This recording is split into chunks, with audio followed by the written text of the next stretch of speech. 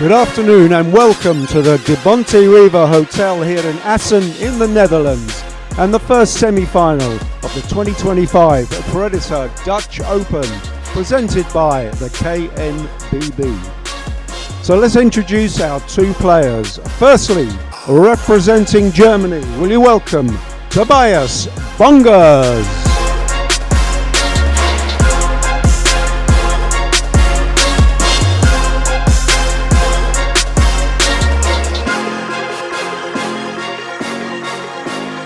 And representing home hopes from the Netherlands, Mark Bijsterbosch.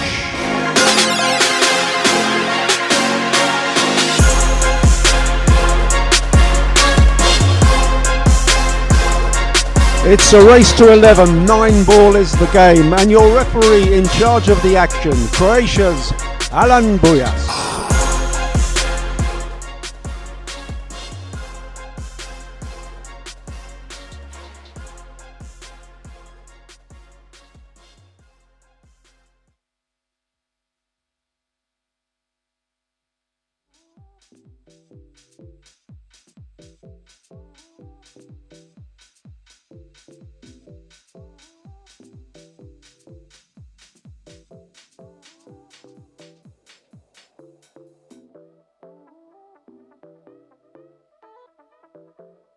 Of around about 40 Netherlands players that were here for this event. He's the last man standing for the home turf.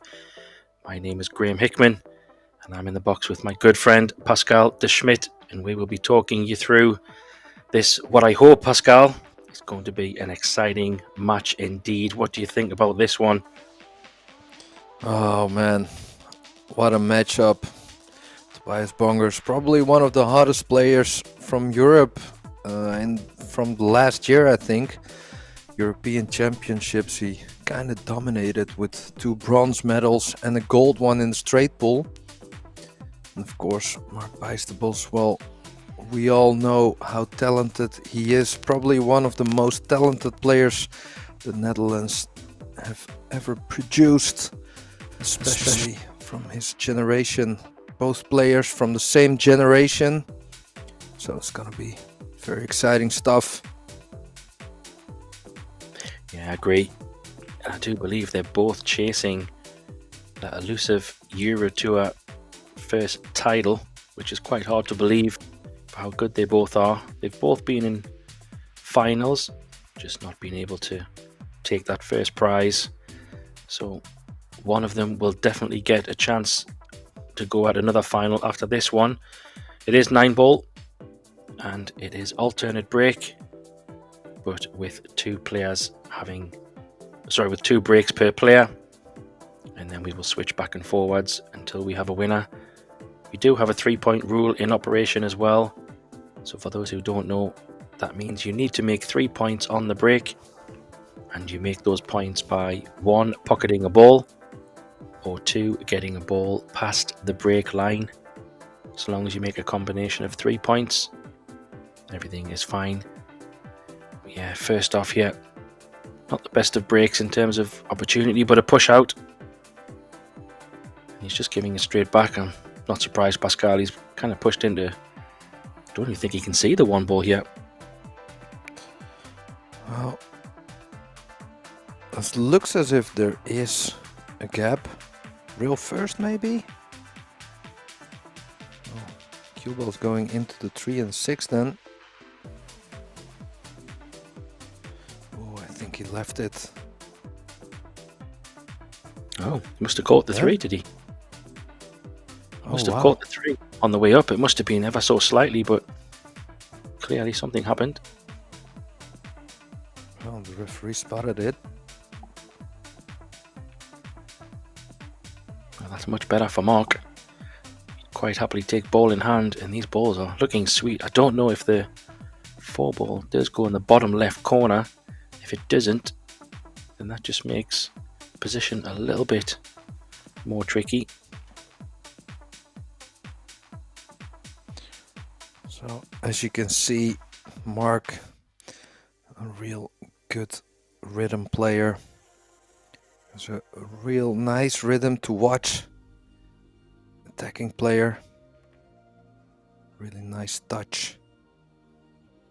Really good timing in his stroke.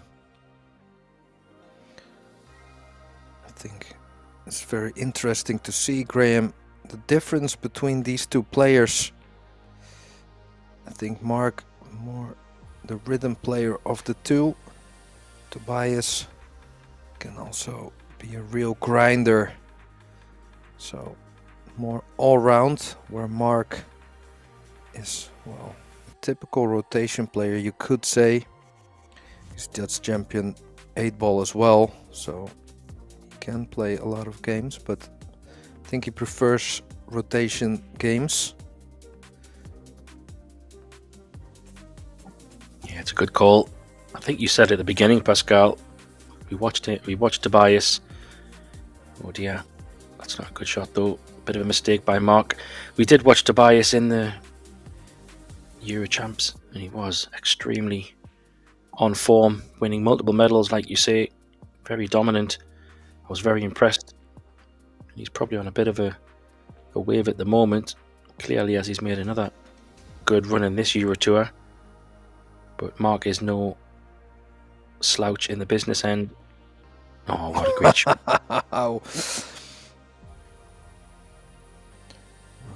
Perfect as well. Totally right. And also, well, you were talking, but I wanted to say, in the Netherlands, Mark is known for his jump shots. Real good player with the short stick. As we could see there, halfway this rack. What an opening, Graham. Yeah, lovely jump shot there. That'll do his confidence no harm. Bit of a loose one on the 6, but luckily it was pretty straight in terms of a jump at least, but it did land very nice on that 8-ball as well. Yeah, we see it. Great shot. Nice to get one on the board. But yeah, what's your thoughts on this one, Pascal? Do you think this could be a tight one, or do you think somebody could open up a gap and run away? Well, I feel like this should be tight. Mostly because both players play for a living, I believe. And I just did commentary on Tobias's match versus Tim Jongman, the other remaining Dutchman, at least in the quarterfinal. Wow, he showed some really mature play as we know from Tobias. So it's very interesting to see if something. I could see this going one way, but that would be a real momentum thing, I feel.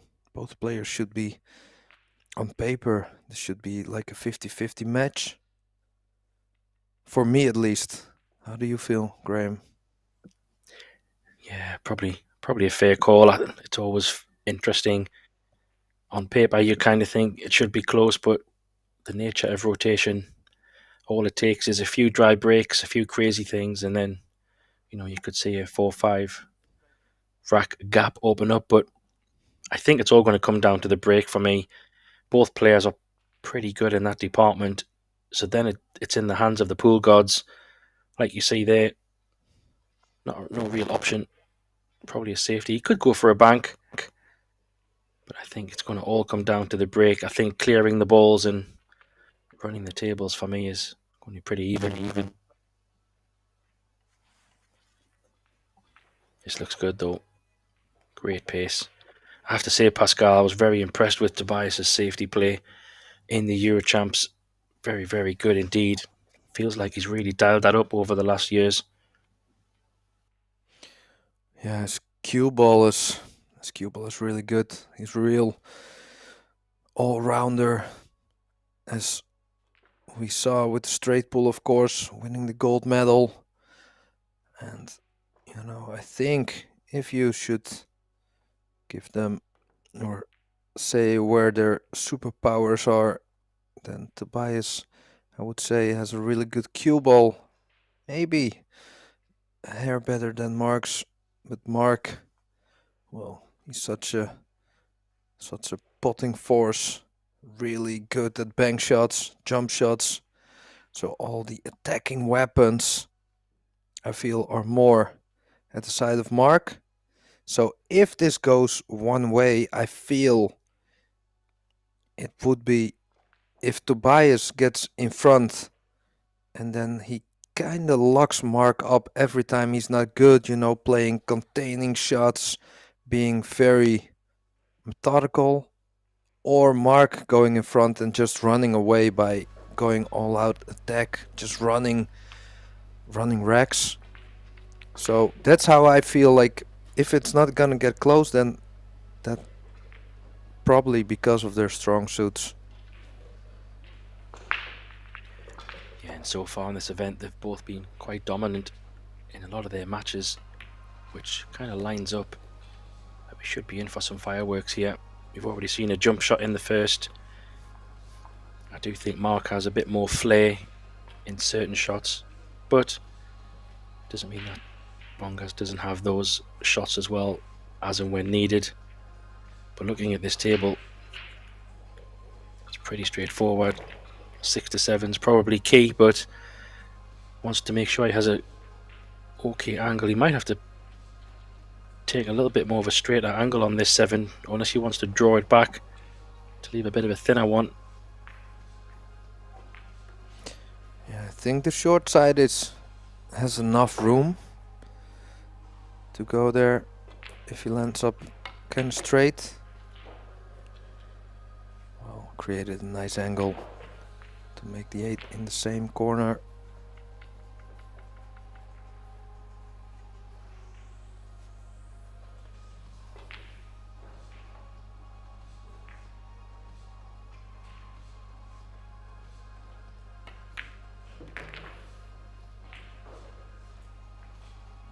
So 2 balls left to open his account in this semi-final. Like you said, Graham, both players got medals, even second places, both, I think.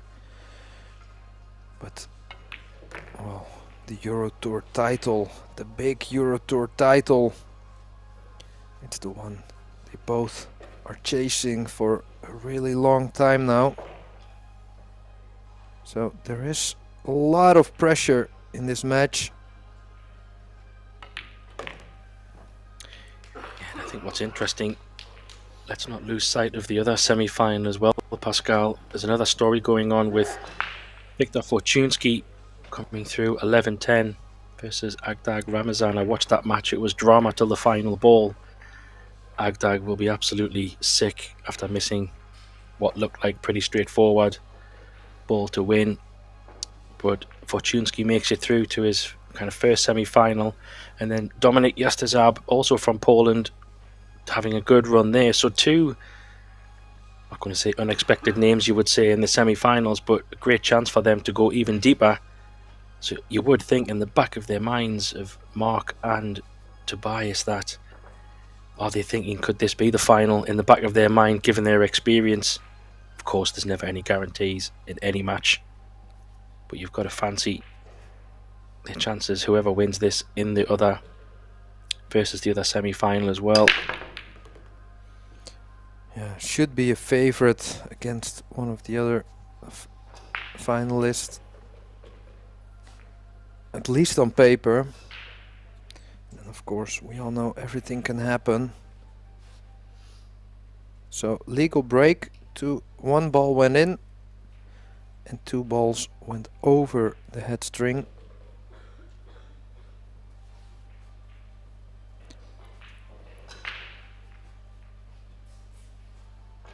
So a little bit of a touchy shot position on the tree, especially bridging over. I think he went too far there, Graham. Yeah, I think so too. Just got a little bit too much in that. If he can see it full in the face, he might have a good safety shot option. If he can't pot it, try and lock him up on that side rail. Oh, that's nasty. Oh, that kiss helps though. Makes it a little bit easier, Pascal, with that 3 staying down table. say Yeah, but easier, the cue but ball was really good. yeah. Yeah, very tight. Funny thing is with Mark, we tend, and just like I said in the beginning, we tend to see him as that, you know, as a rotation player. But last year I did commentary on his final for the Dutch Championships 8-ball, and I was really surprised about, well, his grit and his touch and feel for, you know, touchy little shots like these. He's really good with the cue ball. So, oh, second chance. Yeah, I'm surprised he missed that, to be honest. I didn't feel that was a high tariff hit for Bongers there. But the ball in hand reward for the safety has paid off, and now the table's wide open here.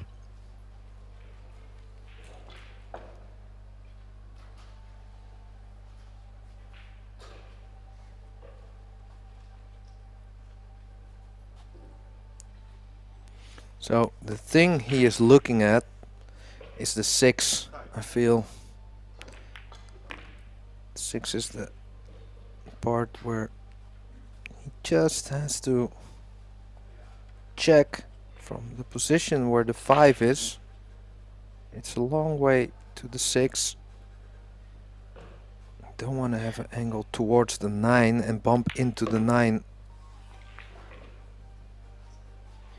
Yeah, I think the good thing is, even if he lands straight or low on that 6, he can run through and play the 7 in the same pocket as the 5. Just needs to probably give this a 2 real chance. Yeah, I like this shot choice. Yeah, me too. Everything straight. It's okay. Straight-ish.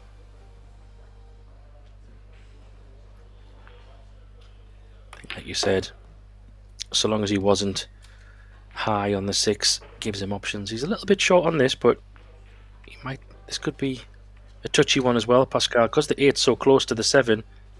He's going to have to. Yeah, watch out. The cue ball or the 7 is not gonna slide in anymore, like in the beginning when the cloth was brand new. Now you have to hit it pretty pure. Saw a few misses like this already, where they try to cheat it. So very smart play by Mark to not try and miss the 8-ball, but bump into the 8, securing the make. Little tester here in the middle. Oh, well, there was a bit of body in that one, Pascal. If we see the replay, you'll see he kind of poked at it a little bit, moved a lot of his body on that. Oh, he knows he missed a really good opportunity there to hurt Tobias early.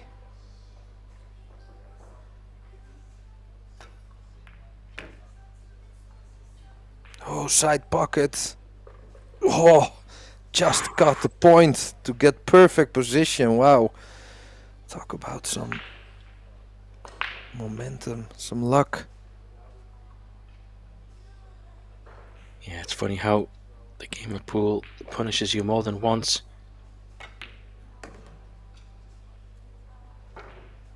Yeah, puts his hand up because, yeah, that's different. The difference is crazy big, Graham. Like, if he would have scratched there, he was in a deep, dark hole. And now he's thinking, like, wow, how's my luck? Can't get any better. Mentally, such a big difference. Yeah, and there we've seen the miss on the 8. I think, obviously, when you're cutting those balls into the side pockets, you want to stay away from that near point, trying to play them into the far part of the centre pocket. But there, in Mark's case, he just pushed it a bit too far. However, it's still early in this match.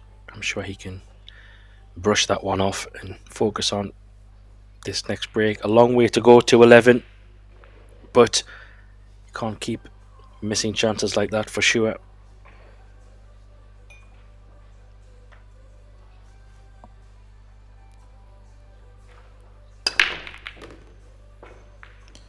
Nice break. Oh, little kiss on the 3-ball, which kissed it out of play, or at least not an easy make. So here he would have had a shot to the middle. 5 comes in, bounces it out. So do you fire at the 9 here, Graham? Depends if the safety's not looking so obvious. Yeah, from here he could play the 3 straight in the face, double it up table, kind of use the 9, the 8 and the 5. I think the ball's just around the 9 is cover. I mean, going for the 9's a little bit wild. Yeah, I like this shot better.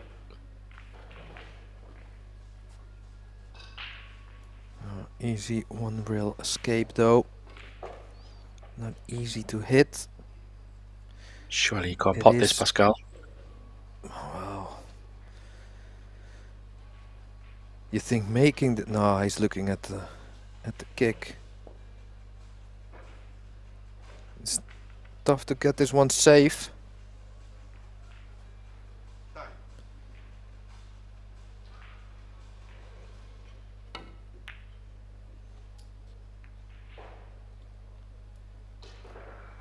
Yeah, it was always gonna be tough. Yeah, far too thin. Wanted a bit of a thicker contact. Try and get that 3 ball up and down. So a nice chance for Mark here. The 5 is a little bit in a strange place, but it does go on the side, so he's just about pace management here. Making sure he can come down. This looks pretty good. Needs it to roll at least a little bit. If needed, you can maybe draw in between the 8 and the 9. Oh. Yeah, that's so typical Mark. He's such a good banker. Yeah, I don't blame him for playing that shot. Mark, as you say, is such a good bank player. Still, there was a shot, like you say, to draw it in between the gap. And I would have much favoured him to make 5 that way over a bank, because anything can happen on a bank. A little bit of spin, too much pace, anything. Whereas the pot, I would have felt, was probably a 99 out of 100 for Mark.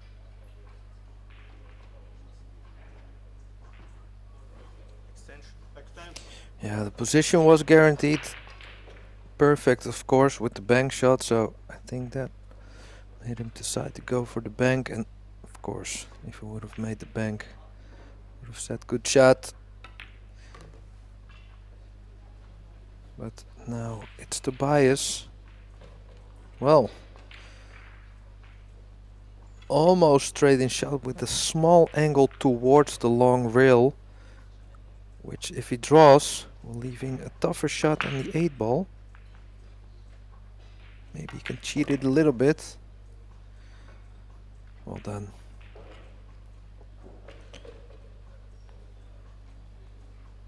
Really makes a big difference to be where he is now or without your hand on the table.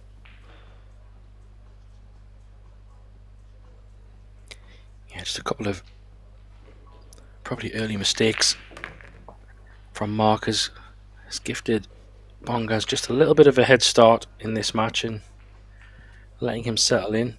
I don't think Mark will be worried too much yet. He's a pretty chilled guy, Mark. Very relaxed around the table. Very rarely see him get angry or frustrated. I guess you can also relate to that, Pascal. Just always seems to be chilled. Yeah, a lot of time. I think that's probably one of his strong suits also. So he really has the ability to let things go. So it happened. I missed the bank. You know what? I tried it and it didn't go. On to the next. I think that's a really great asset to have. And also as an opponent, when he does his thing and he's really, you know, running the balls with that, I don't know, like that look on his face, like it's just a walk in the park and he's just, you know, playing for fun. That's also pretty tough to play against sometimes. Yeah, the kind of carefree, everything's fine, practice session style play. Sometimes he playing like it's, like you say, just for fun, which is very dangerous to play against. Yeah, if you, for example, are playing your heart out just, you know, to get to the next round, and he's playing like, yeah, you know, I'm just here to enjoy myself, then, which isn't the case, obviously, but it can look like that as an opponent sometimes. Yeah, definitely. And this is the kind of thing I mentioned earlier. Break-wise is going to be key in this match, and it's quite a nice break. A little bit of awkward cueing over the 8-ball, maybe. 3-ball, no, he's okay. Just needs to maneuver the cue ball up and down. Going with inside or going to the short rail first. Yeah. Great shot. And this is how I feel Tobias is gonna keep Mark at a distance. Just keep on making the balls he should make. Having good lines. Just proper play. And when your opponent doesn't make any unforced errors, well, with this format, it's gonna be very tough. Also puts a lot of pressure on your opponent when you never do something, you know, just like Mark, he can put a lot of pressure on his opponent when he makes the bank shot, but when he doesn't make it, like Tobias feels like, oh, you know what, he sometimes goes for the crazy shots, and I get some, you know, some extra chances when he doesn't make them. So like a double-edged sword, I feel. Yeah, and that's where I think the contrasting styles, Tobias is a little bit more, maybe less aggressive to some degree, and composed on just taking them in the most easiest way possible.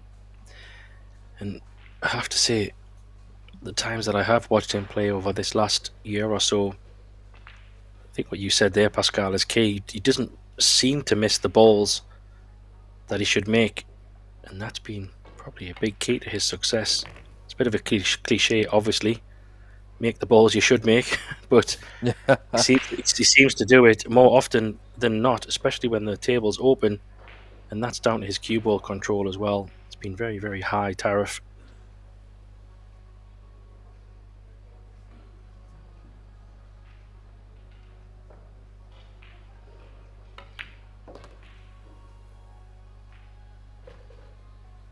Nice speed control. Bit close to the rail, but being 3-1 up. And he's the kind of player who recognizes the situation and seeing, you know what, this is a little bit tougher than I wanted to. Let me check the angle before I shoot. Just give the ball the respect it deserves.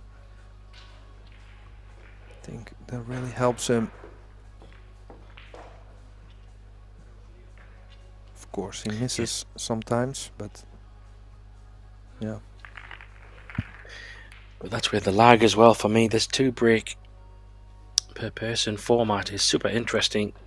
You can have some shifts and momentums before you know it. A couple of dry breaks, a couple of break and runs can really swing a match in terms of scoreline.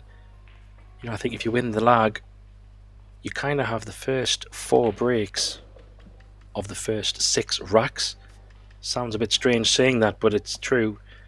So it does give you a good chance. If you can break well and take advantage, the chances are you're going to have some kind of lead, and it puts extra pressure on your opponent. So the lag becomes more important for me, at least in my opinion, than you realize.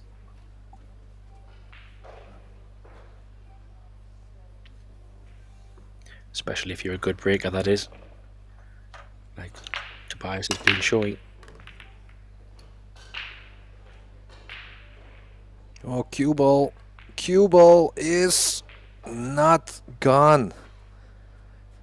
Is on the table, but I think he's hooked behind the point of the corner pocket.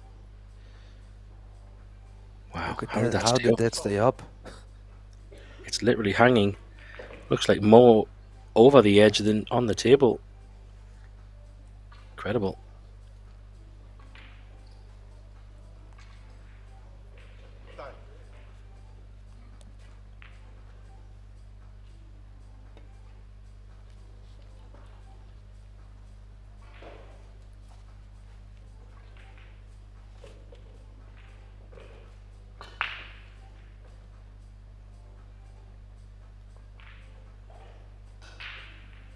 Yeah, he does have...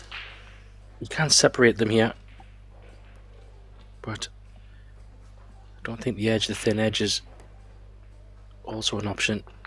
Yeah, I thought that might be the safer option, but he might have pushed this a bit too far. Could be in trouble here. That 5 ball looks quite inviting to send the cue ball down. Yeah, well spotted. Long rail, long rail. Could also attack with the bank if he wants. Kind of safety in mind.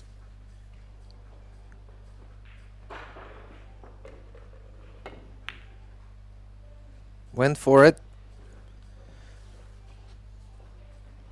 And like I said, was kind of safety in mind. I think he hooked Mark.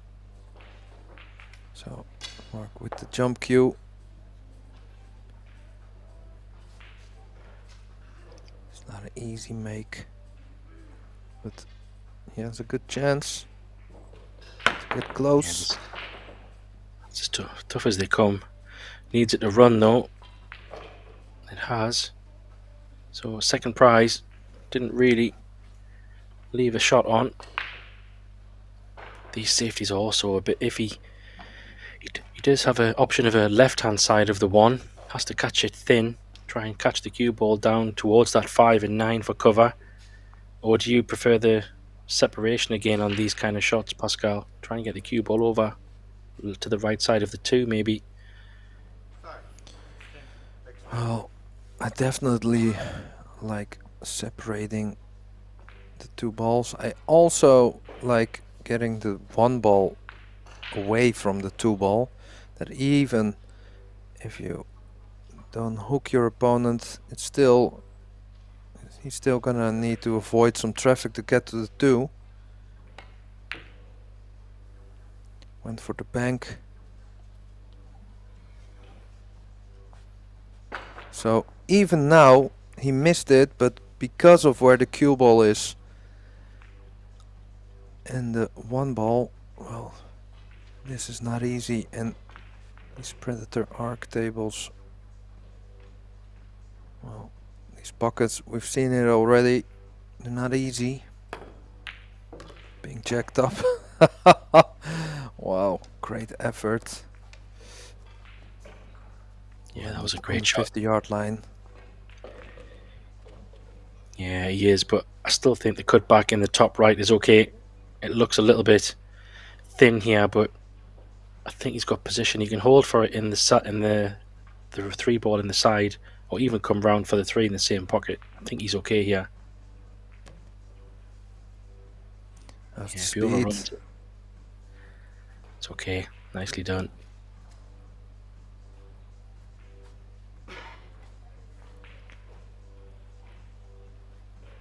So just wants a nice big angle on the 4 to go long to the 5 in the lower left. So this feels like a little bit too straight for my opinion, but maybe it's the camera angle. It's okay. Kind of forced it a little bit.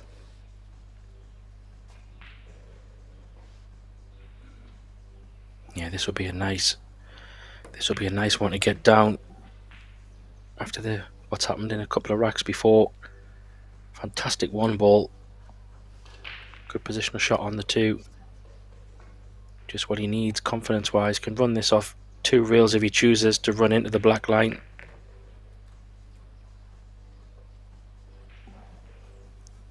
A little bit funky angle here, Pascal. He might have to do a bit of a draw shot here. Don't know if he can go forward. Maybe just. And the rails are starting to grab a little bit more. Oh my! Wow. Oh dear. That was very unexpected, and this one is gonna haunt him for a while, I'm afraid. Yeah, I noticed again there on it, in body movement on that shot.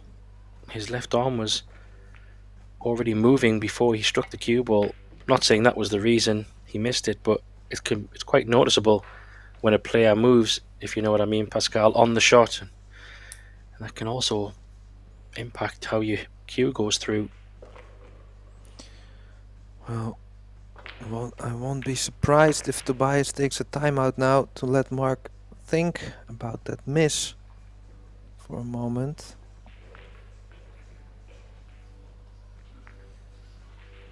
But wow, did I never expect Mark to miss that shot. Maybe it also felt like he was searching with his tip position there a little bit, and then just pulled the trigger already.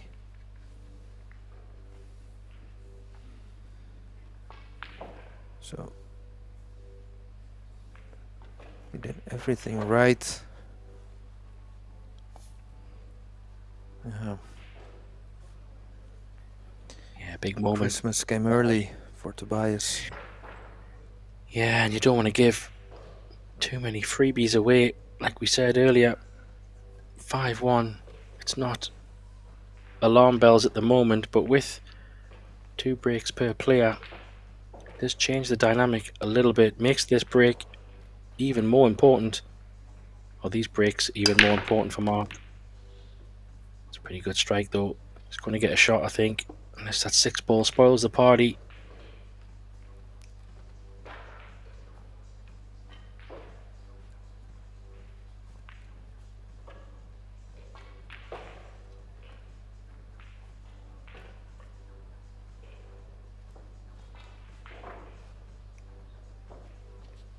That's a pretty good shot. Not sure if he can go 1 rail, or will he even have to go 3 rails? Kick this 2, possibly just 1.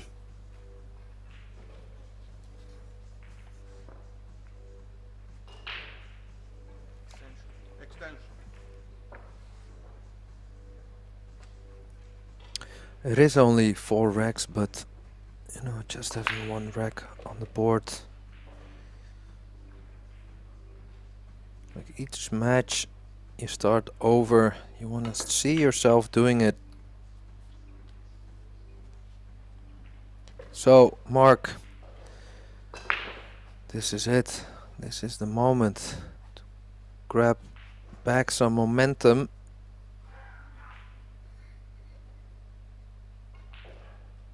Few tricky positions needed, I feel. 5 to the 6 with inside, but well, how you land on the 6 will be important. If the position is good,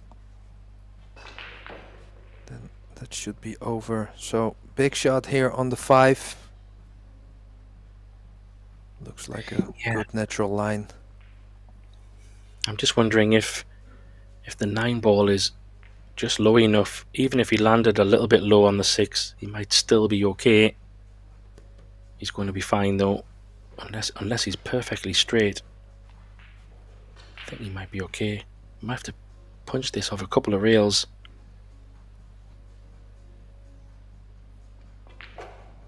Oh, this is a little bit awkward.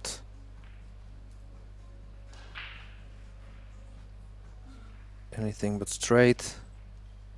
I think he's good. Yeah, very nice. Very good shot that. Mark is blessed with quite a lot of cue power, so no problem for him to punch that around the angles. Definitely speeding up a little bit. Wants to get a couple of racks on the board here. Try and get himself back into this 4-rack deficit. There you go, just pounding the 9-ball in. Typical Mark. Yeah, and that's the thing though with Mark. When he's on it, at least for us mortals, it can look very intimidating. I mean, what Tobias does is very textbook, I feel. So when it works, then you feel like, yeah, you know how it looks, it should work that way. But with Mark, you know, with pounding in a 9-ball, stuff like that, he does stuff like that. And as an opponent, sometimes it's kind of unsettling. In like, who's this guy?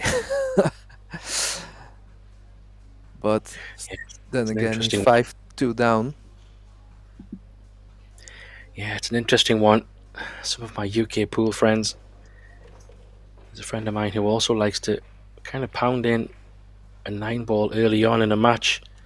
And I asked him about it. I said, why do you pound it in so hard? Of course, you have to be sitting very nice to that. And he said to me, it just loosens my arm up a little bit. It gives me a little boost of, let's go, like adrenaline. It's kind of like a mental thing, rather than just floating it in softly. Everybody's different, I guess. I just don't feel like I would want to pound a 9-ball in. But hey, each to their own.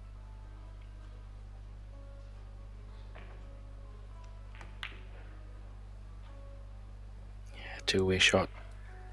Kind of going for it, but kind of not going for it. Pascal there, I think he knew cue ball was going up table. Yeah, speed was always good for this one. I don't think he really went for it. I think Mark is a little bit too good at banking to miss it that far at that pace.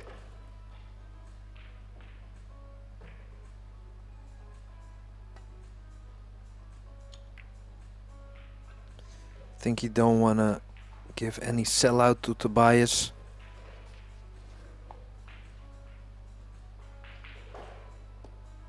So this is a little bit tricky because it is jumpable, but the chance of the cue ball flying off the table is pretty high on this one. Seeing how close it is to the rail with the small angle, and also how far the 9-ball is. So have to hit it on the 2, I would say. Yeah, and there you go. He's smart. He's thinking, you know what, I'm not gonna, with this layout, I'm not gonna give ball in hand. Rather take my chance hitting the 2, get some separation, maybe a snooker. What a result. That's a great shot. Needs to slow up. It was a good hit.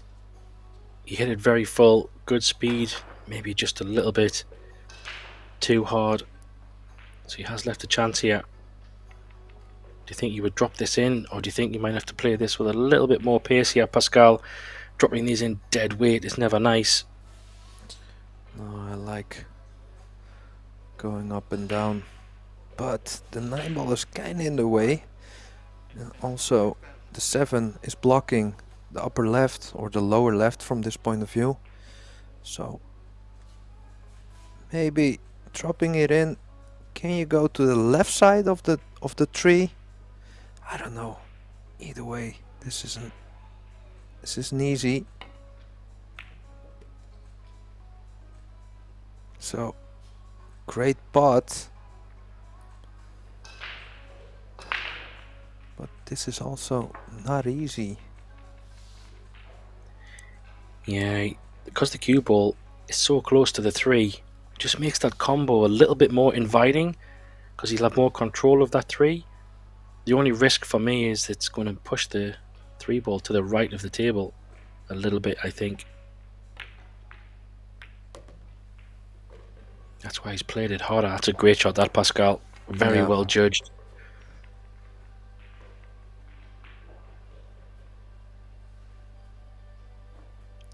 Still, the 5 being that close, it's a little bit funny if you get a little bit of too big of an angle or on the wrong side with the 8 being there. It's just have to be careful with your position. Anything kind of straight-ish is nice.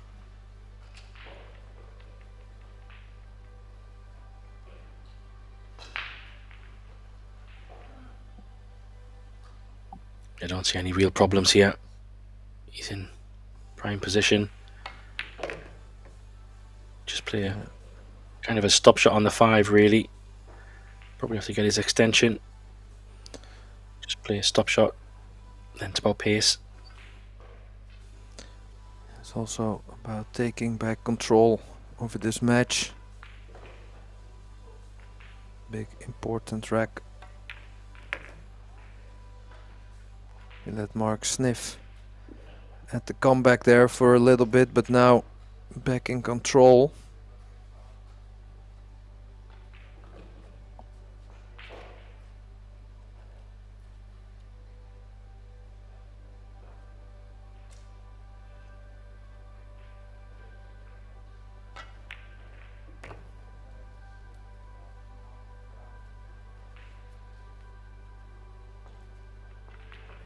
Yeah, I still think the kick shot that Mark played was the right shot. Just probably a little bit too pacey. But then Tobias followed up with a couple of good shots. The 2 itself was quite tricky, but the 3 combo, leaving the 3 ball in the top right, was well judged. And now he gets that 4 rack advantage back again. And I believe it's Tobias's breaks as well, Pascal, right? So he could even inflict more damage if he can get something going on these breaks. Yeah, big important moment for Tobias.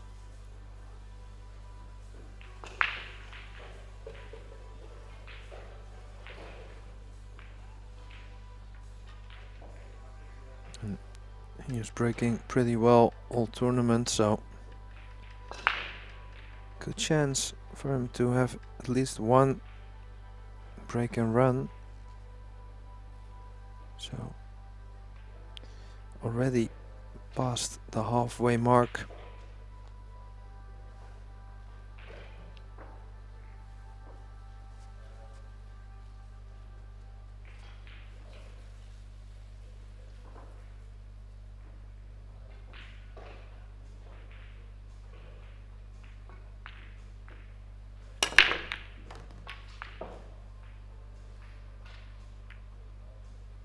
Well,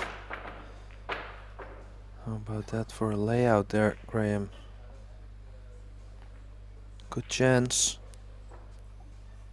Yeah, very good. Seems to have that wing ball wired. Obviously the 1 ball's coming round nice here.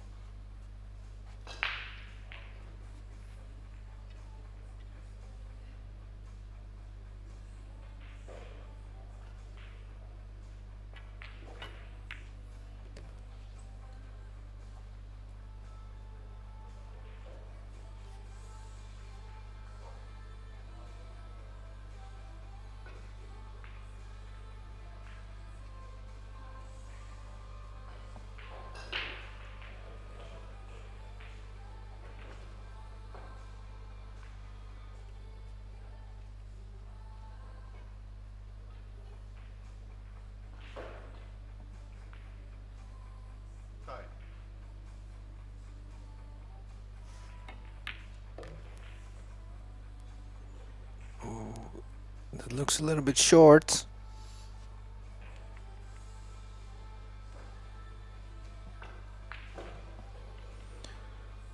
Wow. Bank shot is on, cut shot is on. Both are not easy. Safety isn't that hard, so kind of player he is, I wouldn't be surprised if he went for the short rail. So 3 ball to the short rail, cue ball to the other short rail. Went for the attack. What a make. So really taking advantage of his position. Being in front, wants to take control, doesn't want Mark back at the table at all. So do you draw, trying to miss the 6, or like he was aiming, just clip the 6? Nicely judged. Wow. Tobias looking really sharp. Going for the cut shot back then.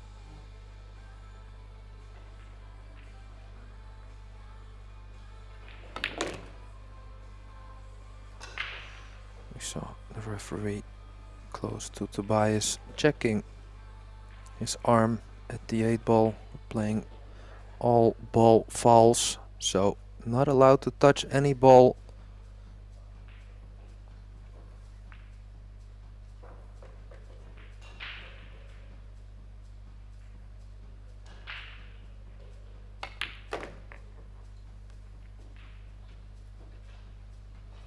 Well, very strong play by Tobias.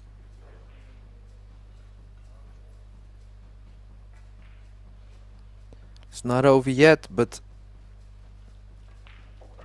getting to 7-2 with the alternate break after 2 breaks, with 1 break left for this turn.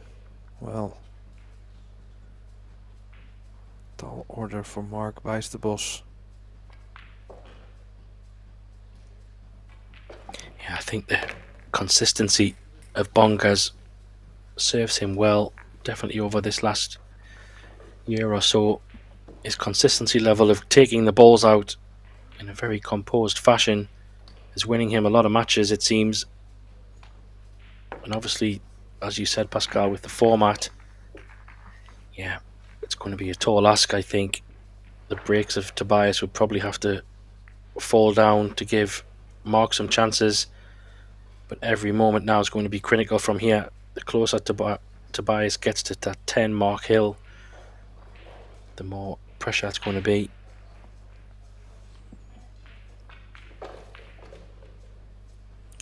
So if you're in Mark's camp, then the goal is pretty easy. Get to 7-3, then have your own 2 breaks. If you get the next 3, 7-5 is okay, you're back in the match. 8-2 feels like a very big hill to climb.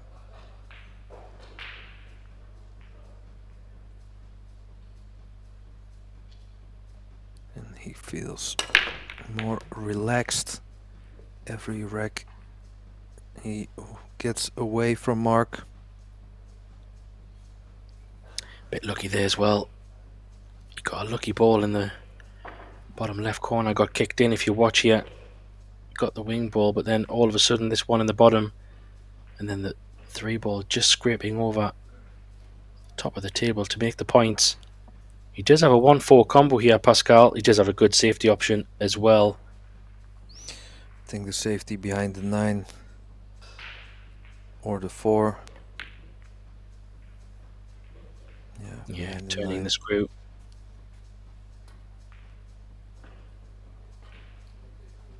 Well, now it's a pretty easy jump, even makeable, especially for good jumpers like Mark. Have to watch out though, if you make it, you can scratch off the 3 ball.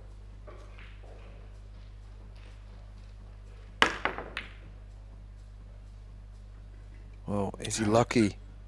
Is he lucky? Well, he is and he isn't. I meant the fluke on the 1, but then he got the hook behind the 9. Yeah, a little jump shot coming here. I don't think he can get the cue ball out of that area though, Pascal, to get up table for the 2. He's going to have to try and get a bit of draw on this. Well, that might not be alright. That'd be too bad. Could have been a lot worse. That's a pretty good result from there.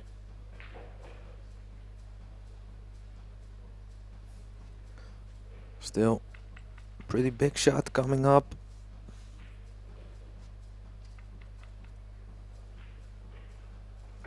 Do you think he can draw it one rail to shoot the 3 in the upper right? Looks like it. I think so.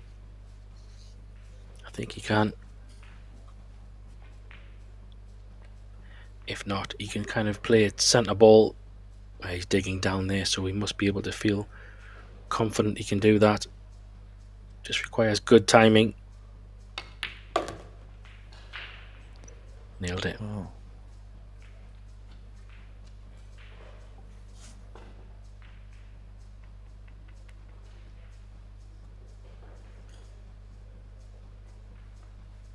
I have to say, Pascal, if Bongers can run these out the way that he has been, this is going to be a tall ask for Mark, I'm afraid. Maybe those 2 or 3 freebie racks at the beginning of this match could prove somewhat costly in the whole context of this match.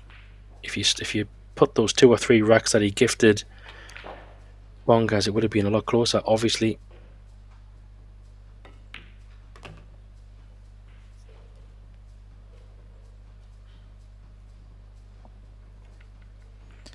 Yeah, at this point you're just feel he's not gonna miss anything.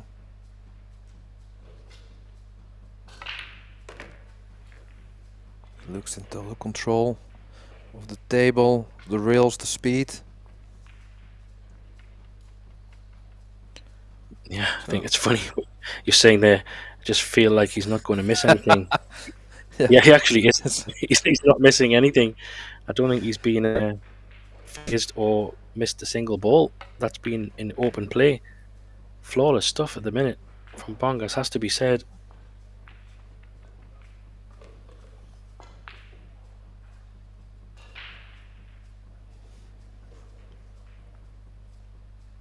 Is it just me, Pascal, or did Bongers used to have dyed blonde hair, or am I just dreaming that? I think he, well, you can see it also with the tattoos, and I think his style has always been a little bit alternative, I feel. Already when I saw him when he was younger, I think he could. I think there was a while where he had that kind of hair. It's a bit of a character, that's for sure. It's funny because he has an outspoken look, but then his his play is very containing.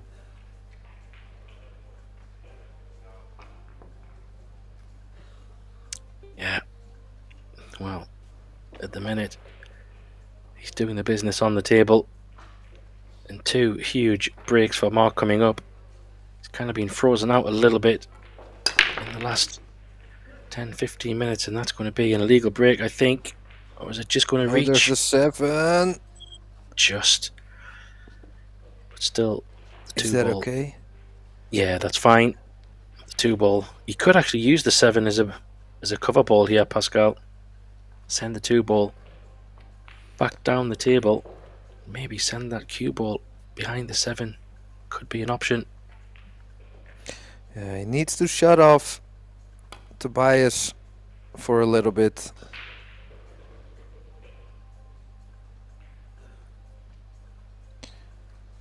Just don't give him so much table time for the next 2 racks, and then at least Tobias is maybe a little bit more rusty when he gets to the breaking again.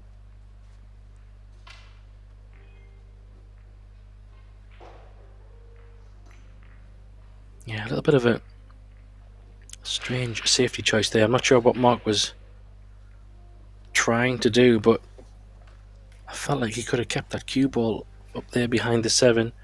Obviously had something else in mind, but he did leave quite a nice opportunity for Bongers to put him in a bit of trouble.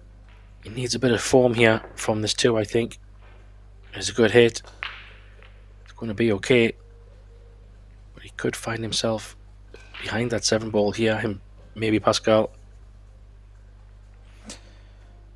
Yeah. It's not, from where the cue ball is, it's not easy to really hook him.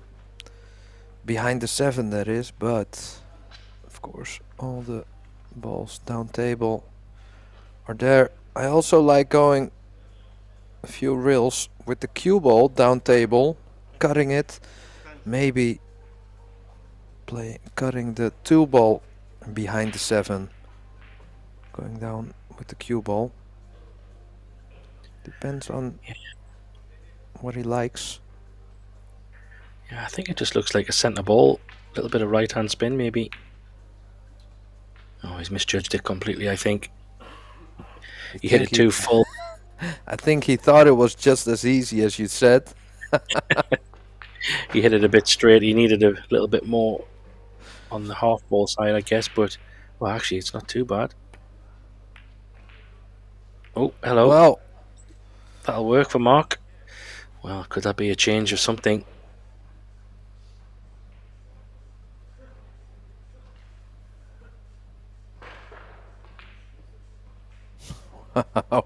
with the kiss on the 5. Oh, this is a little bit funny. A little bit of a funny angle.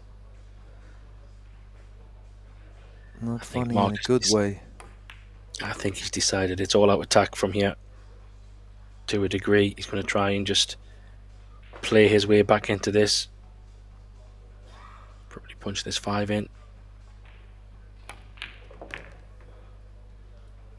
Caught it fat into the pocket. He could have played short side there, but if he played it in the middle of the pocket, then position would be fine. Oh, that was really thin. This looks good shot, though. Oh, he's just left an edge, I think. This is still very tough, though. Same kind of shot, isn't it, Pascal? Very thin on the 6. Come around the table. Try and get up back above the 7 and 9. But these are very tough. Yeah, especially with the distance between the cue ball and the 6.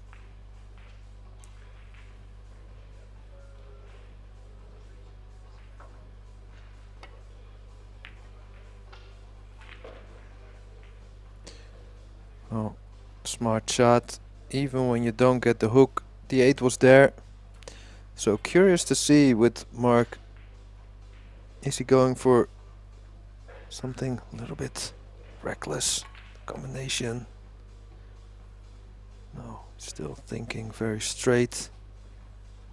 Good signs, if you ask me. Good cue ball control, nice speed. Very good cue ball. This is obviously potable.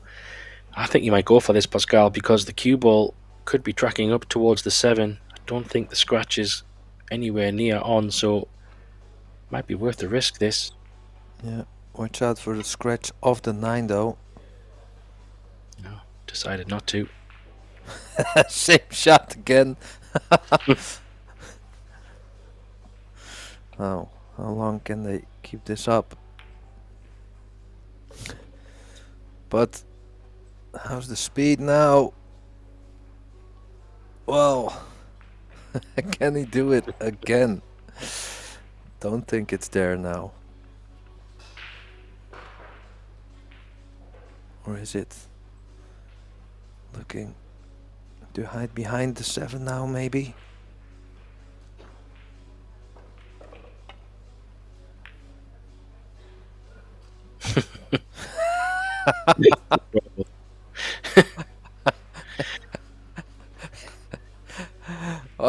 Well, Mark already knows what he wants to do. I know.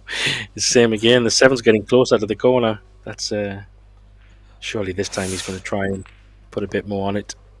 But the combination, it's very tough, but it's been the best so far. But, well, Mark is going safety again. Bank shot maybe even. Oh, cue ball needs to be good now. It isn't. Well, Tobias is definitely going for this one with the 7 being over the pocket.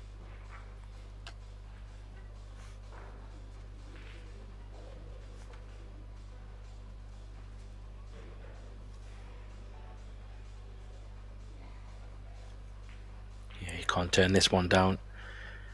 Nice cueing, actually. Yeah. I think the combo that you mentioned, Pascal, even though it was on, was just so difficult. Yeah. He was trying to get a better cue ball this time round, and he just pushed the 6 a bit too far. But it's funny, you don't often see kind of 3 shots, 4 shots all going the same way, back to back. That was quite interesting to see.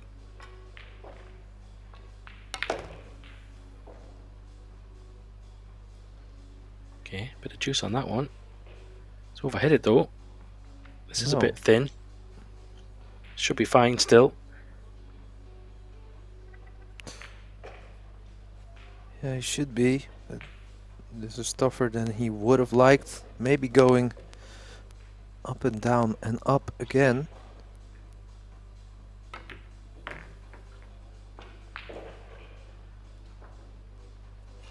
Yeah, nice shot.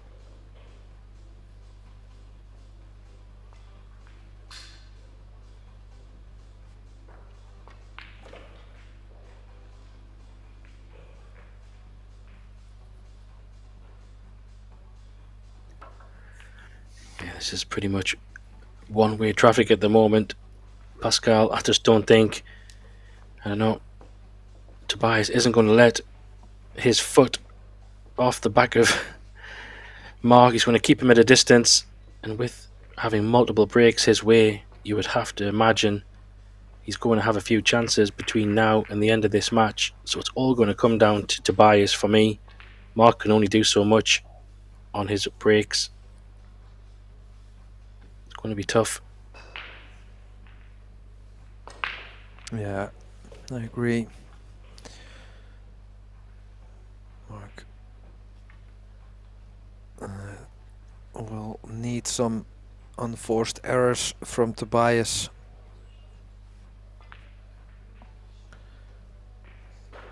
So, knowing Mark, like we saw already in the last rec, he's gonna loosen up the arm.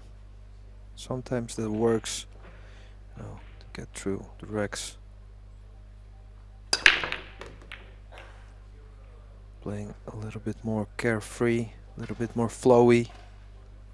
Maybe trying to intimidate your opponent a little bit. Well, I'm sure sitting at 9-2, I don't think Tobias is going to be that intimidated unless it gets a little bit closer. I think that was a great break by Mark though. He needs to really be taking these out quickly and move on to the next. Try and get some racks on the board and put a bit of pressure on Bongers.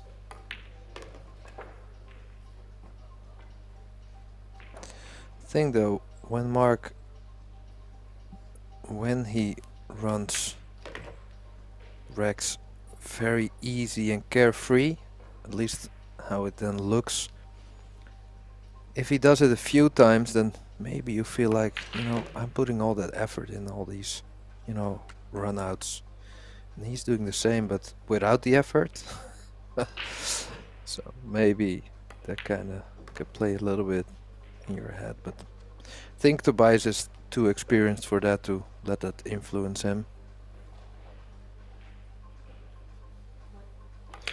Yeah, if you're sitting in the chair in Tobias, he's just thinking, I'm just going to focus on my breaks. If you give me a chance in between all of that, no problem at all. Happy to take it. I think he'll just stay focused on what he can control Yeah, and also when you play fast players like Mark, it's easier to sit in your chair because either way you're gonna get back soon, pretty soon to the table. Because he plays so fast, so you're not getting a lot of cool down time. So off, or it's over pretty quickly, or you get another chance.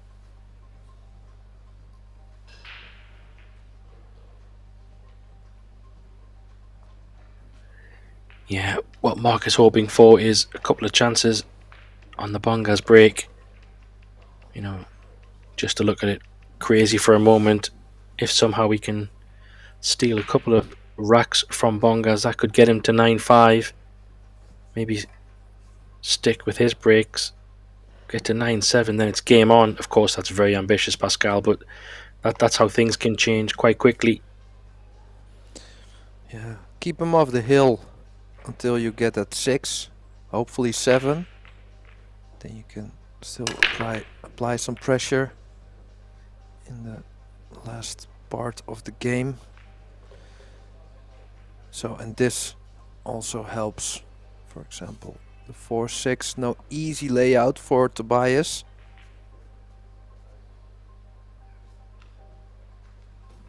Yeah, this is what Mark needs.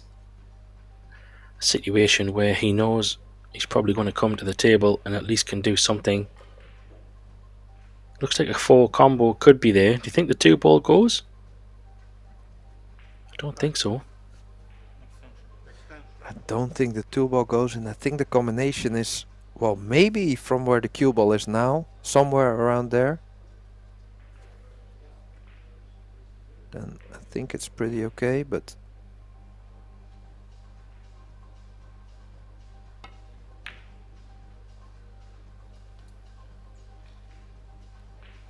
I feel with the safety play, Tobias is maybe just a little hair in front of Mark. So when it comes to these tactical racks, well, maybe Tobias has a little bit more advantage.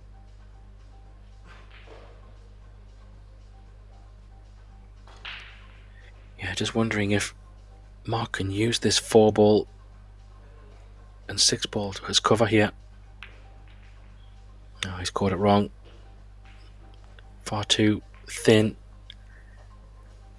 He needed a bit of a fuller contact there. Yeah, at least he didn't break up the 2 balls.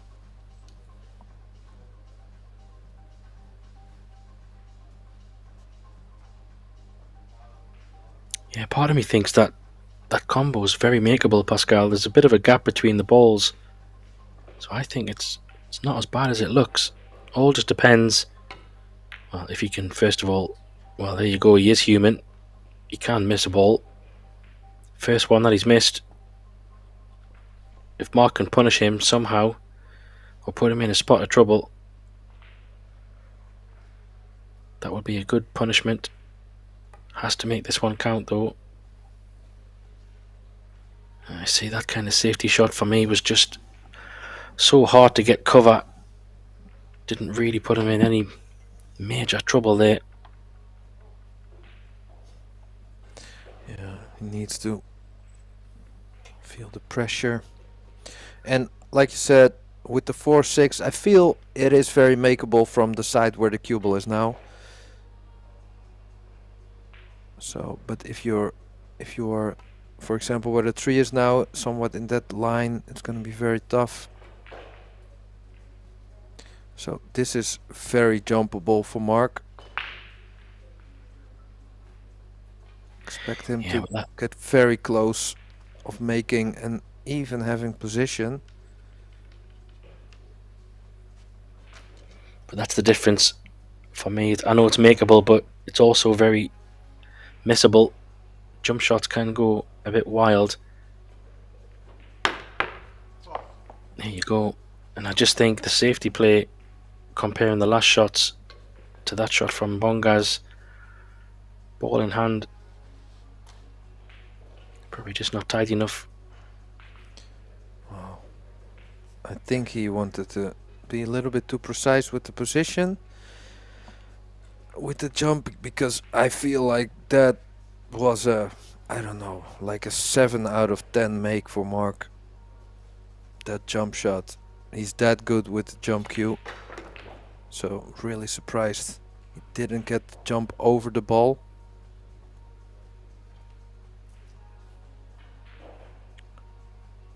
But Tobias here not straight enough to fall on the right side of the 4, so combination it is. Like you said, Graham, looks very makeable from anywhere on the left side of the 4.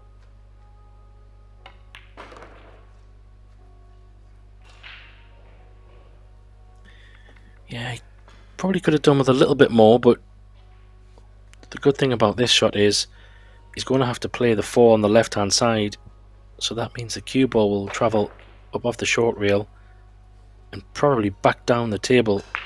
Chances are you'll probably have the 4 in the same pocket as the 6, I would think. Yeah, good shout. And there we go. Perfect. Great shot. So 4 balls left to get on the hill of another EuroTour final. And to end the dream of the Dutch crowd. Well, not yet on the hill, of course, but well, for a first EuroTour win for Mark Bijsterbosch in the Netherlands, that would be very special, of course.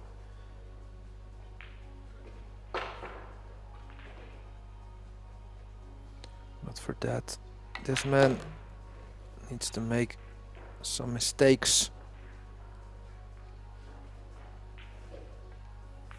Yeah, and Bongers will be breaking the heart as well, because the 2 Dutchmen that were left in the last 8,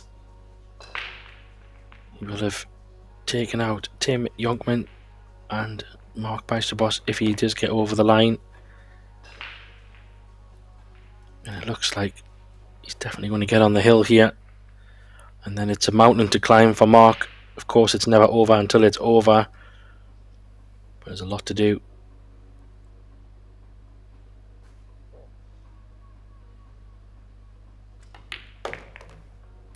So there he goes. Tobias Bongers on the hill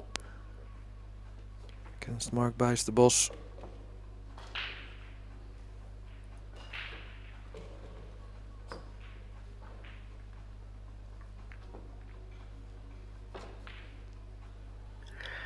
Yeah, everything to do for Mark.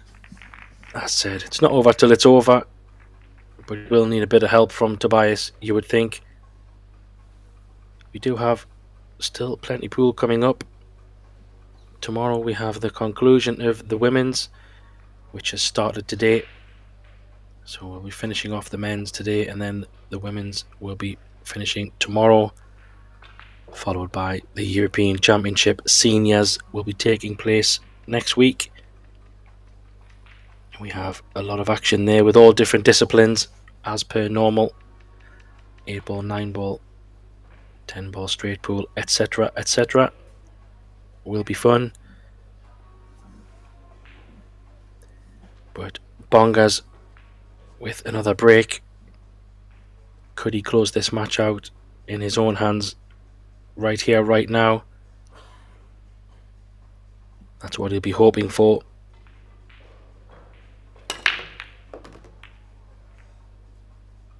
Well, he makes balls and he's going to get a shot on the 2, I would think. Maybe not. Wow. If he had a look at that 2 ball, you would have thought this match was over. It's a pretty good break. He makes the wing ball and the 1 ball.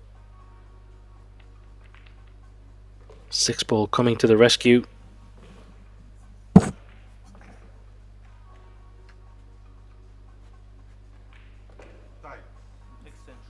Well, he's going for the win here. He does have a kick shot. Sorry, I thought he had his jump cue there. He's going for the kick shot, I think. I was going to say the jump shot was a bit aggressive. Just try and catch this 2 full. Keep the cue ball there or draw it back a little bit. He's mishit that, but has he fluked it? Oh my goodness. Well, could that just be the final nail in this match? Absolutely crazy fluke. Really complete mishit. Very tough. 3 in the side, but all he's got to focus on is the pot. 4 ball is there.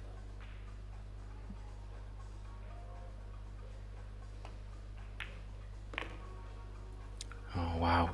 If he's going to win from a fluke, that would be a little bit wild. But it has been very much one-way traffic for the most part this match. And he's really only a couple of shots away from making the final.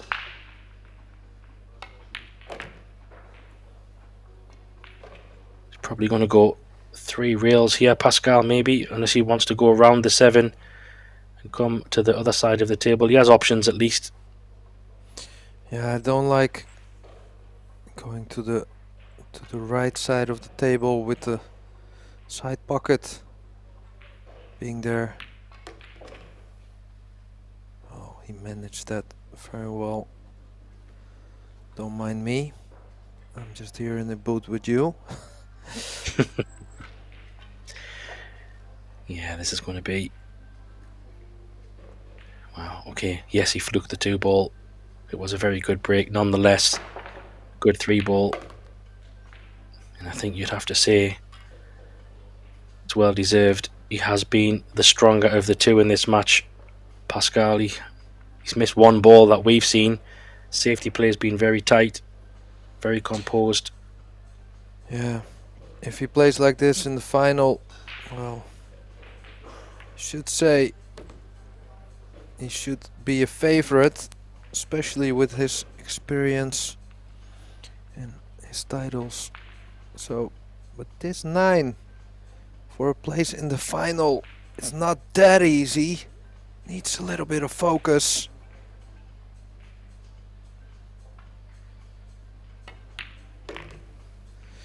And he is there.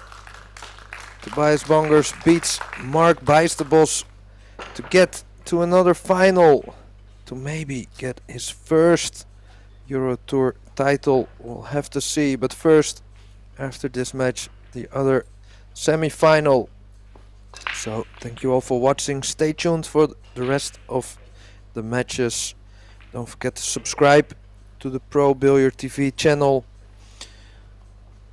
My name is Pascal de Smit. I was joined by my good friend Graham Hickman, and we'll be back shortly with the other semi-final. This is it for now. Bye bye.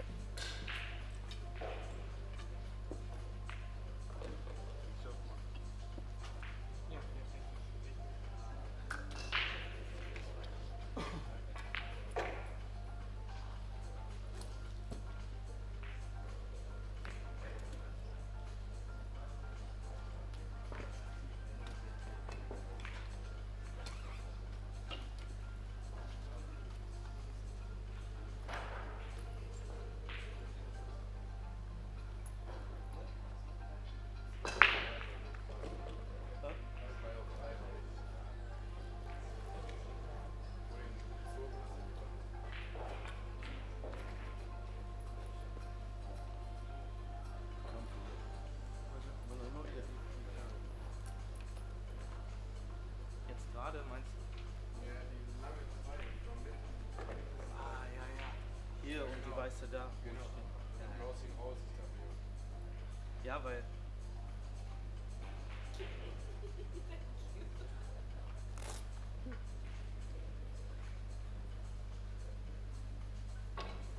Ja, von hier ist die Position halt auf die 5 immer einfacher. Oder auf die 4, wie das war. Verstehst du, wie der angesetzt ist, ne? Auch hier, wo die 8 hier war. Und die weiße da, wo ich ihn gerade nur gedippt.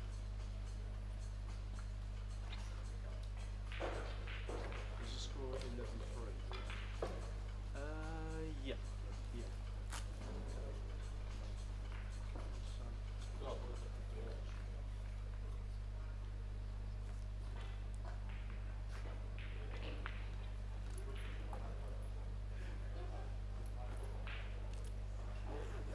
EuroTour final. Yes.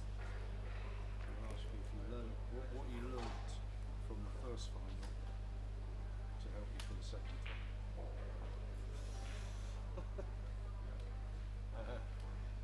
So you must be, your confidence must be high. Is that right?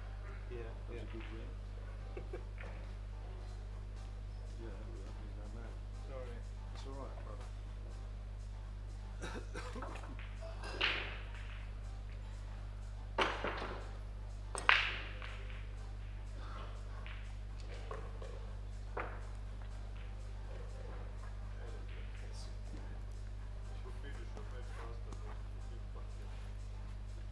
One, two, three, four, five, six, seven. Yeah.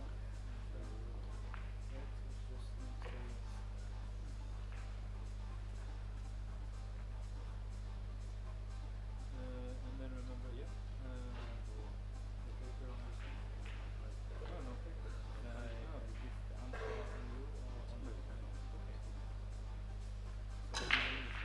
That's okay. It's good. Let's go. So we're with the first man through to the final of the Predator Dutch Open. Germany's Tobias Bongers, a great 11-3 victory there over Mark Bijsterbosch. Was it as easy as the score suggested?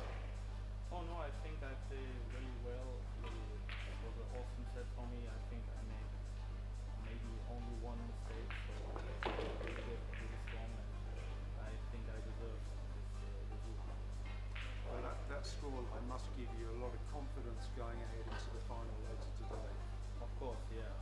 I feel confident today, yeah, and this gives me more confidence for the final. Okay. In the past, you've made a EuroTour final before, which you lost, but does that experience give you something to take into today's final? Yeah, I think in the last EuroTour final moments of the play really well, but I made 2 or 3 easy mistakes, and I want to make it better now. So can we look forward to a win tonight? Yeah, sure. I will win the trophy. Well, Tobias, thank you very much for talking to us and the very best of luck. Yeah, thank you very much. Thank you. That was great. Nothing in English. English is perfect. Thanks. Thanks, Tobias. Good luck to later. Yeah, thanks.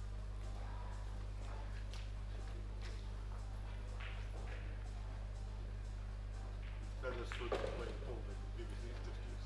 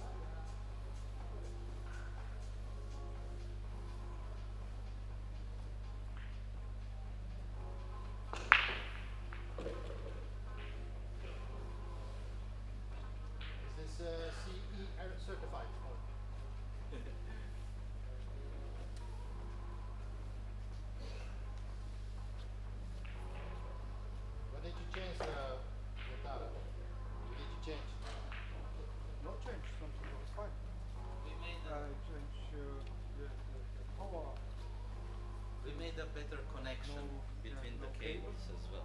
Only batteries. No. Angle right here. This, when I make it at home, I make it original, perfect. We can change the battery directly on. It's funny, but this one is better than the second one. I don't know why. Yeah, then it's the LED. Yeah, this one is good. Then it's the LED. LED is maybe better.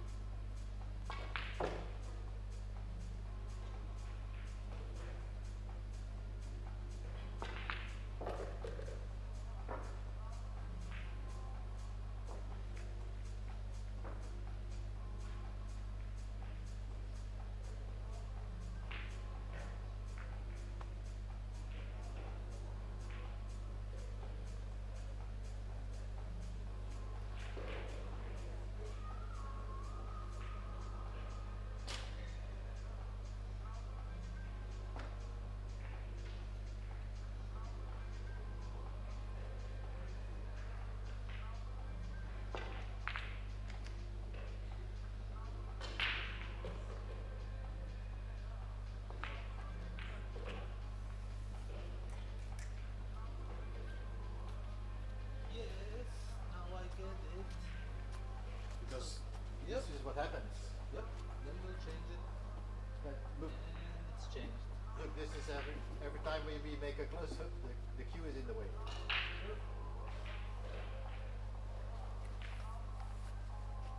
Now I just did the dusting and I think, well, we can change it. Of course. You have to listen to us, not like they have an option.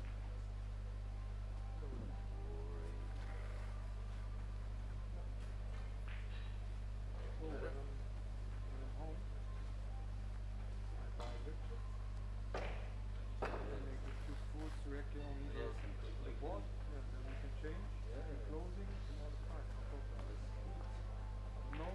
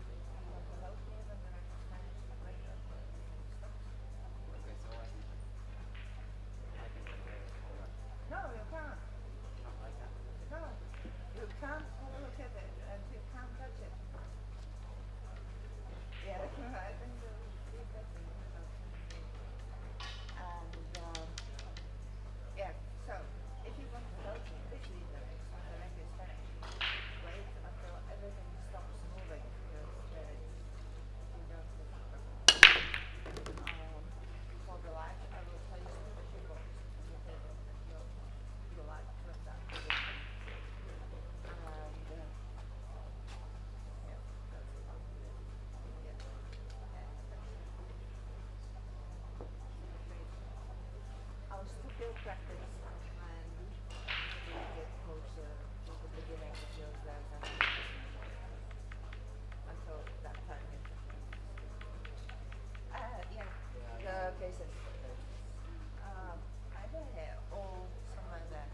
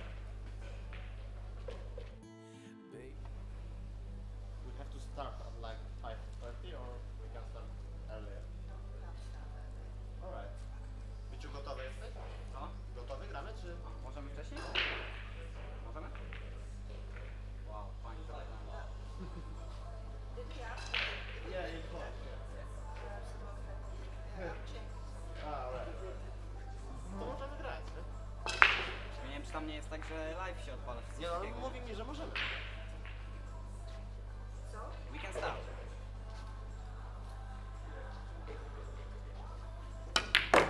you can keep practicing until I stop it.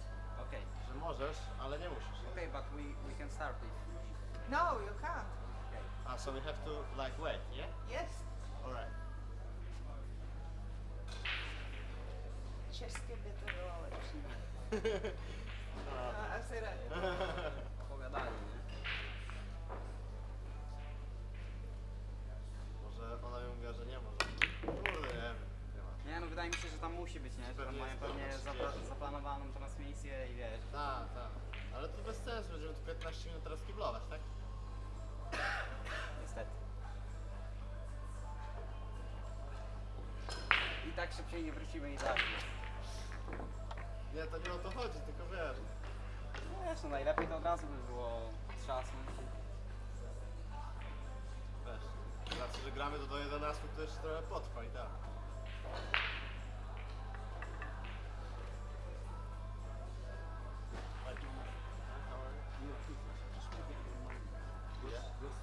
Yeah, Jastrzęb. Yeah. Perfect. Look, I'm okay with mine.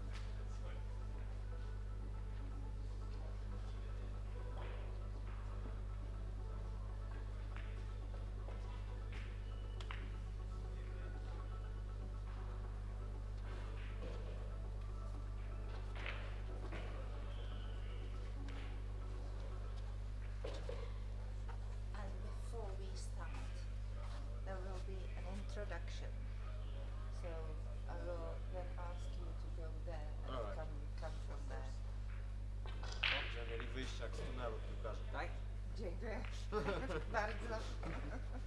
A wynik nam pani zmienia? Czy Tak, wszystko robi pani i nie dotykaj tych białek.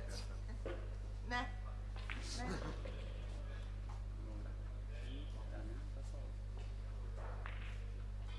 Tak, jeszcze mam czas. A to jest głupie według mnie. Ja rozumiem, Wiesz, no ale... rozumiem, że teraz misja, ale kurwa, na co to czekasz? A z drugiej strony by skończyli później? Byś miał po partii rozgrywce też czasami się tak zdarzało. Nie? Też, no w sumie no... Ma to jakiś sens. Za wcześnie wyszliśmy z pokoju, o może tak. Mogliśmy wyjść na 15, być tu i wtedy kurwa byłoby idealnie.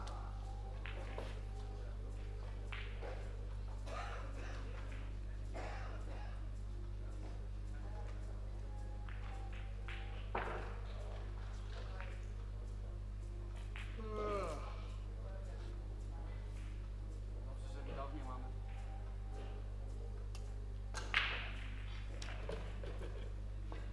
Będę ci klaskał, jak będziesz wchodzić.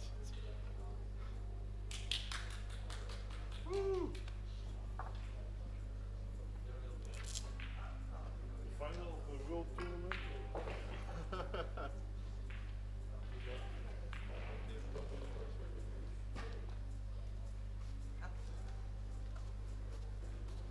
Three minutes. Before we start. We go out. Luke will come here and announce. And when you hear your name, you Oh, come to us. No, jeszcze Can 3 you, minuty. can you? 3 minuty mam jeszcze i ten, musimy wyjść tam, Ale idziemy od razu do bazy, czy... tam o i... No, nie no, chyba do wziąć sobie.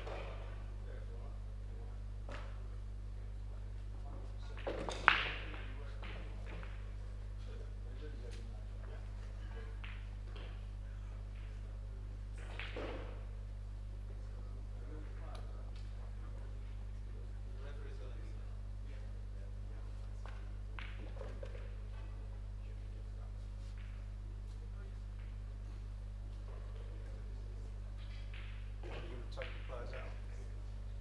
Now? Right, we start in 2 minutes. And they give me 1 minute. Okay. So yeah, you're Victor. You're first player, yeah. Yes.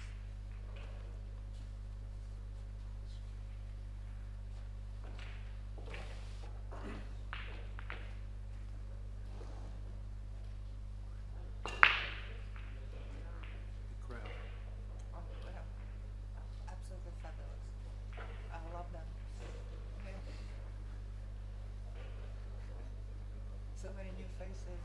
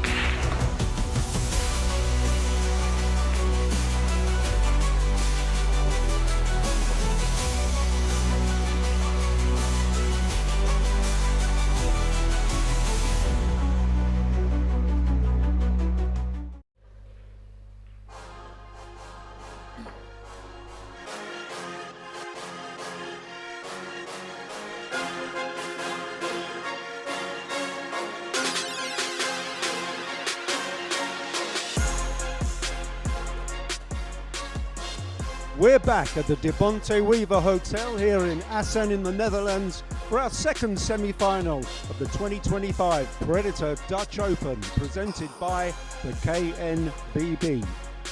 Who will be playing Tobias Bongers in the final tonight? Let's find out. We have two players playing their first EuroTour semi-final. Firstly, introducing from Poland, Wiktor Fortunski.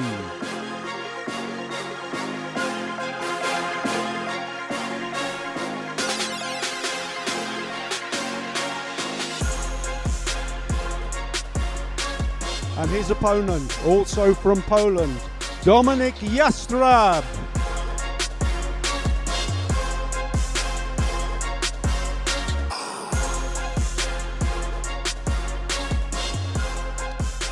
We're playing 9-ball, it's a race to 11, and your referee in charge of the action is Eva Poskochilova of Czechia.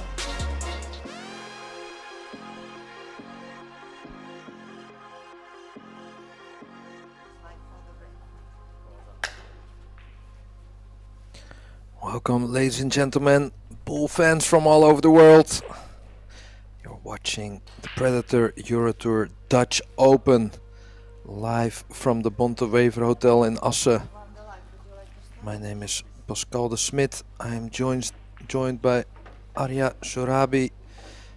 We'll be talking you through this match between Wiktor Fortunski and Dominik Jastrab. Well, Arya, any early thoughts about the all-Polish semi-final?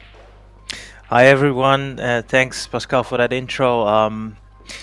Well, I mean, it's tough to always pick because neither of the players are considered veterans. But the only thing I know about the Polish players in general, I mean, they have such a institutional system right from the beginning at the school system. It's part of the curriculum, you know, pool. So at the Polish National Championships, you've easily got over 1,000 participants. So any of these Polish players you see at the latter stages, they are like top level. So to answer your question, I just expect like a hill battle, honestly. Wow, that would be nice for the neutral fans. Well, look at the first break. Kind of soft break-ish.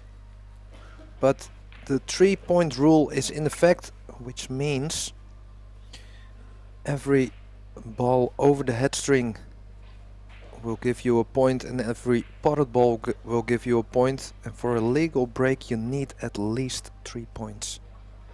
So this is a legal break. Already a shot on the 2. Like the announcer said, Arya, both players in their first semi-final. So I'm curious to see how many nerves will come out. Yeah, exactly. Both of them youngsters as well, so likely to be many more to come in their careers, you know. Is there a combination, a billiard? If so, if he's not playing the safety, then the referee will be on top of this shot. Pretty sure. I think the 4 passes the 9, Pascal. Bottom right corner pocket. He's actually looking where to place his cue ball for the 5. Oh wow, I thought it was blocked. Oh, it does go. Well spotted. Slightly overrun. He wanted to leave himself a low angle on the 5. Just an easier way to get on the 6 after the side rail, but maybe he has to go forward now.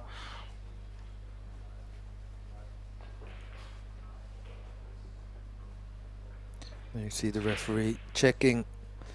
So, especially for the players from America who are watching, this is all ball fouls. So in your we're pretty used to that, but some tournaments in the States, they play cue ball foul only. That's not the case.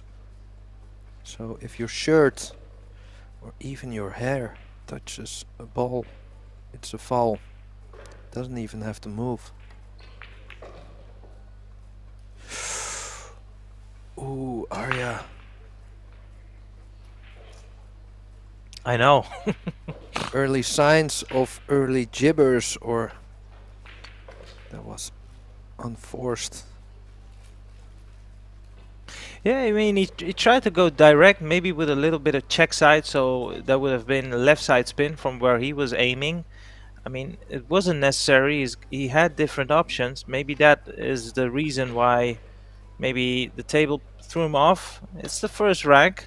I mean, I suppose if there is any time in the match where you could afford to make some sort of error, it's in the beginning part of the match. Yeah, well, I kinda agree with you, but in the last semi-final, or the first semi-final between Tobias Bongers and Mark Bijsterbosch, the last Dutchie left for the home crowd. Well, Mark made a few mistakes in the beginning, and that was where Tobias ran away. But we'll have to see. One unforced error on the board for Dominic. Yeah, I saw that match, Pascal. You're totally right.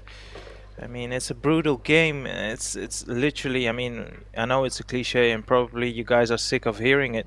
It is a game of inches, and every time you just give your opponent these great opportunities, I mean, the scoreboard is going the wrong direction, isn't it? If, like for example, with the Mark match, he lost 3 racks. So let's say he's lost 3 racks he should have won.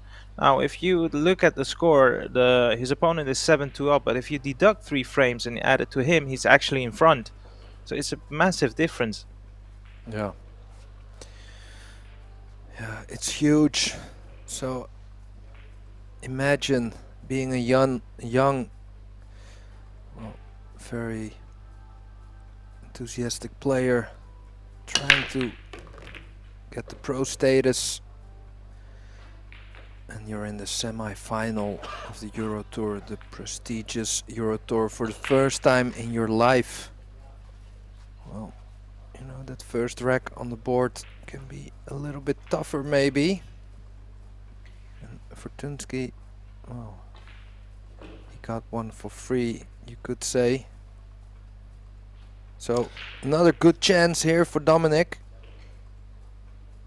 Let me ask you this, Pascal. When you are like playing a big time match on the main table, and let's say it's one of your biggest achievements, it's a milestone, you're in the semi-final, what are your actual thoughts when you're like, for example, you're having your first break? What's going through your head? Is there a sequence? Oh. Well, for me it would be stop trembling. But no, it's, I think for most players it's trying to stay as close to their fundamentals, pre-shot routines, but then still, you know, normally in some matches it takes you sometimes to settle without, you know, the cameras and the lights. But on the TV table we have often seen, Arya, you and me, that some players, they kinda thrive off of it on the first time, and some players, well, they need a few extra racks to get their, you know, their groove on. And sometimes your opponent doesn't allow you to, you know, have that time. So curious to see how that will go in this match. Dominic desperately needs or wants to put some pressure on Victor, and I think he does a good job by breaking and running in the second rack, redeeming himself also for his own confidence, I feel.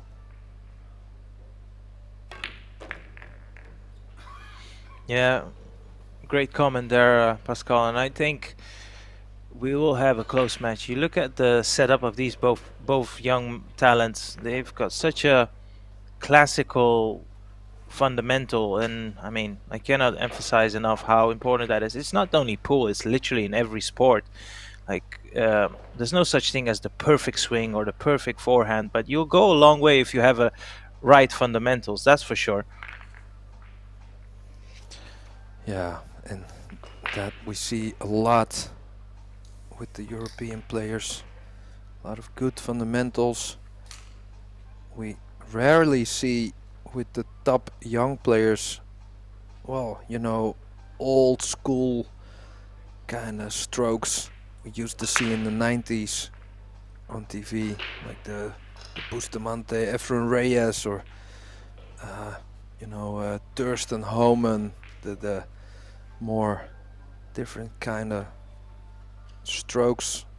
With the young guns now, it's pretty much textbook all the way, with the little small, you know, differences, of course, length of the bridge and where to grip the cue, but it's all pretty much straight, keeping your head down.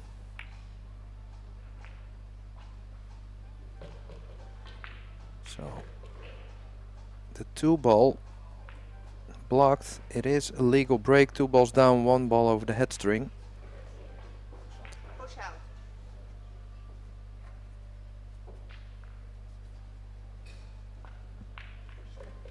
I've just noticed something, Pascal, and maybe I'm pointing out the obvious, but from reliable source, I've figured out that Viktor is the younger brother of Mieszko Fortuński.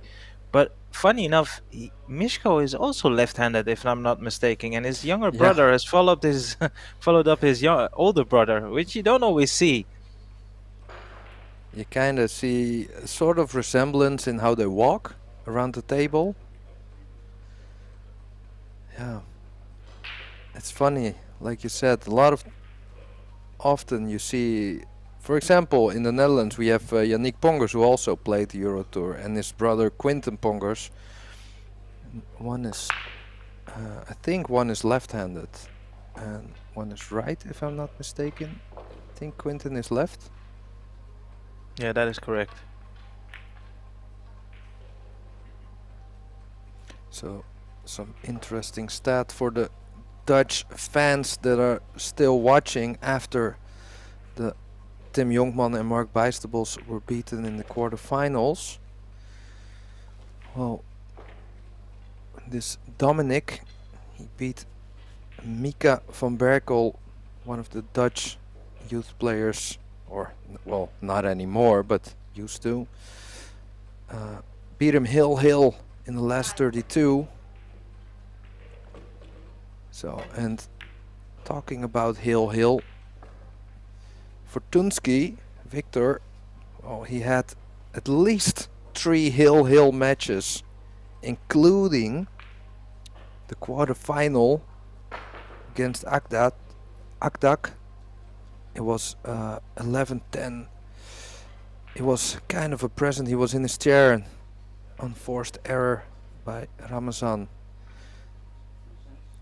got him back on the table, winning 11-10. So this man here, this young man, he knows about pressure moments, and he got through 3 already. Well, at the very least, it's a testament of his bottle. And yeah, as you pointed out, it's not an uncommon theme. You want to win a tournament, there's always one match where it could have easily gone the other way. You need a little bit of luck and just ride the wave and, you know, make the most out of the momentum. But if you've won so many close end matches, that's in itself already a testament that you're very reliable when the pressure is on. Yeah, you could also argue that your opponent missing that could be have something to do with the pressure you put on your opponent.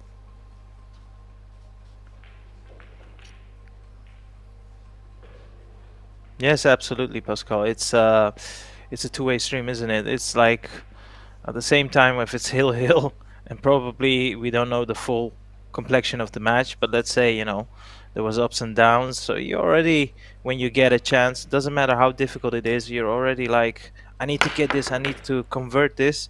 At the same time, maybe if your opponent has come back, clawed his way back, you're already nervy in itself. So that's, you know, it's a both-way stream, like you say. At least interesting to see one of these young guns is going through. So at least one Polish player in the final against Tobias Bongers, who's also still looking for that first EuroTour title. So whoever wins will be a fresh winner, someone who never won a EuroTour before.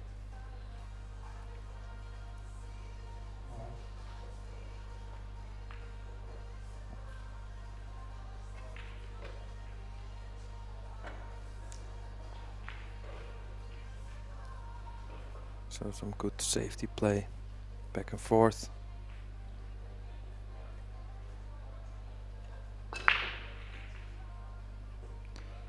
So Victor needs to go airborne again. Well, makes the 2-ball get shape on the tree. What a shot! Well, Arya Pool has a bright future. Look at that for a shot. Yeah, it threw me off because he went down on a shot. I was like, surely he cannot see the putting angle of the two. Little did I know he was just lining up the jump, jacked up his cue, and just pulled the trigger like it was nothing. What a shot.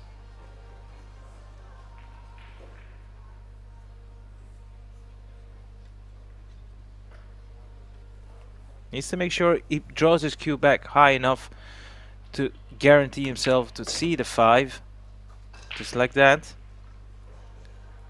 And he can pot this 5 pretty thickish, so he can get his cue ball closer towards the 6. Yeah, it's or that and just missing the 7, coming back directly to the 6, or going 2 rails with inside spin. Went your way. Accepted a little bit longer 6. Has to cross the table twice now. Long rail, long rail. By all means, this is not easy. This is missable. Well, not if you shoot it straight as this young man. Great effort. Big confidence booster after that jump shot. Also some pressure on Dominic. Snookered Victor and then didn't get back to the table. Isn't it funny how historically always the left-handed players are usually the greatest putters in the game? Yeah, I think I somewhere overheard something about it has also maybe to do something with the right and the left part of your brain, and that when you are a lefty that you use different kind of things. I don't know, but I hear what you say. At least it feels like a lot of lefties are a little bit more natural at straight shooting. You see it in all the cue sports. A lot of the lefties are, well, just shooting so straight. I mean, Filler, for example, is also a lefty. Well, can't get any better than that. Very natural, always been. Jason Shaw. Yeah. And also with this Viktor Fortunsky, looks very natural and solid.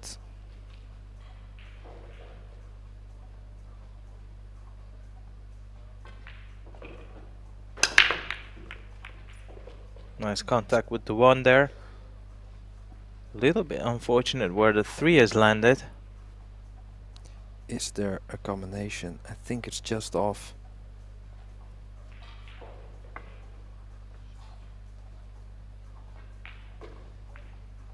It's close though, but I think the 7 is just aiming towards the short rail. Is there a possible carom on the 3 off the 7? Oh, Risky. good shout. I like it though. The only thing is you have to jack up a little bit, because if you shoot it, then you probably want to go dig in on the cue ball for position on the 4. But I think it's definitely close. I think he's playing safe here. Yeah, if you're not sure, then playing safe is definitely the way to go. Is it hard enough though? I think you can think just he see the was- edge. Yeah, at least. Maybe even a bank.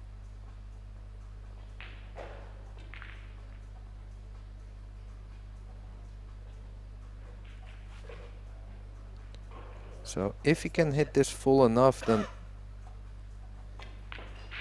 maybe there's an option of banking the 3 up table. He's looking, otherwise thinner, banking it to the right side of the table, trying to find cover behind the 6, 8, 9. 3 ball behind the 5 and the 4 maybe. Well, this is definitely, he will be disappointed with this one. No bueno, he'll be in trouble after this shot. He will be in the position I was talking about earlier, I think. Yeah. I just want to see, I think by nudging the 9, he has closed off the natural pocket for the 8. I don't think it will go into the bottom left corner pocket, so that's something either of the players will have to navigate around. But this 2 rail kick shot, Pascal, there is a chance he will pot this. Yeah. First things first, needs to hit it, of course. Needs to hit it. Oh, nice hit. And rewarded himself with a little bit of fortune.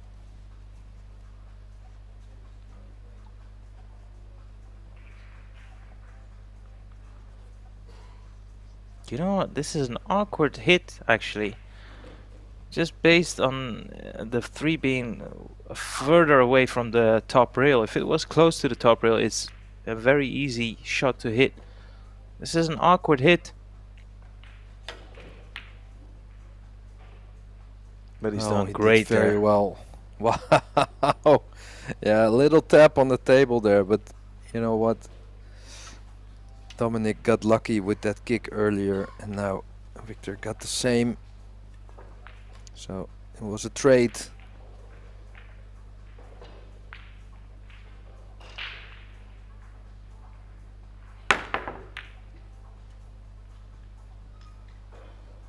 What a Oh, good. return that is. Ah, Good he's a little bit effort. unfortunate. Still no sellout. Nothing easy.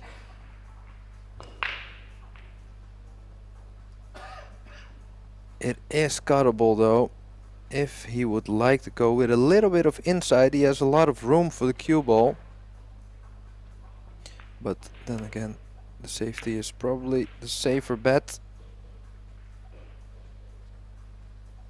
You know what, Arya? This tells me something about the experience of these 2 young players. Yeah, just like I said at the top of the program, the Polish players, they have such a rigorous program all through in the beginning of the schooling system. So any of these players, when you see them in the latter stages, don't make the mistake that, oh, I've not seen this fella before. They can play, and they can play really well.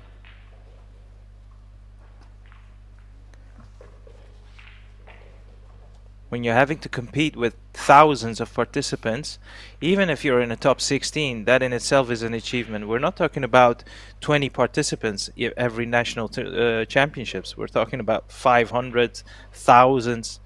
Yeah. One thing is for sure, if you reach the last 16 or the quarterfinals, you are already a very good player. Yeah, of course. It's the same with this EuroTour. Those two players aren't here for nothing. And well, having said that, of course, missing an easy chance. Well, maybe not that easy, but well, I think he himself expected to make that shot.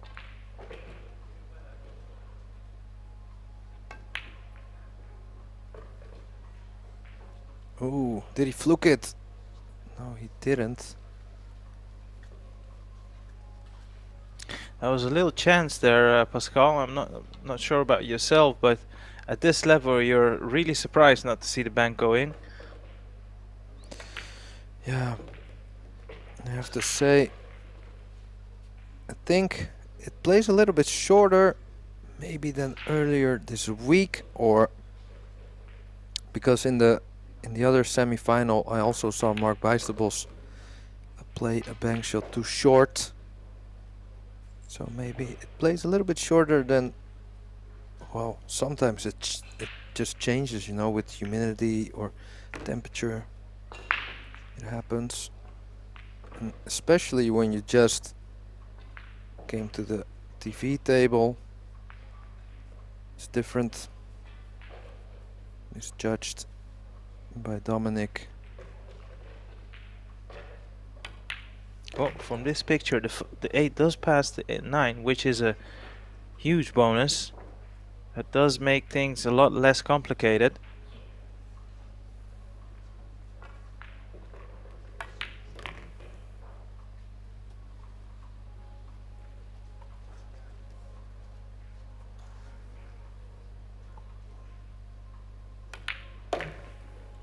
Yeah.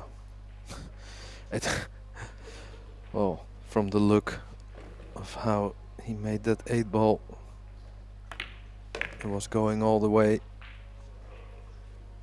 Sometimes the camera angles can deceive, well, our views a little bit.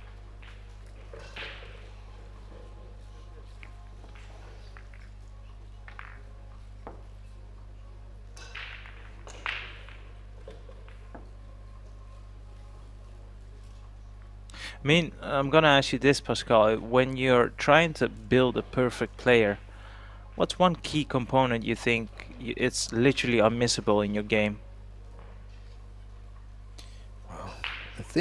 I feel the technique is, well, kind of standard already these days. And I think that's kind of teachable. If I could choose something, I think, maybe choose grit or temperament, something like that. The ability to keep fighting, even though, you know, you've been unlucky the whole time. Stuff like that, I feel at the top level really makes the difference. To keep thinking clear in tough spots. Well, on that note, I think that is a awesome point, by the way, because I was actually thinking the same direction. Who do you reckon is probably one of the greatest of all time in that department when we're talking about mental fortitude? Oh wow.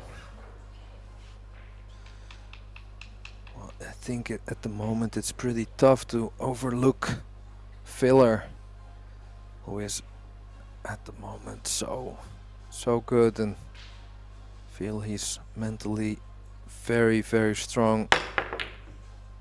When you see him at the Mosconi Cups, well, it's something special. You can thrive off negative energy. I mean, yeah, that's something else. I can't. I think he's the first one comes to mind. Yeah, I think he's actually in definitely in contention for GOAT status in a few years. Maybe already at this moment. Wow, there we go. There we go. Another special shot by Viktor Fortunsky.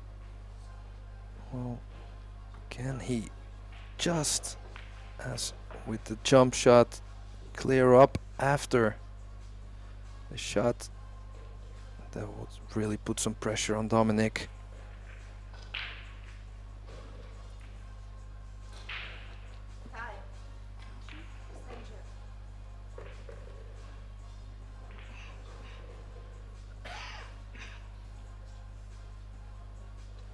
But sorry to interrupt the subject there, Arya, but who do you think has No, no need to say sorry.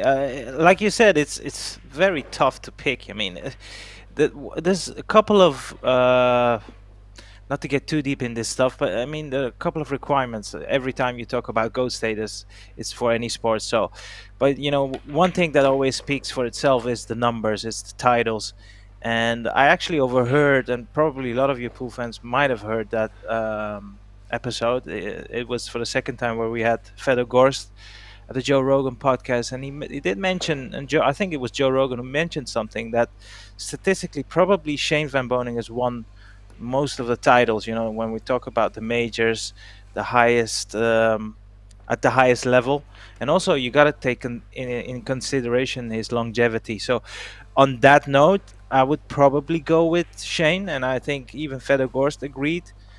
At this moment in time, he's probably in front line for being a GOAT. But there's so many talented players, and let's not forget Fedor Gorst himself. He's having, one of the best seasons of his life, and he's only he's not even reached his prime yet. So same with Filler. There are so many talented players. Let's not forget Austrian Albin Ushan, who's played the most amount of World Championship finals. So there's so many players that are in contention. But if I had to pick one right now, it had to be Shane Van Boening.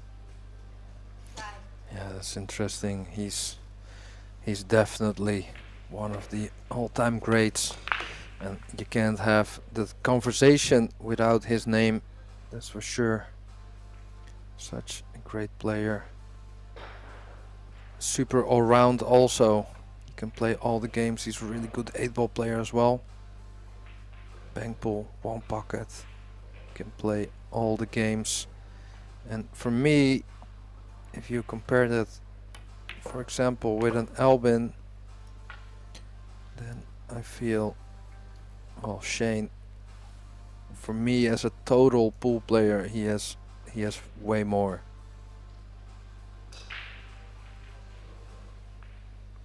Yeah, it's a never-ending debate. You know, whenever in any sport you're talking about the GOAT. Well, not in every sport. Some sports it's pretty obvious who is the GOAT, but I mean, there's so many requirements, and pool is such a skillful game. There's not only one skill. There's not only, well, you can say, oh, who's the best breaker, and then you might have a different name. Maybe even someone who's not won a world championship, just for example, or one of the best jumpers is, for example, Damianis from Greece. He's well known for his trick shots and his jumping, but there are so many attributes you need as a top professional player.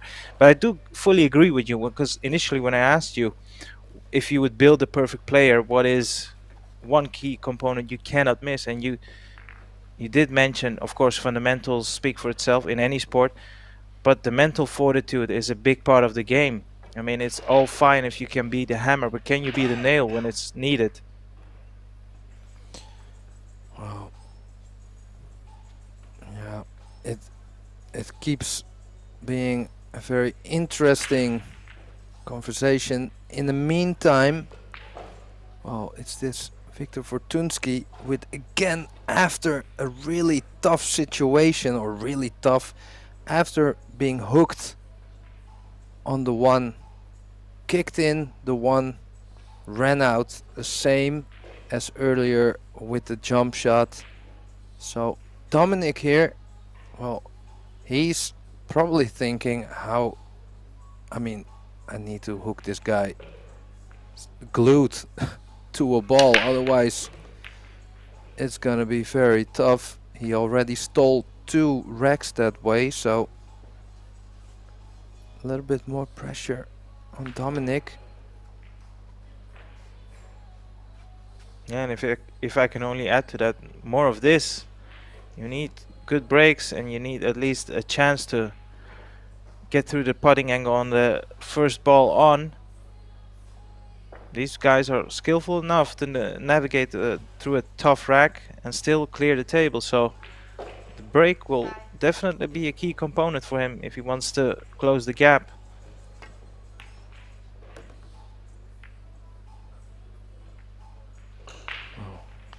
Good effort here on the 2, but he ran into the 5. Now he has a shot on the 2, but this is not easy to play position. So he could go crazy with the bank, going with inside topspin,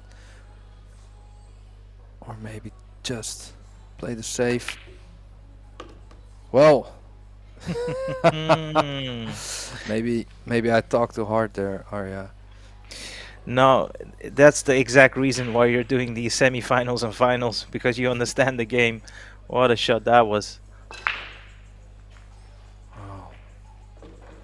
You know, that's about taking matter in your own hands.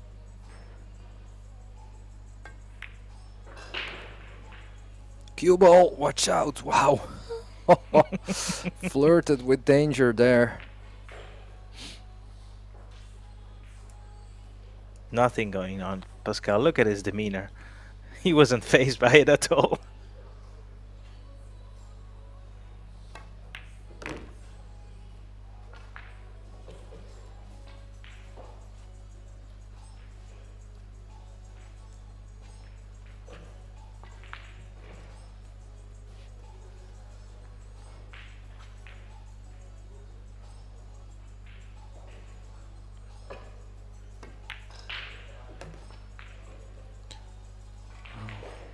Then it really starts to look like a semi-final area.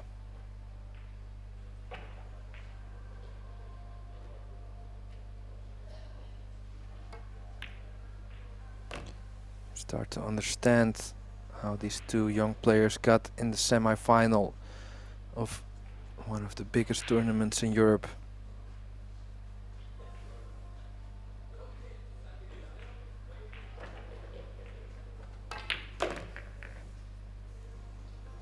I mean, if you're pretty new in your adventure and you want to go far in the game, just have a close look about the pause. When he draws his cue back, there is a small pause. There you have it. It's never rushed, and that's very important to have a consistency in your stroke.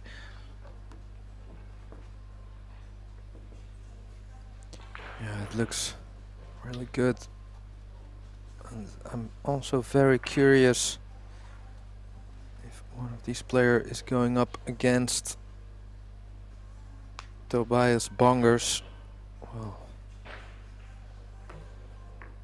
would be nice if they took along these attacking abilities we saw already. And there you see it. The prize they all fight for, and we can assure you the money is nice, but the title is forever.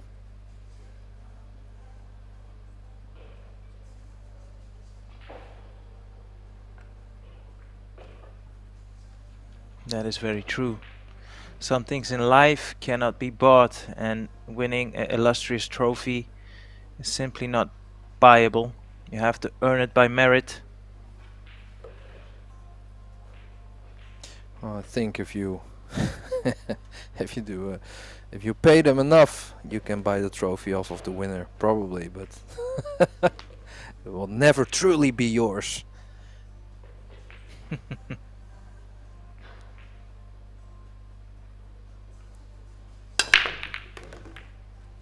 Once again, solid hit on the 1.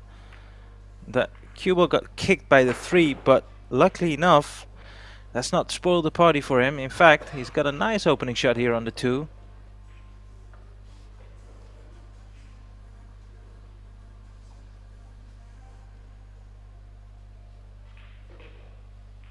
So it's a little bit of a longer shot, a little medium range shot.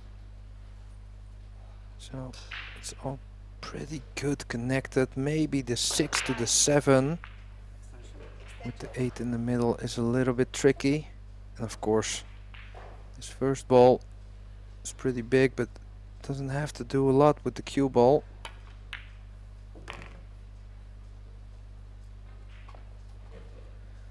In this situation, would you go forward or maybe draw it back directly? I think I would like to go forward 2 reels because of the line, then you have more margin for speed. But if there's a chance I'm gonna hit the 7, then I'm drawing. Well, oh yeah. Did I just jinx jinx it? I mean, Yeah, well, I mean, you were spot on, and maybe he needed a bit more stun topspin rather than, you know, full topspin. Well, one thing is for sure, he's put himself in under a lot of pressure here now, and it's looking like he's going for attack, or am I mistaken here? big shot coming up. Wow, that was always tough. That was always tough. So it was Victor who put a lot of pressure on Dominic by clearing up after these great shots. But now, gifted a rack back to Dominic. Has to be said, Pascal, that was self-inflicted. That was a poor positional shot, and you were right. He had no business in going anywhere near the 7. So it's exactly what Dominic needed, because I was fearing for him. He's clawed his way back just ever so slightly, and then all of a sudden his opponent breaks and gets a layout where if you'd ask Dominic, sat in his chair, do you reckon you have big odds to get back to the table? He'd probably tell you no. The next thing you know, he's back at the table with a great chance to close the deficit. So it's exactly what he needed. Yeah. Such a strange game sometimes. It's a game of concentration. Oh, and this is the wrong angle, Arya.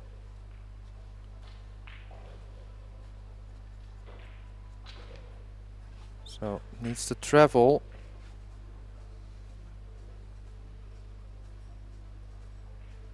This is going in hard. How's the speed? Pretty okay. Overran it a little bit. Some pressure on this 9 now, but still expect him to make this.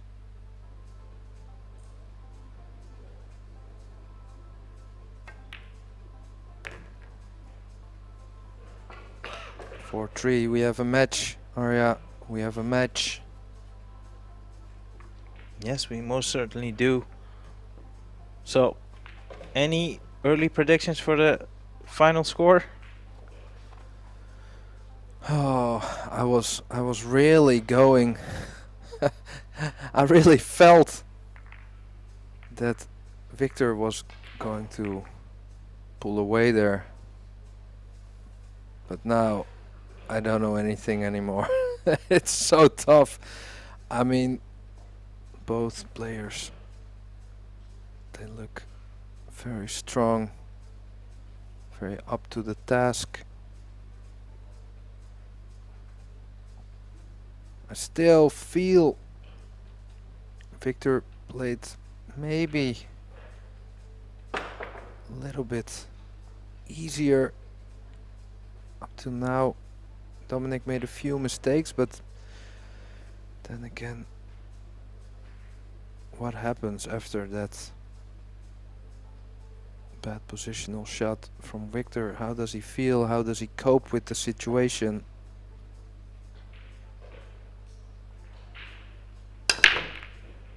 Yeah, sometimes it feels like, although there's not really a comparison with martial arts and cue sports, but when you're watching, for example, a tough boxing match or kickboxing, sometimes a guy is getting, is having a great round, and all of a sudden he gets cut or countered, and you can just sense that the momentum has shifted.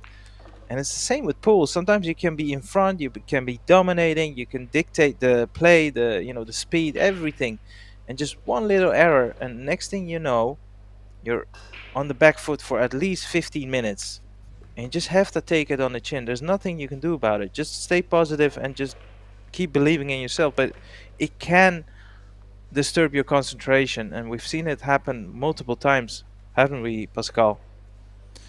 Yeah, momentum is such a big thing. Take this break, for example. He made a ball on the break, only one ball over the head string.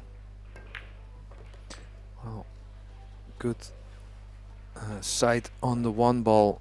So all of a sudden, Victor had a nice break with position, but control passes over to Dominic. Before you know it, it's 4-4.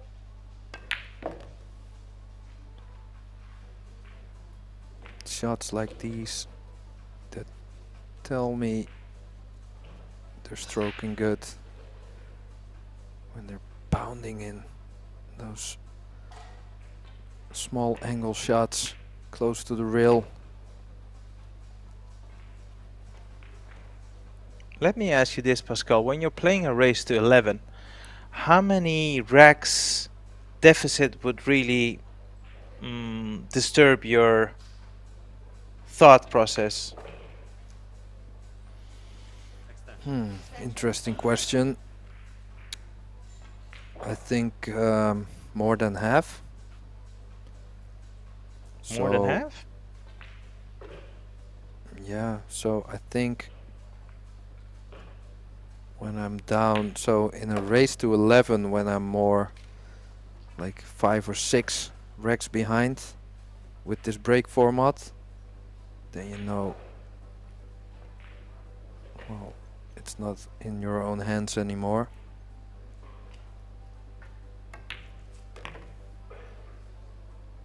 Yeah, I think fair shout. somewhere around there. I think at that point I'm thinking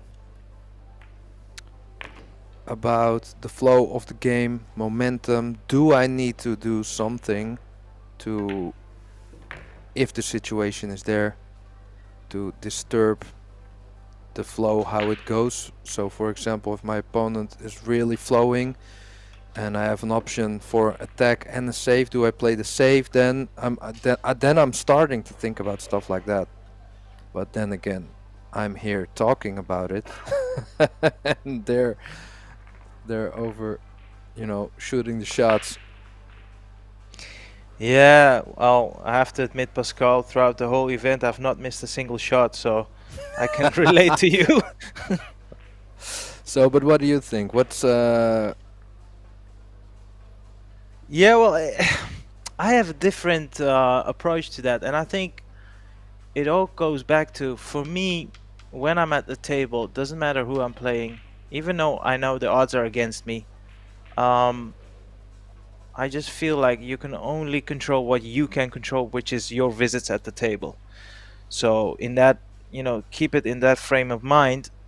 I'm always concerned about my own game. I can't really be bothered by what my opponents do. It's just easier said than done, of course, but presuming that I'm well prepared, I just want to know whether I'm feeling the table, I'm cueing all right. And if I'm cueing all right and my timing is good,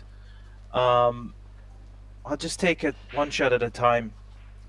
But you are completely right. Once you're behind, let's say more than 4 or 5 or 6 racks, there's definitely something in a part of your brain that tells you, well, you can't just do it all on your own. You need a bit of help. And that's the one thing we pool players, we hate. You know, we practice so many hours because, you know, you want to dictate the table, you want to control the cue ball, basically just have it all in your own hands. But sometimes when you're that far behind, you don't have it in your own hands. Well, Victor here took it in his own hands. Nice bank shot, 3 rails.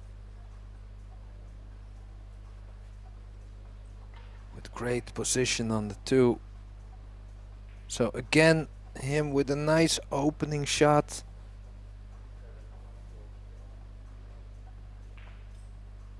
Maybe the 6 ball is a ball that needs a little bit of attention. Want to be on the right side of the 6. Don't want to flirt with the 9.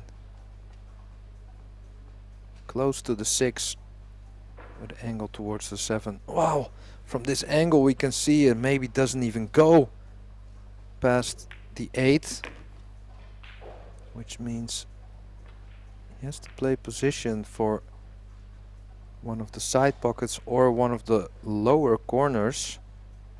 What about a cheeky combination, 6 to the 9? Well, I think if the 5 was really close to the 6, I would definitely consider it, but you know, having to travel all the way over there, especially with the 5 being there, you're gonna cross the positional line. So I feel he has a good chance playing somewhere in between the 9 and the 6, where he's pointing, or maybe on the other side. Then if you overrun it, you can play the 6 in one of the corners. At least get it a little bit close to the 6. That's gonna run into the 6, and I think that is end of visit, unless he pulls out a miracle bank or something.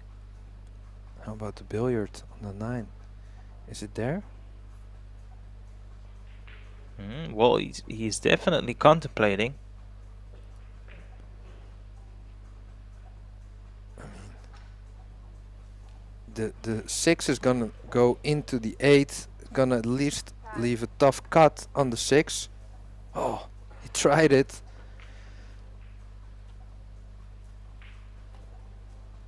But I think the cut is on, and although it's the thin one, the position is automatic. Going long, long. Yeah, the 5 to the 6 is what's caused this situation. He had several options there, Pascal, and well, pretty disappointed. And well, after being up 4-1, it's not gone all his way after that, needless to say. Yeah, he created some good chances for himself,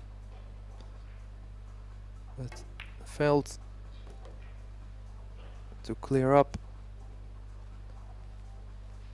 So,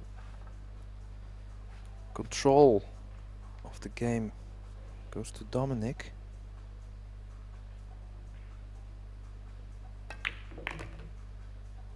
Oh, Wow. Very surprised by the line of the cue ball.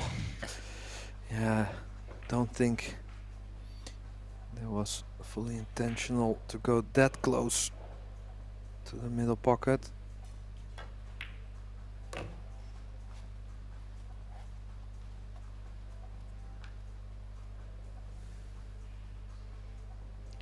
Well, this 9 to take the lead again. He was 4-1 down, won 4 racks in a row, and well, one thing is needless to say, he's got the momentum on his side. Wants to capitalize as much as he can, ride the wave.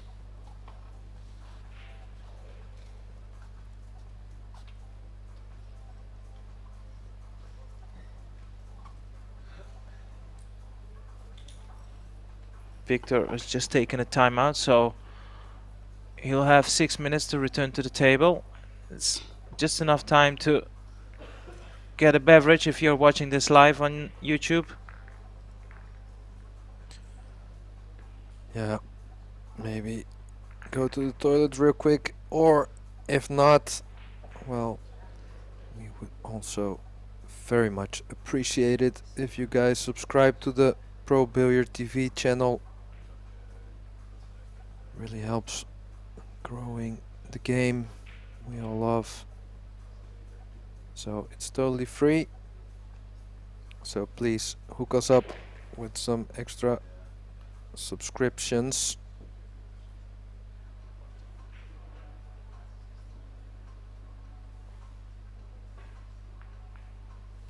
So 5-4.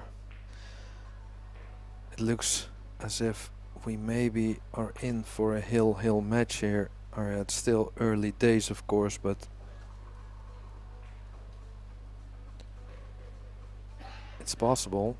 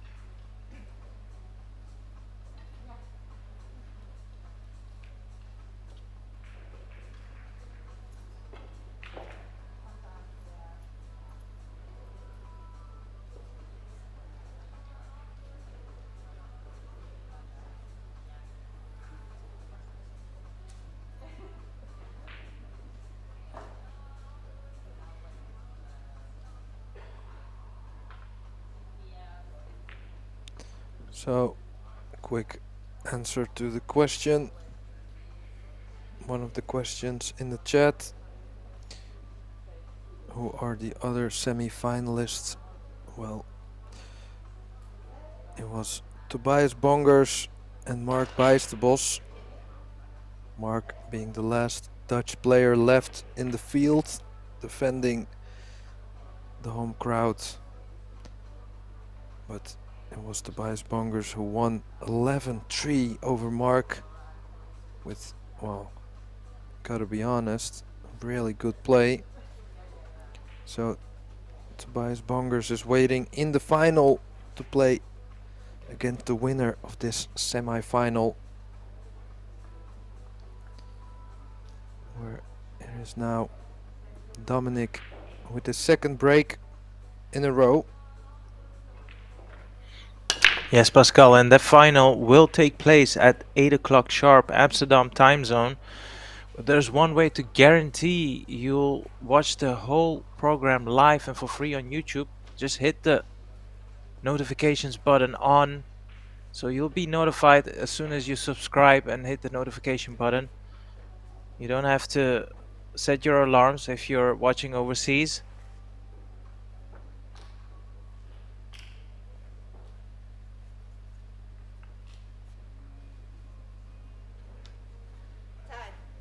Push out. So, gonna be a push out. Leaving the jump shot, I like it.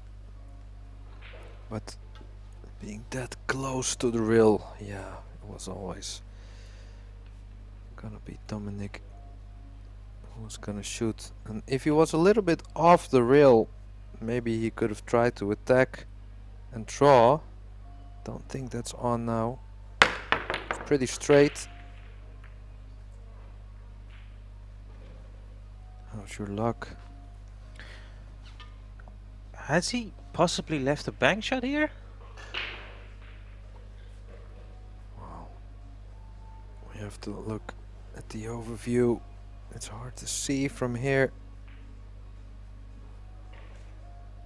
Well, if he can play it, maybe he can play it just with a little bit of safety in mind.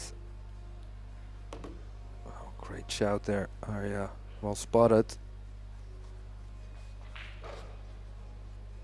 Well, needs to come in between the 9 and the 6 and possibly go around the right side of the 7. I think as long as you try to incorporate the second rail, that would mean there's enough pace on the cue ball where it's hard to hook yourself behind the 7 or the 8. Well, that little nudge on the 6 actually helped him greatly. And now he's back in full control. Needs to re-establish himself in this match. Was 4-1 up. Doesn't want to see his opponent get too comfortable. Yeah, so if he wins this rack,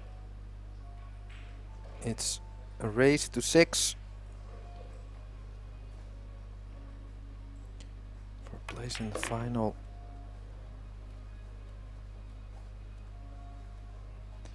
And for both players, first semi-final, so obviously also first time in the final. Talking about some pressure, being in your first final, knowing that you could win a EuroTour.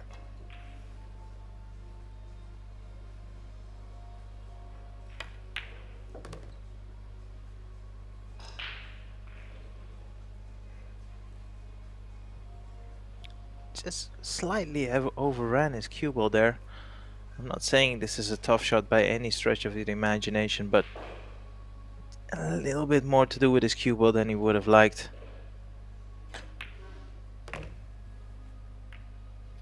Well, That was nice not bump. intentional.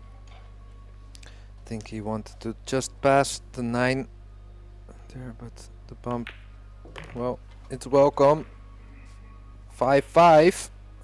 So we're playing a race to 6 for a place in the final.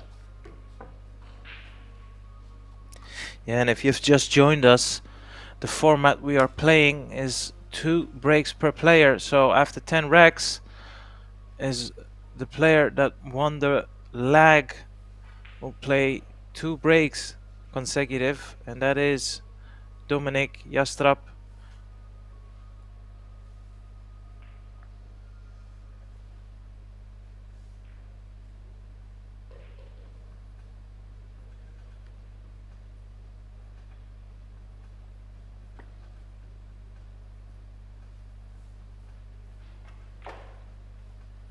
Well, I was mistaken. It was in fact Viktor Fortunsky.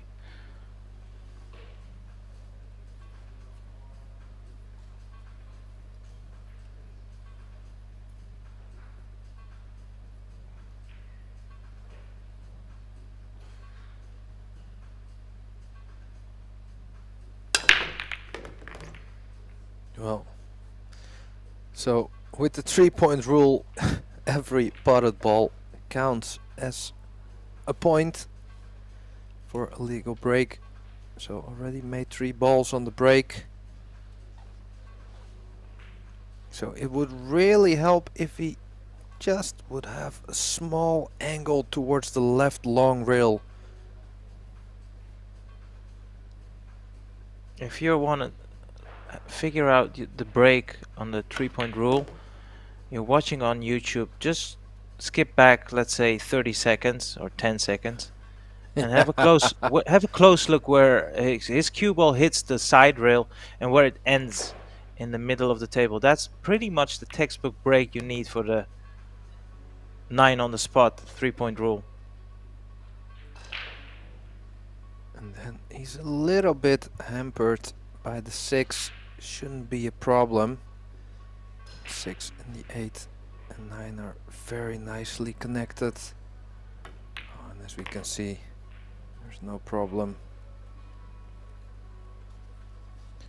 Do I have to say, Arya, when the table is open, he makes it look very easy, very enjoyable to watch. Nice flow, nice rhythm.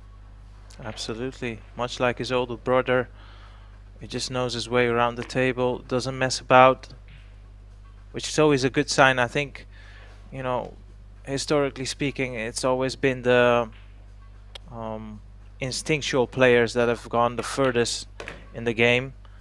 And it's not only in pool, it's in many other sports. Actually, there's this great quote where it says, the best, they trust their instincts. The greatest, the instincts trust them.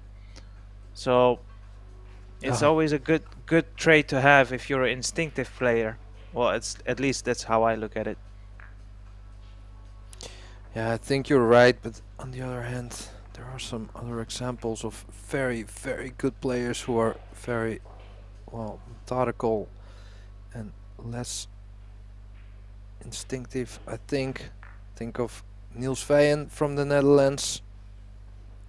Oh, he's very robotic. The Terminator.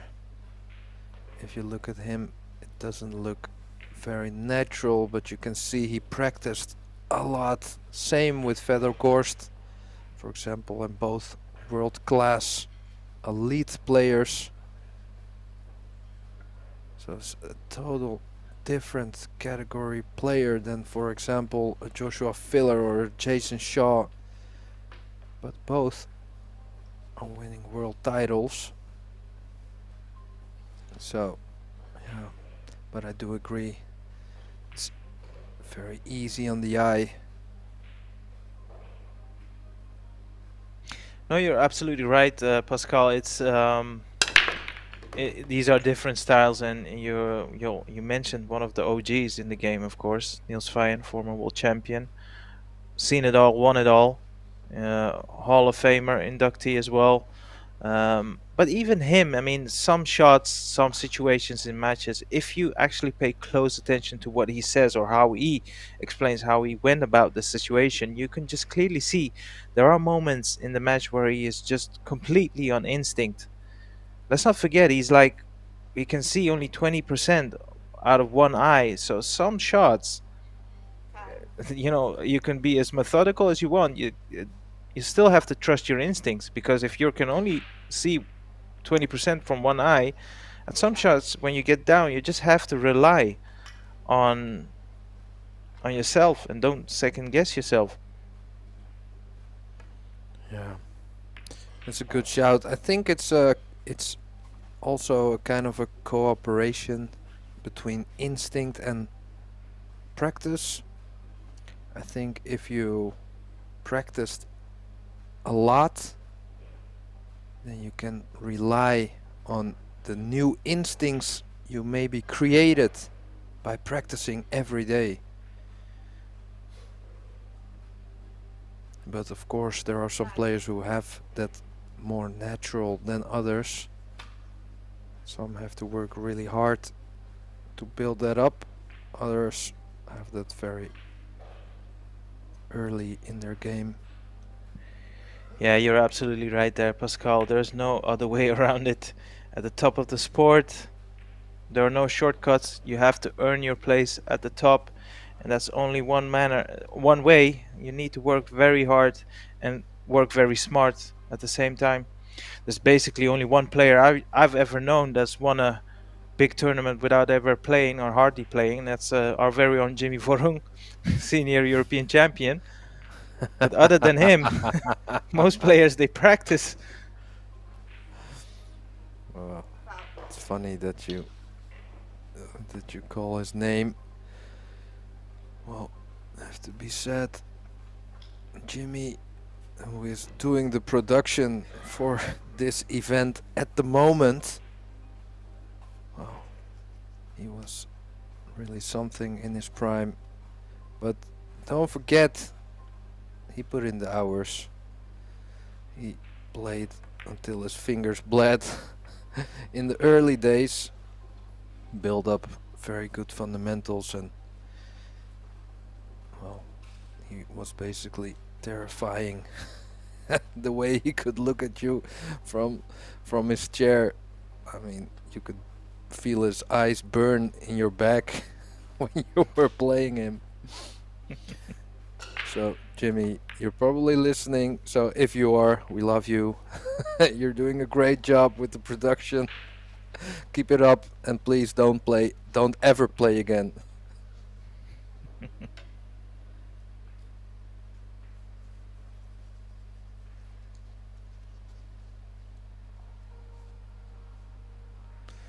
So, back to this exciting semi-final.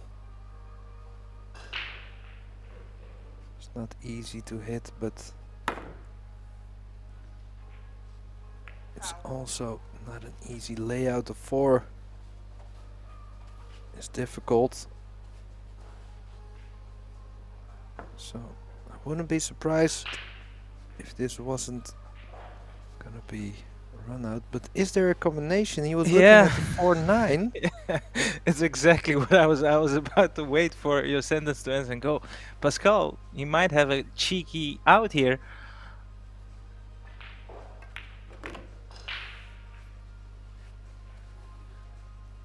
And we'll shortly find out, because if he plays it in such a manner that he's well, yeah, he'll go for the combination, and that would be a huge relief, because, well, solving this puzzle is a lot harder than if you can just play good position and, well, pretty much if it looks like what we think it is, it's almost unmissable.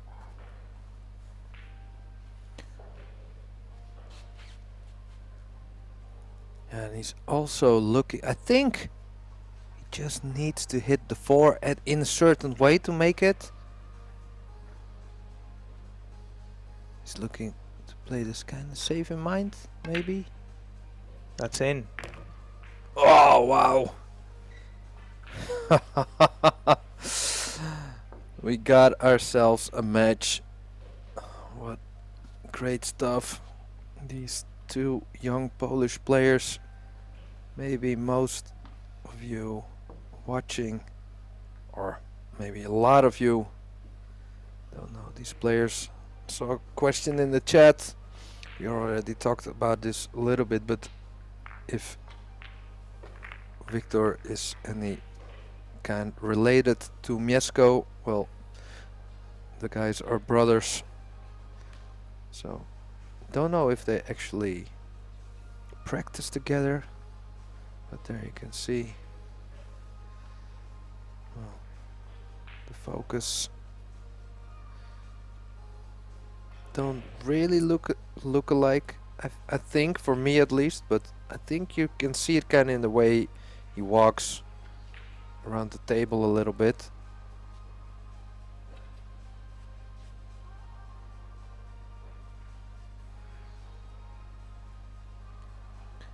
So 6-6, and I don't know about you, Arya, but I feel like this match has Hill written all over it. Yes, absolutely. Well, at the top of the show, you asked me any predictions, what I expected, and, well, I gave you an answer. I actually was expecting a Hill, and That's true, you already called it. These players, they're, you know, evenly matched. Just even like for skill wise, not a lot to pick between them. We're watching 13 rack in, and if I would ask you, well, Pascal, I know, and you're way too professional to even go about this, but if I would ask you in private conversation, do you think one of the two players has an obvious weakness? Probably you would say no. They're evenly matched in that department as well. Skill wise, it's like, you know, 50-50. Yeah, very true. It looks so solid. You can really see them going through the field here. It's not a fluke. You can obviously see they are very, very skilled.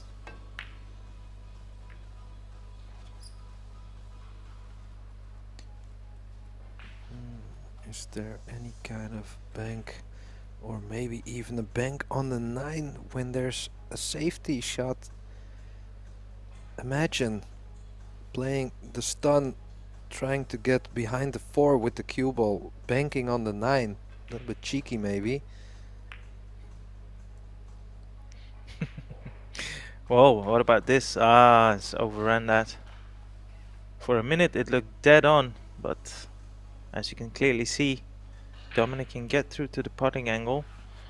And although I don't think the putt is too overly tough for him, but the positional side of the shot looks pretty challenging. I think he's just okay. The angle is just big enough to go with topspin, with maybe the tip of a left hand spin to land somewhere middle of the table.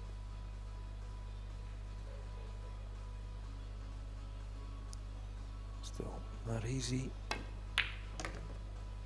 Well, they shoot very straight. Not perfect position, but what a great pot that was. It sure was, and I hate this phrase, but I'm gonna use it nevertheless. He almost hit it too good. Yeah. Yeah, he hit it really sweet.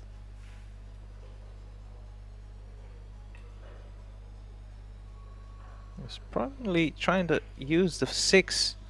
No, I was wrong. Wow! Judged that very well.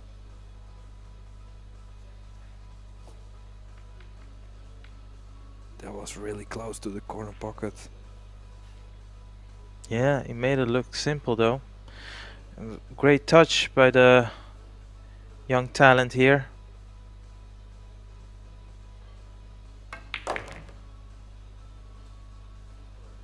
Even this shot here, I mean, he's left himself a nice angle on the 5 to go back down the table. That could have easily landed awkward, but it's not. The only thing is, you have to hit it smooth, this one, otherwise you could scratch in the middle. Which he did. He hit it really smooth. He would like to jack up here to draw into the corner to go 2 reels position, but well, he looks to go 1 reel or maybe 2 reels for position in the other side pocket. Yeah, use the natural angle. Could have done with a roll further. You know, straight on the 7 would have been ideal. Now maybe he has to use a rail, which shouldn't prove to be too difficult, but still, it's a little distraction in your eyesight.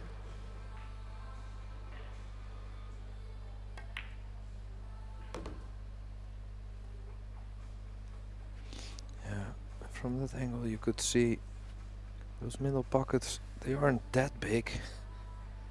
It's pretty tough conditions. The tables play very nice, but they don't by any means play very easy. Maybe on the first day, but already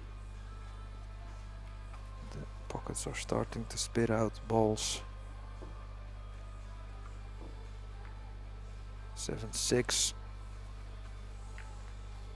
Oh, and this Dominic looks very strong. Keeps thinking very clear. Good sign, so very, very exciting. I wanted to ask you this, Pascal. How do you decide when you want to take a timeout, other than maybe a toilet break, or let's just presume the game is going pretty much exactly how you was planning it, regardless of the scoreline? How do you decide to take your timeout? Well, I feel that if you're playing well, you just keep on playing. But what I see and what I think is the most wise thing, because it is also a mental game. I like to do it on a tactical moment. For example, when you were trailing, you're getting back, and the moment your opponent made a mistake and you got back, you stole the rack, and when you won it, and you yourself are maybe also a little bit pumped up, that's maybe a good moment to cool down a little bit and to let your opponent sit in his chair. Think about it. Sometimes, a lot of times, I see players trying to disrupt the rhythm that a player has. Maybe he has a little bit of momentum going, then 5 minutes in his chair. Well, you never know. Maybe just makes the difference. What do you think, Arya? Well, what you just said, I completely agree with. And well, from my point of view, where I was still active, like I told earlier, I was probably, and I actually noticed that while I was listening to you, that I was way too much focused on my own game. So I was never really into, if you want to call it that, for lack of a better word, mind games. I was just focused on myself, my game, my timing. But actually, it is worthwhile taking notice every once in a while how your opponent is feeling, you know, their body language. And if there's something you can detect and you think you can apply a bit more pressure simply by taking a timeout in a specific time of the match, why not? It's there for the taking. Yeah, it's a legal way to put some pressure on your opponent without actually, you know, sharking or, you know, moving in your chair or whatever. It's just, you know, both players both have one timeout. Just use it wisely. If you have to go to the bathroom, then that's definitely the best way to use it. But otherwise, just use whatever you can. It's such small differences, and such small things can maybe help. So it's Dominic here with a chance to get a 2-rack lead, Which is probably the first time in this match for Dominic. yeah, and he's starting to play a little bit faster.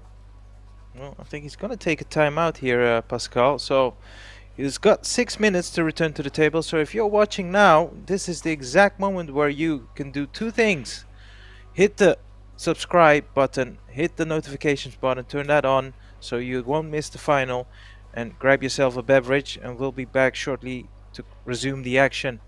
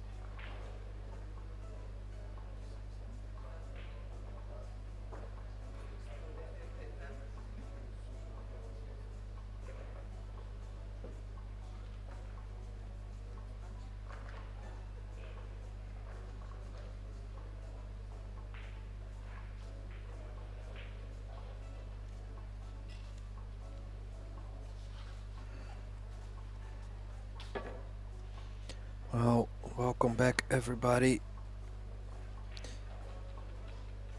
We're back in the semi-finals between Victor and Dominic, two young Polish players. Dominic pulled away 2 racks and took a timeout, so in extent to our conversation, just Arya, he gave Victor some time to think about the situation, and then he breaks like this. Yeah, exactly. Well, I mean, in all cue sports, particularly, well, maybe a little bit less in straight pool because that's continuous, but in all the other classical formations, 8 ball, 9 ball, 10 ball, the break is a huge weapon in the arsenal. Well, I'm already invested now. I would love this one to go hill-hill. I want to see what those kids are made of in a hill-hill situation. The semi-final of their first ever semi-final of a EuroTour. I want to see the arms trembling, the sweat, the grit, the determination. I'm fully there with you. I'm all for it. Well, there's another very interesting saying. It says, under pressure, we don't rise to the occasion. We fall back to our highest form of preparation. Oh, I like that. So the 8 ball in the corner is a little bit tricky. It's not super automatic to have good shape.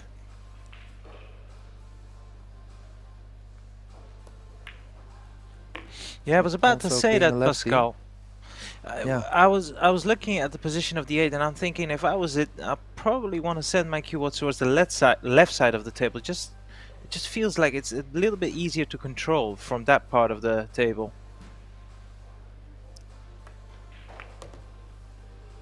Oh, it was. I thought it was more frozen against the rail.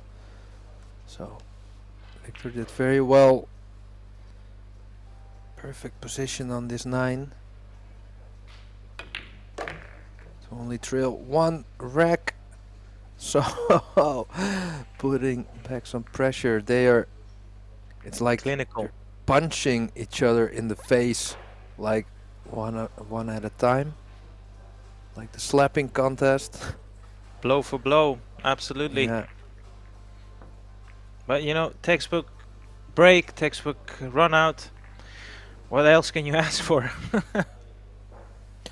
Yeah, and then, like you said earlier, it's interesting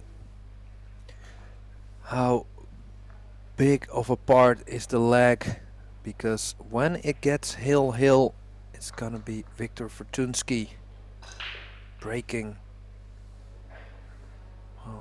for the cheese.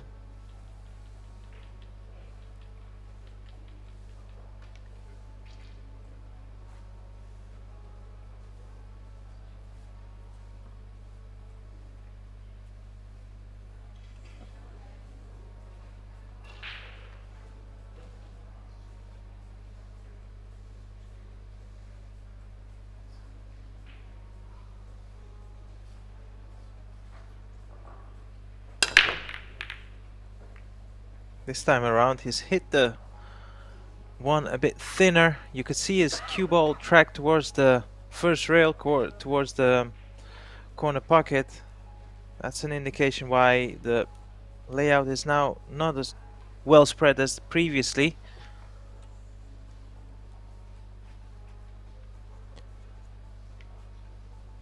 Oh, this could be an interesting tactical rack.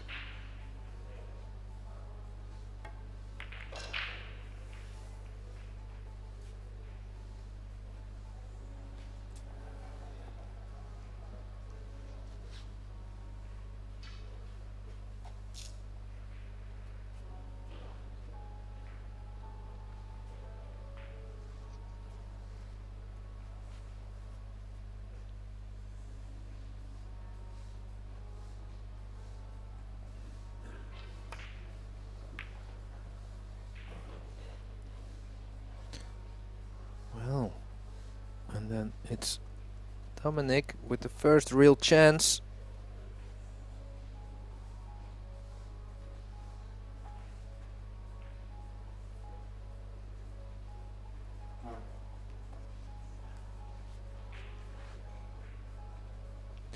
Sorry, we've been saying it all wrong. It's a little bit difficult with the two break format. It's actually, sorry, it was Dominic who won the leg. So who will be breaking when it gets hill, if I'm not mistaken.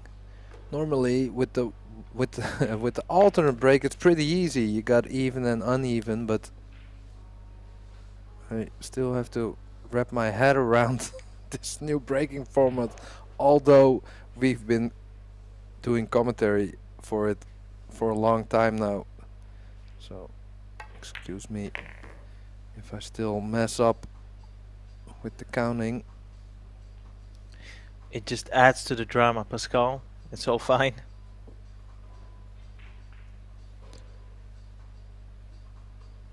Whoa, deep screw he's looking at.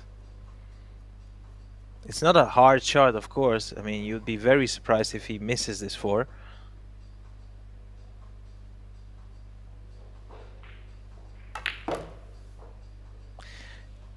I know it's off topic, Pascal, but you know, when I look at Dominic, I think he's a young, up-and-coming talent. But then I see a ring on his left hand, and I go, is he married? How old is this young man? Well, he does have a beard. So, for me, if you have a beard, you can marry. Well, no, I take that back. Sorry, that's totally inappropriate. But what I mean is when, of course,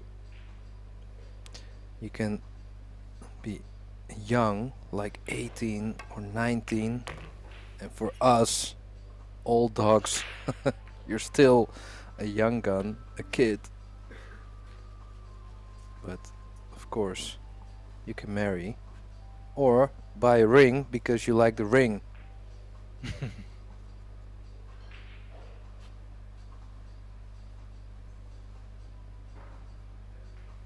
So, big shot. He feels it. You can see him loading up for the shot. Key shot. It's there. Think he can also miss the 9 going forward. If so, it's a great effort on the 6. Someone just said in the chat he's 20.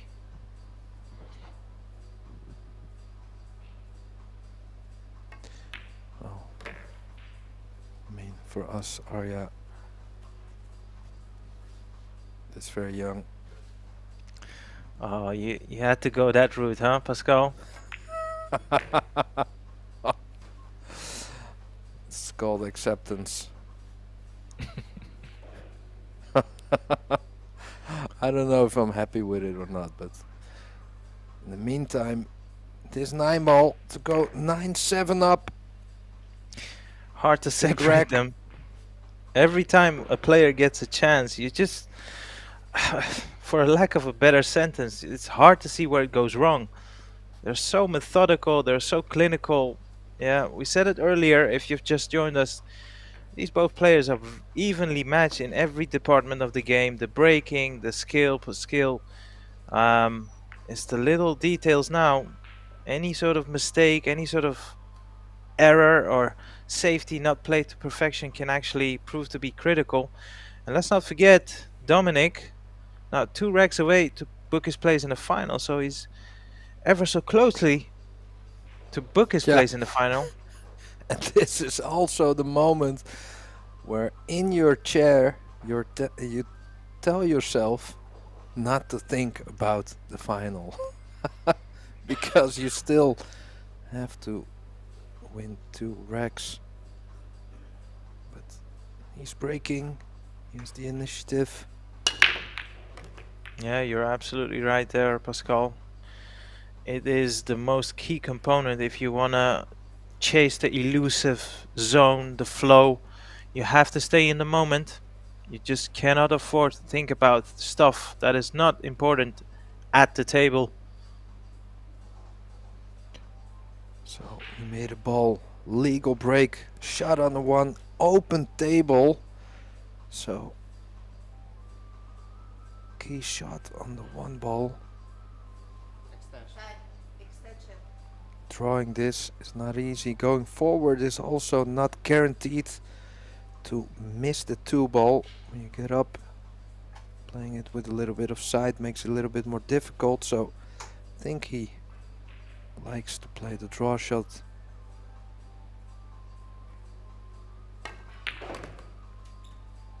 Ooh, just nudged the two. He's okay still. Does the 3 go past the 9 there, Arya? I mean, he doesn't have to play for the 3. If it goes, of course, it's the easiest way. If not, he can just stun around the back of the 8 for the 3 in the middle, or even draw it off to the side rail.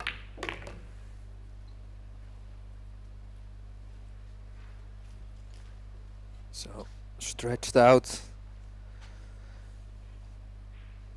in a pressure situation like this, because let's be honest, we're entering the stage where the buckets can get a little bit smaller.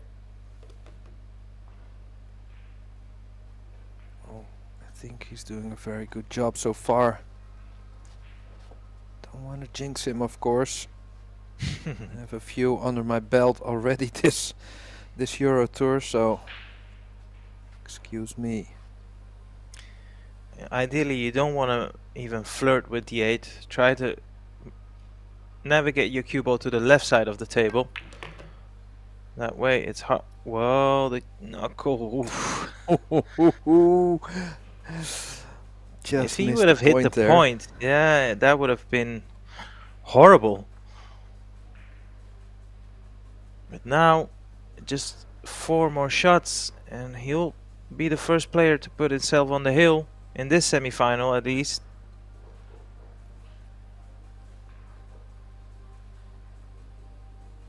So, and this is where it all comes down to keeping your composure. You're in position. He played that positively. I like that. Still making good decisions. Yeah, and you already mentioned, you know, the word pressure, which is likely to be in his arms. One thing I always pay attention to when I watch the players sweat it out in these, you know, tight matches is, will they abandon their pause? Usually, when they put in a quick one, it's where it usually goes wrong. Well, he underhit this draw shot on the 7. Made a nice 8 to recover. Was still okay, but for me, underhitting a lot of times are signs of pressure. But there we go. Dominic on the hill against his countryman Victor. It's an Can odd only one, sit isn't and it? Watch. It's an odd one, isn't it, Pascal? Because for my money, I don't feel like Victor has played all that bad, you know. And for some odd reason, you know, he was 4-1 up. He's likely, if I can even, I mean, if I have to guess, I think he's breaking better of the 2 players, but somehow he's 10-7 down, and there's nothing he can do about the situation. You know, Dominic's got the chance to run out this match. Well, it's a good shout actually. I think the level is actually that high, Arya, that it was only, I think Victor only missed like 1 or 2 balls he should have made, and then it was like maybe 1 or 2 safeties he didn't play well, or kick shots, which, well, put him in this situation. And then, well, being on the hill Dominic with a chance. How about this layout here, Arya? Do you foresee any problems? I'm gonna ask you this: if it's for the win, yeah, and you get the break, and you'd ask the players, well, you you get guarantees this layout, but you have to give me 10% of your earnings. I think most of them will give you the 10% just because they know they'll guarantee probably run this rack. Yeah. The only thing here, maybe you would like to get kind of straightish on the 4. So this draw shot here, he has a lot of margin, but he would like to be straight-ish. And how is the arm on the hill on your first semi-final? Well, look at that. He's just okay. Imagine hooking yourself behind the 8. How fast would Victor get back out of his chair? Yeah, well, so far, Pascal, it's really hard for me to see where this could possibly go wrong.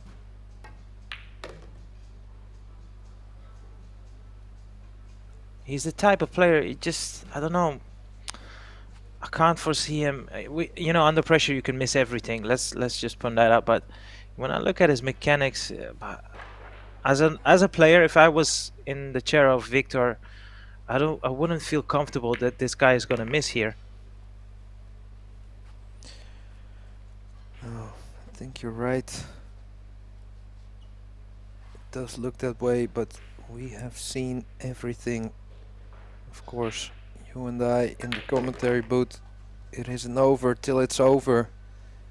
So, for example, you would have liked to be straight, just roll it in, shoot the 9, but now you have to go up and down. So, do you play with inside? Do you go 1 rail, 2 rails? Like to go with a little bit inside, check the speed a little bit on the second rail also. This Lovely. looks very good. That is lovely. And it's this 9 ball.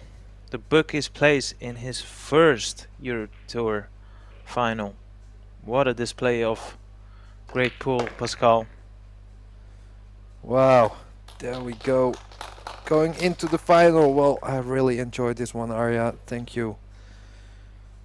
Yeah, likewise, here with Pascal, and also all the guys in the stream and the interactions we had on the stream. Thank you for your time and attention.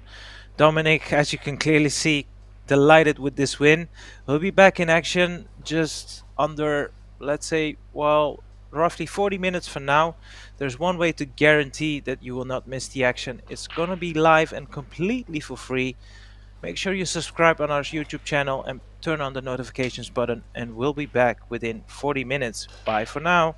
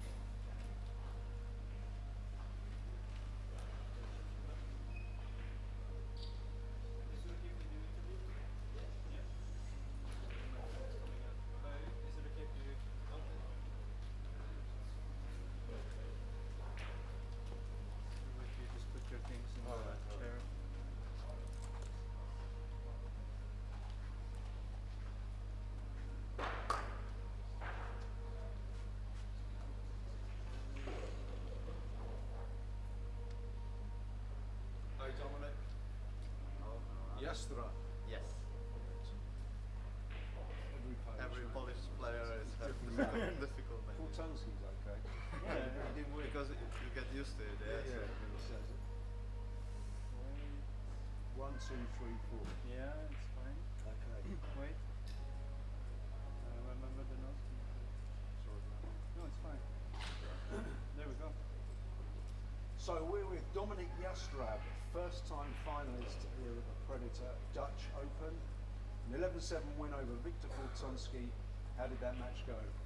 I think that was a hard match for sure because we are just the friends, you know, and we were playing since like I don't know 6 years old or something. So it's like pretty tough to play against him. And the match was like on hill, you know, and after like I don't know, I think it was 9-7 for me. I break and run 2 times in a row, so that was it. Yeah. And it's your first final coming up a little bit later. Are you feeling nervous about it, or is it just another match?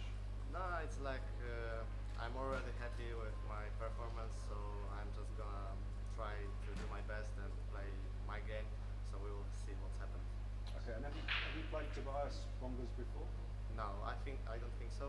I think that will be our first match, so I'm waiting for that. Okay. You've got plenty of experience as a medalist, gold medal winner in the European Youth Championships. Will you carry that with you, that kind of winning experience? Maybe, I hope so. That will help me to get this win. But you know, it's like totally different thing to play at the final of the EuroTour.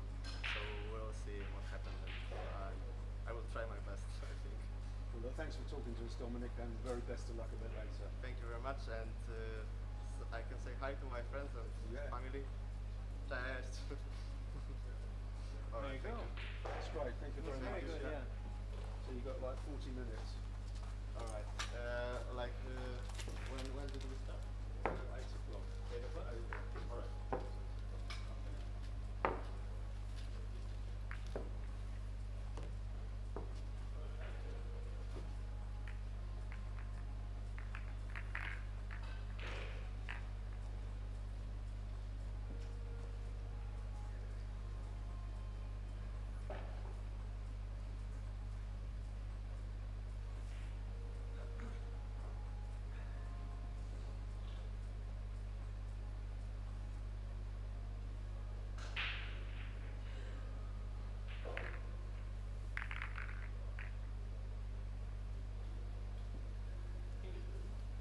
Hello. It's a cue ball in here. Where is it? It's in the pocket? yeah. Oh. It's from table 3. Okay. So just really. Perfect. Yeah. Do you maybe know where do we have the? Oh, we have the one. To clean the table. Yeah. It's, yeah. Yeah. Okay, this is working.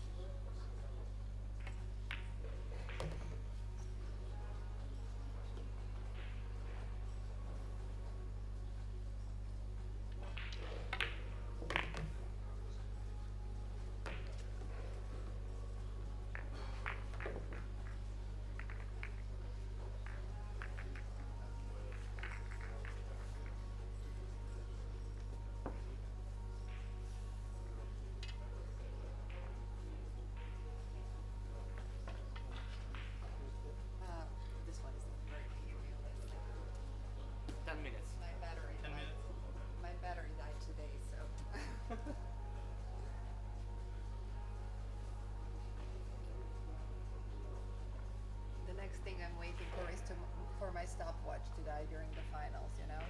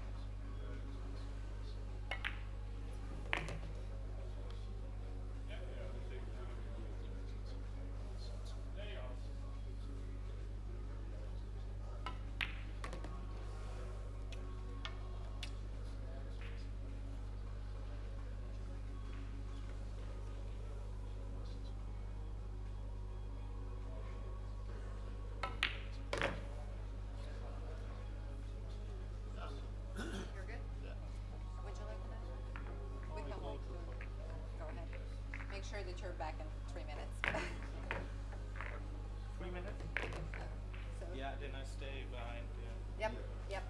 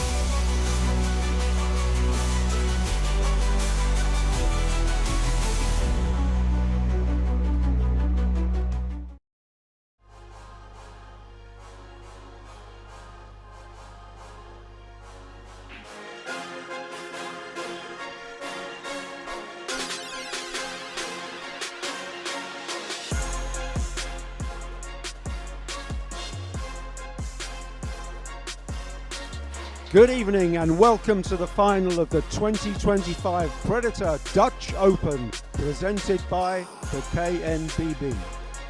Taking place at the Bonte Wever Hotel here in Assen in the Netherlands. We started out with 183 players and just 2 remain. So let's introduce them. Firstly, he was a runner-up at the 2024 St. Johann Open, and he's the reigning Predator European Straight Pool Champion from Germany. Welcome, Tobias Bongers.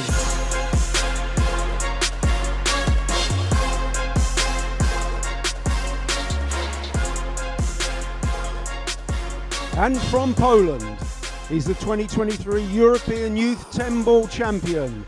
playing his first ever EuroTour final. Will you welcome Dominic Jastrab?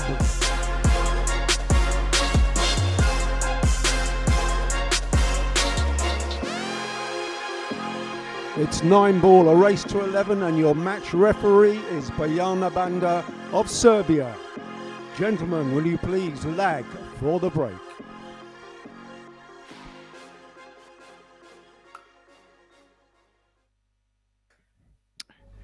Good evening, pool fans from wherever you're watching. This is the moment we've all been waiting for.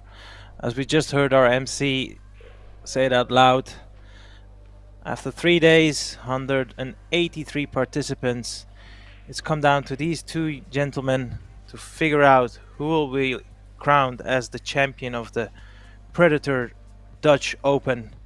My name is Arya Sorabi, and I'm delighted to tell you that I'm joined by my dear friend Pascal de Smit to talk you throughout this match.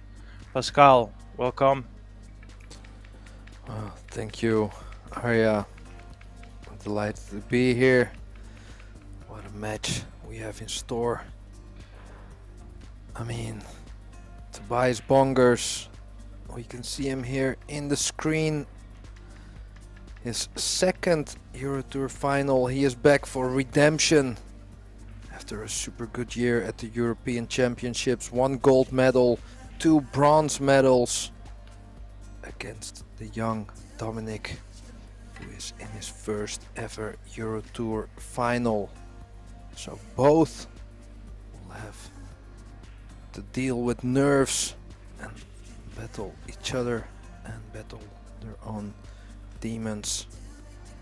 So could be a very exciting match, Arya. Yeah, if his semi-final with our very own home favorite Mark Bijsterbosch is anything to go with, well, it's going to be a handful, that's for sure. And as you said, it's not his first rodeo in the final. Let's not mistake this, Dominic. It is his debut final in the EuroTour. But you and me did the semi-final where he beat his fellow countryman, and he was very sublime as well. Hard to pick them apart, Pascal.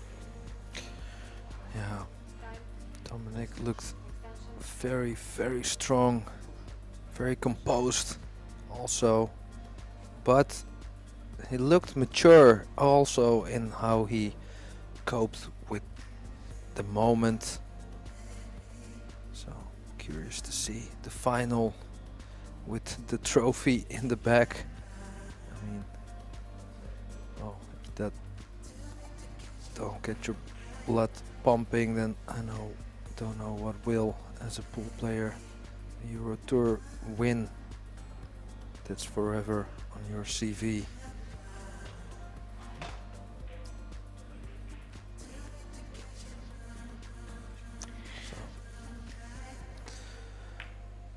Yeah, interesting, Arya. I think both players are kinda, well, how could you say this, textbook players. So they don't do any rash things. Maybe they all, I think both play pretty textbook. So playing the percentages, also in taking in consideration how they feel. This could be very tight, but I have to, don't know how it is with you, but I do have to give the edge to the man here, Tobias Bongers, with maybe just some extra experience on his resume. Yeah, again, this is the worst thing you can do as a commentator, I suppose, but I'm on the fence here. I think it's a 50-50 match, this, and you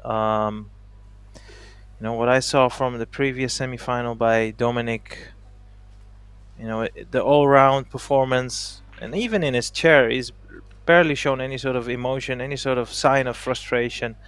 So it was a very seasoned performance, and that's impressive in itself, considering it was his first semi-final. Now this is his first final. He's got all the attributes to take it away. So, well, let's just enjoy it and see how the drama will unfold. Well, found the gap, but played a good object ball, so no easy shot here for Dominic. I'm thinking whether he can just play the dump shot where he sends the cue ball towards the right side of the table, the 2 ball towards the left side, and try to use the 3 ball. No, longer distance. Did he leave it?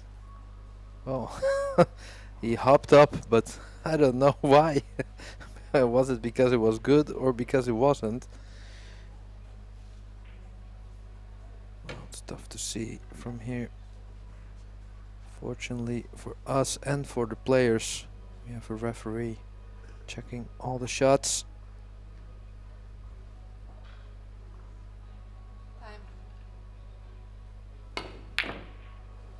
Oh, well, the shot definitely was legal. If it rolls a little bit, I think Dominic might even be hooked. As we just see the replay. Well, you said it first, Pascal. It was very tight indeed, but I think he can get to the putting angle. This is a test of a cueing. Early signs in the match. First, pressure putt. Yeah. Ooh. I was on my way to say nicely cued, but just hit the little jaw, the first knuckle. And at that pace, they don't go in. So here it becomes already, or maybe it's just me, but a little mind game in who can punish who. It's about trading blows, survival.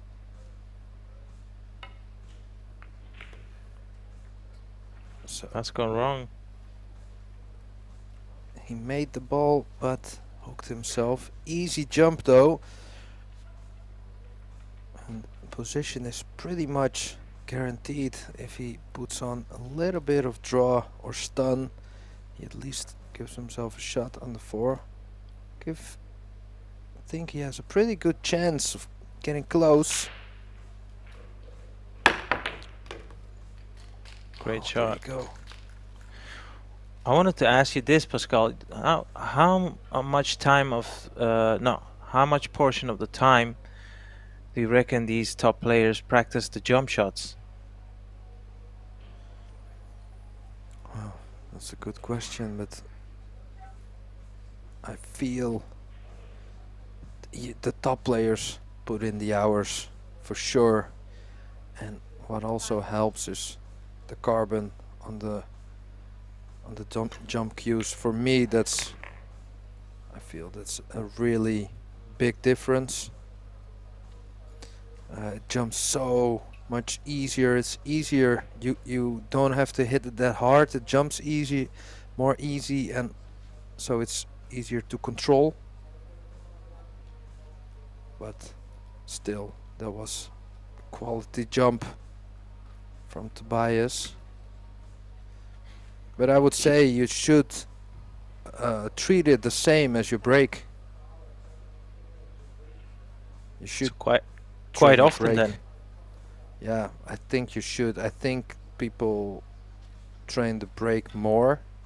What maybe, well, let's say like 25 to 50% of the time you spend for your break, you should also invest in your jump and your kicks and banks.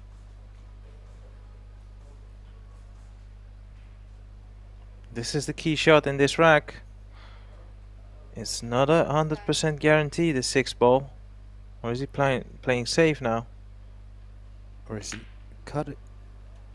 Yeah, he's playing safe. And if he's covered the right side of the table, this is a very tough escape. If not, if Dominic can see just below the middle pocket, you should be able to hit the 6. It's not too difficult. Thing is, if he has to swerve, then there's a risk of hitting the 7 ball with his cue, because you're stroking down to the left side of the ball.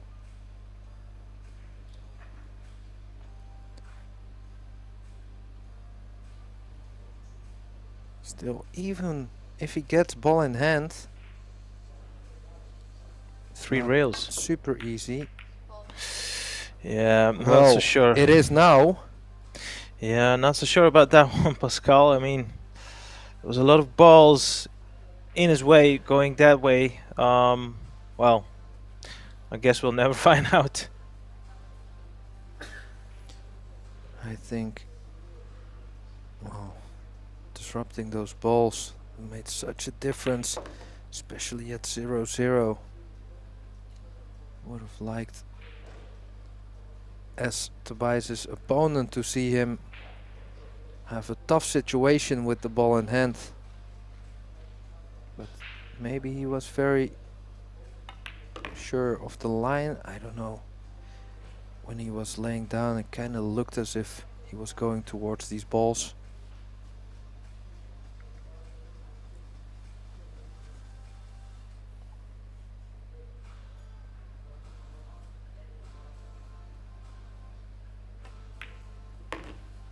So, first blood, Arya, first blood. Yeah, I'm just wondering to myself how many of these players, of course they're for Poland and Germany being neighbors countries, how many of these players play each other in the, let's say, Premier League in their own respective countries? Because I could imagine there are a lot of Polish players active in the German Bundesliga, and maybe vice versa. Oh. Good point. I actually don't know. I know a lot of Dutch players play in the Bundesliga as well, and Tobias, for example, don't know if he still plays, but he played some Dutch leagues as well. So I think everything they can get experience, and it is within reasonable distance, they will do.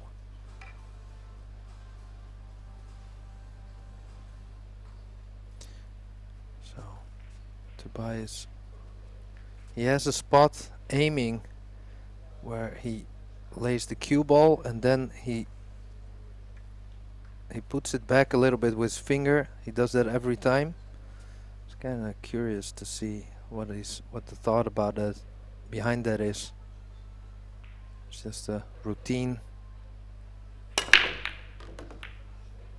Good break. 3 balls down, 2 balls down. Thought the 2 was going.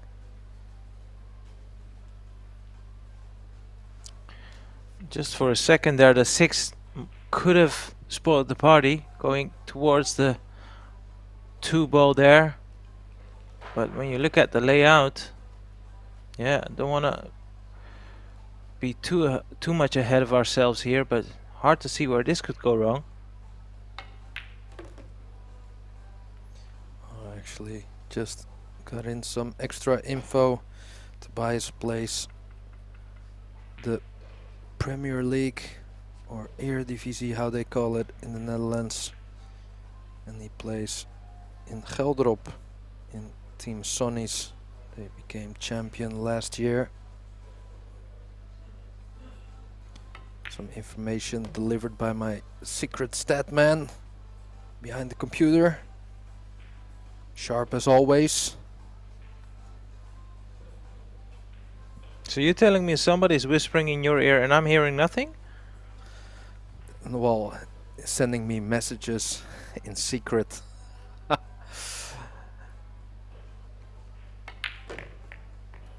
But that's very nice to have on the background, people helping.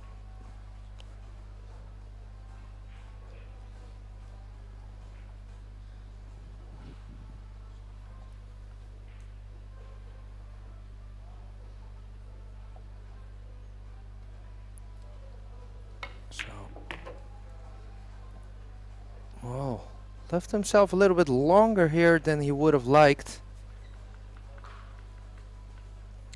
He should be okay, but well, I mean, as long as he can cue this well and get enough purchase in the backspin on his cue ball, and the natural angle will take care of itself. So just apply on the pot and just cue this and time it. Yeah. Doesn't want to cue over the 9 if that is possible. No, he's avoided the 9, so that's not hampering him. Probably go off 2 rails here, the left side, and onto the 9.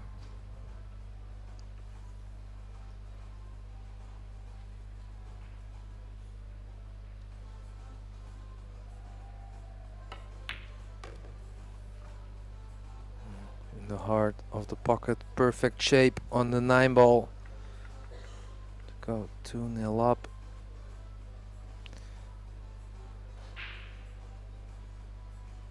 Sending out a message to Dominic.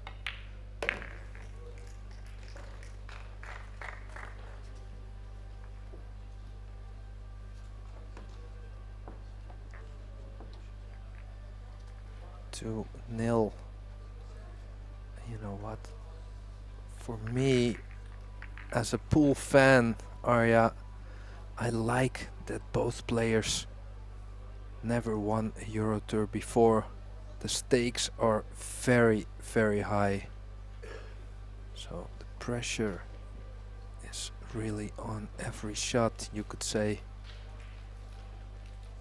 Yeah, absolutely. Couldn't agree more there with you. I think the core essence for any sports fan is you want to see some drama, you want to see a storyline. If it's just a one-man show, I mean, sure, if you're rooting for the guy, it's fabulous to watch, but as a neutral spectator, it's a little bit boring if it's a one-man show all the time. Ooh, first scratch of the final. And look at the layout there, Pascal. Yeah.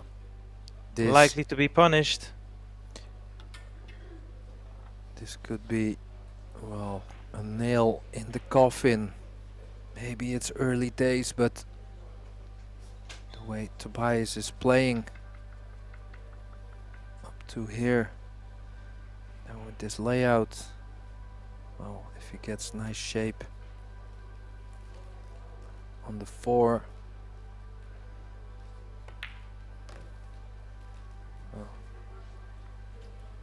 Don't see him miss. That being said, I was thinking the 4 does go in the middle.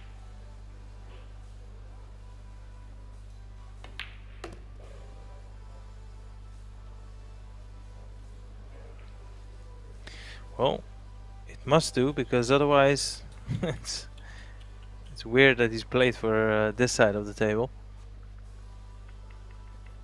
Trying to figure out whether he can just go around the back of the 8 here. On the eye it might look risky, but it's not. It's a natural angle.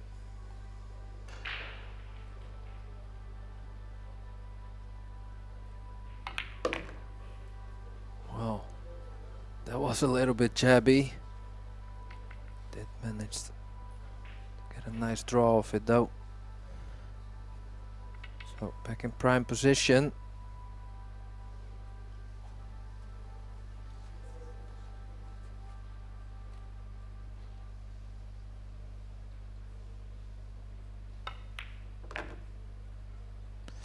You know what, Arya? I don't know. I think 2 seasons ago in our team competition in the Netherlands, we had we needed to play playoffs to trying to get into the Premier League with our team, and the team that stopped us, well, it was someone who looked very much the same as the person at the table now. He was also speaking German. Yeah, it's nice to have these top players in several national leagues, of course. I mean, opinions are divided on that topic, but in general, I think for the growth of the sport, it's good to have good, healthy rivalries, to put it that way. If the overall level is exceptionally high, all the players in the league by by default have to be good as well. Otherwise, there's no point in trying to compete. I definitely like top players from other countries joining the leagues. Why not? I mean, they're playing to get better, right? Yeah, exactly. And I wish that bloke from Denmark, Niels Feiner, I think he's called, he would show up every once in a while. Well, not too often though. Maybe after the game. Well, he's in a league of its own. Yeah. Hall of Fame inductee. That should tell you enough about his resume. Yeah. Niels, absolute legend of the game. Of course, if it was possible with his schedule of traveling and his coaching and private life, he got a lot going on lately, then he would definitely love to play a EuroTour in the Netherlands, of course.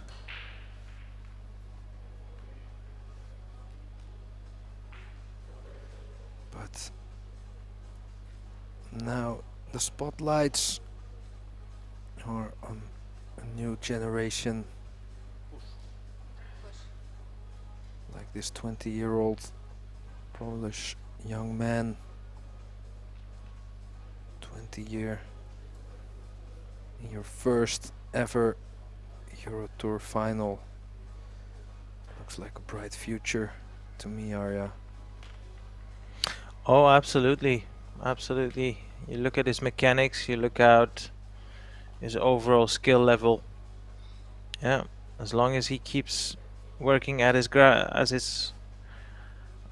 profession, or maybe it's his side profession. I'm not completely sure about that. Maybe someone in the chat can help us out with the extra background information.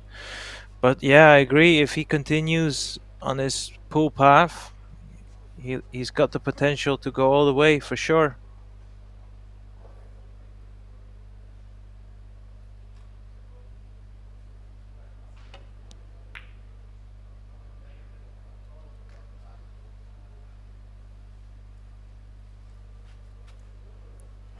Nice containing safety. Didn't get the hook, but at least he didn't sell out. No, but they're pretty straightforward safety return coming up shortly, using the 5, 7 and the 9 to hide his cue ball. Overhit it. Too hard. Poor attempt, has to be said. Oh, it's tough to roll it over that distance. 0 racks on the board. Arm can get a little bit rusty. At least he didn't roll it over the side pocket.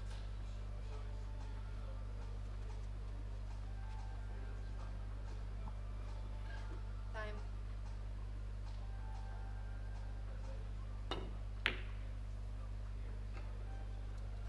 Oh, nice speed. Made sure he didn't leave a shot. The 3 ball would have been a bonus.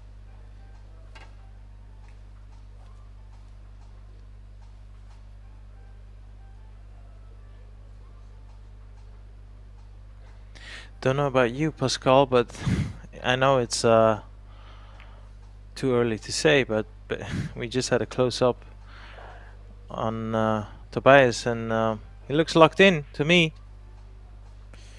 Yeah. I just saw an interview after the Predator interview, after the post-match interview after his semi-final against Mark Bijsterbosch, and they talked about his previous final and can we expect a win, and he said yeah, I'll win the title. Yeah, sure, sure. I really liked it that he kind of, well, he thought, well, you know, let's manifest the win already in the interview.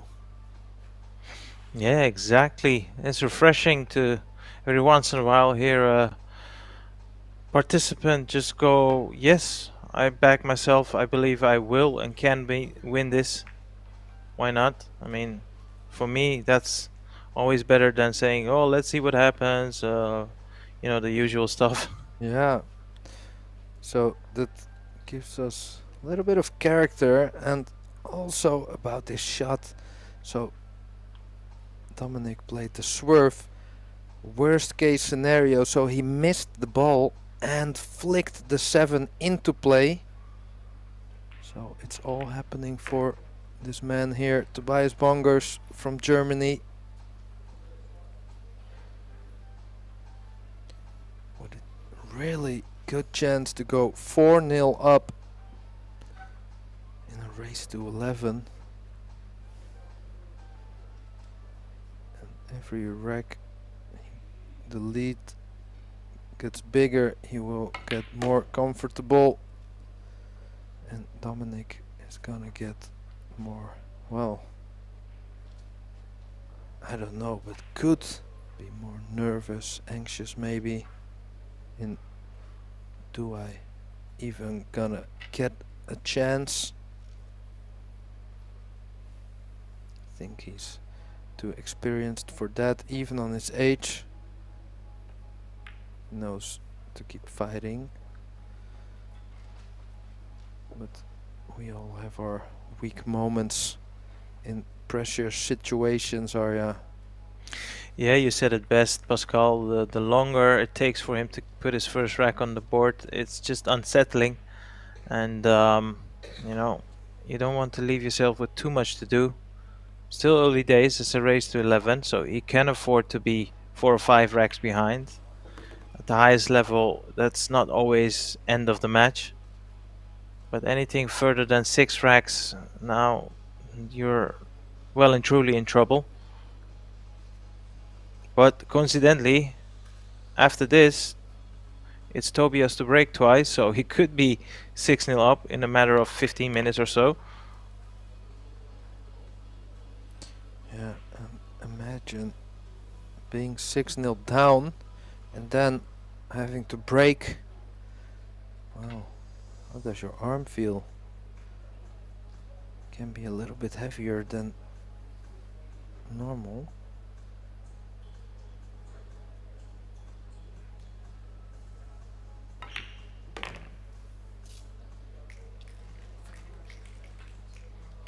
Well, there we go, 4-0. And I do have to say, Arya, this Tobias Bongers, he looks really up for the task, ready to take the title. Man on a mission, that's how it looks. Yeah, I mean, I said it just a moment ago when we had that close-up of his face. That looked like a man that is locked in to me. Yeah. I'm so curious to see. Referee is talking to Tobias. Maybe about his game face. Sorry, sir, you are looking too serious. These are people watching for enjoyment, and you're, you know, looking very serious. So please smile a little bit to the camera. I think it was something like that, maybe. Yeah, 100% sure that was it. But seriously, I'm gonna check. Maybe can get a message from production. What was been said?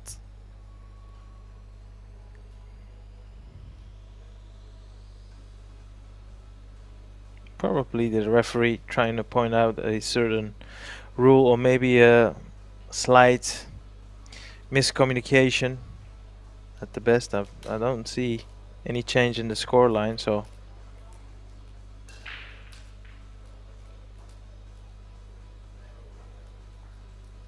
both of the players are sitting pretty stoic in their chairs. It's not looking like someone is completely upset. Maybe a small technical issue where she said like, sorry, you just have to wait for a moment. Well, freshly in, it appears to be a race to 4, so we have our winner. No, I'm just joking. Maybe the ref took her time out.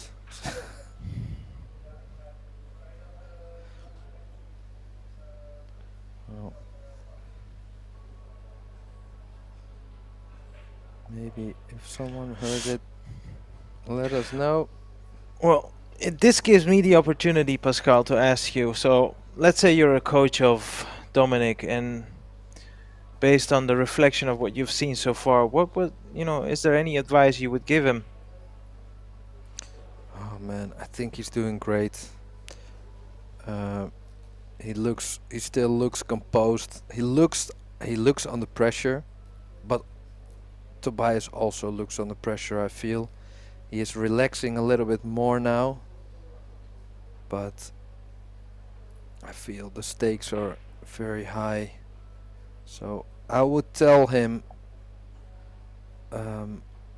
watch your breathing in your chair and around the table, and also just focus on your fundamentals. Just make sure you keep your head still and that you do the thinking standing and the shooting when you're down. So don't think anymore when you're down about the choices. Well, something like that. How does that sound, Arya? Well, that sounds like solid advice. I mean, especially the breathing. It's funny you talk about that. It's I think probably a part of the game that gets lost a bit, because it's not the first thing you think of when you take up pool.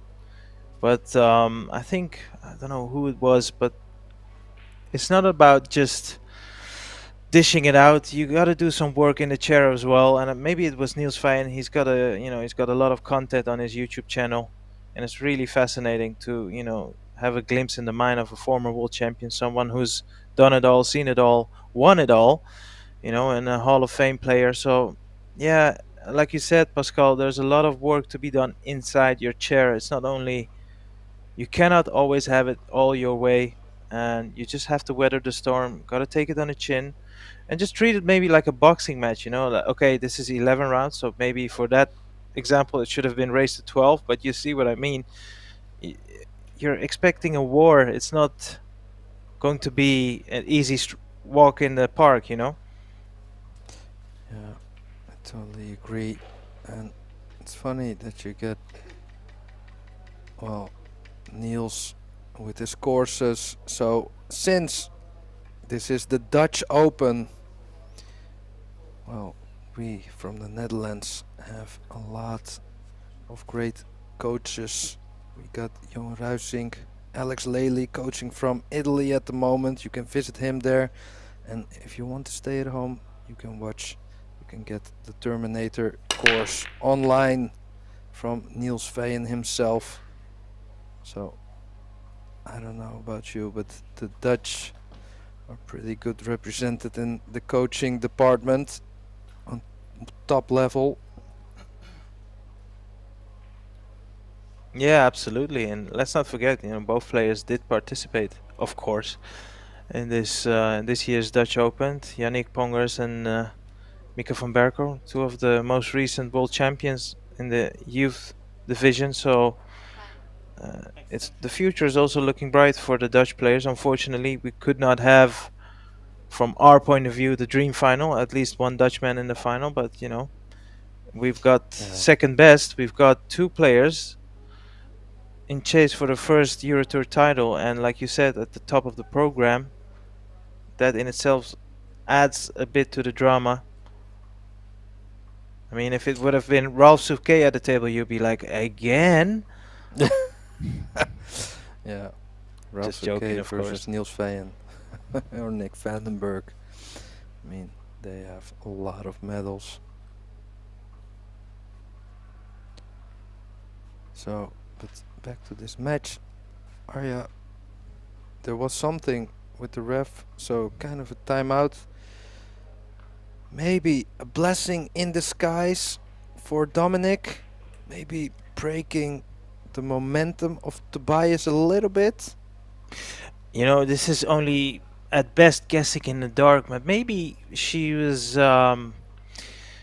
giving him some, you know, rule enforcement, because you already mentioned about his breaking routine. Maybe he's not allowed to do that with his cue or something. I don't know. I mean, I can only guess in the dark, so probably it's not it, but you know.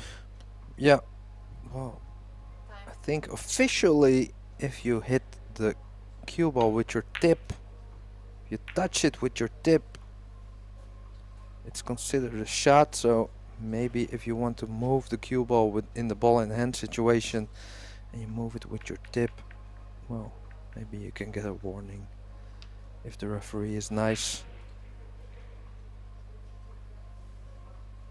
But I'm not sure about that rule though. I think it was back in the day it was like that.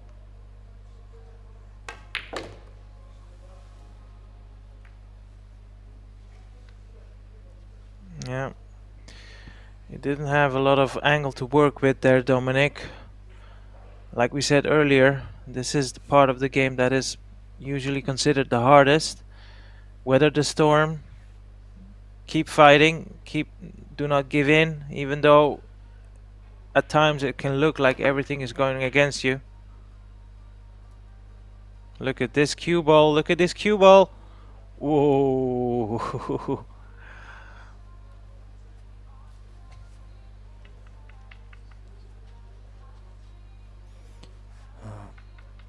So, of course, totally forgot, but on Dutch television, the final is also shown on TV.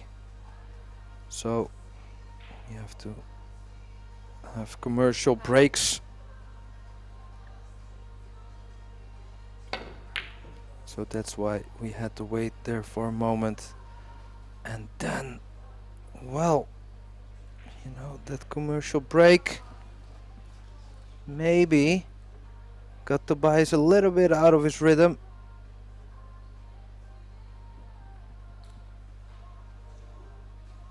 It was pretty far off. Yeah, well, in his defense, and it's not looking for excuses, it was always a tough shot. It's not like he messed up a sitter.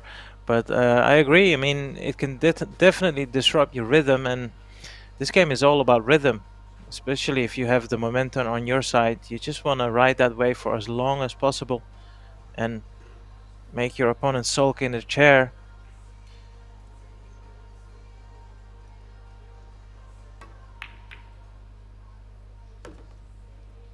Oh, nice bank shot. And where's the 6 going? Blocking the 4. So the 4, I think, did pass the 8, but then 6 came into play. Can he hit into the 6? Oh, he went the other way. Nice shot. Nice shot, but I think Tobias can just see the right side, yeah. So the escape shouldn't be too difficult. As always is the case, can you get it safe though? Has to decide if he wants to hit it rail first, or 2 rails or 1 rail. If he hits it 2 rails, he needs a rail after contact. So he did well hitting it. Judging the speed, I would say he wanted to hit it one rail, but hit it a little bit too thin.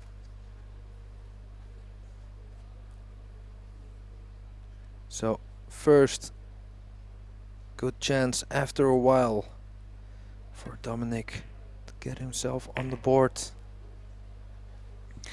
Yeah, needs to establish himself in this final.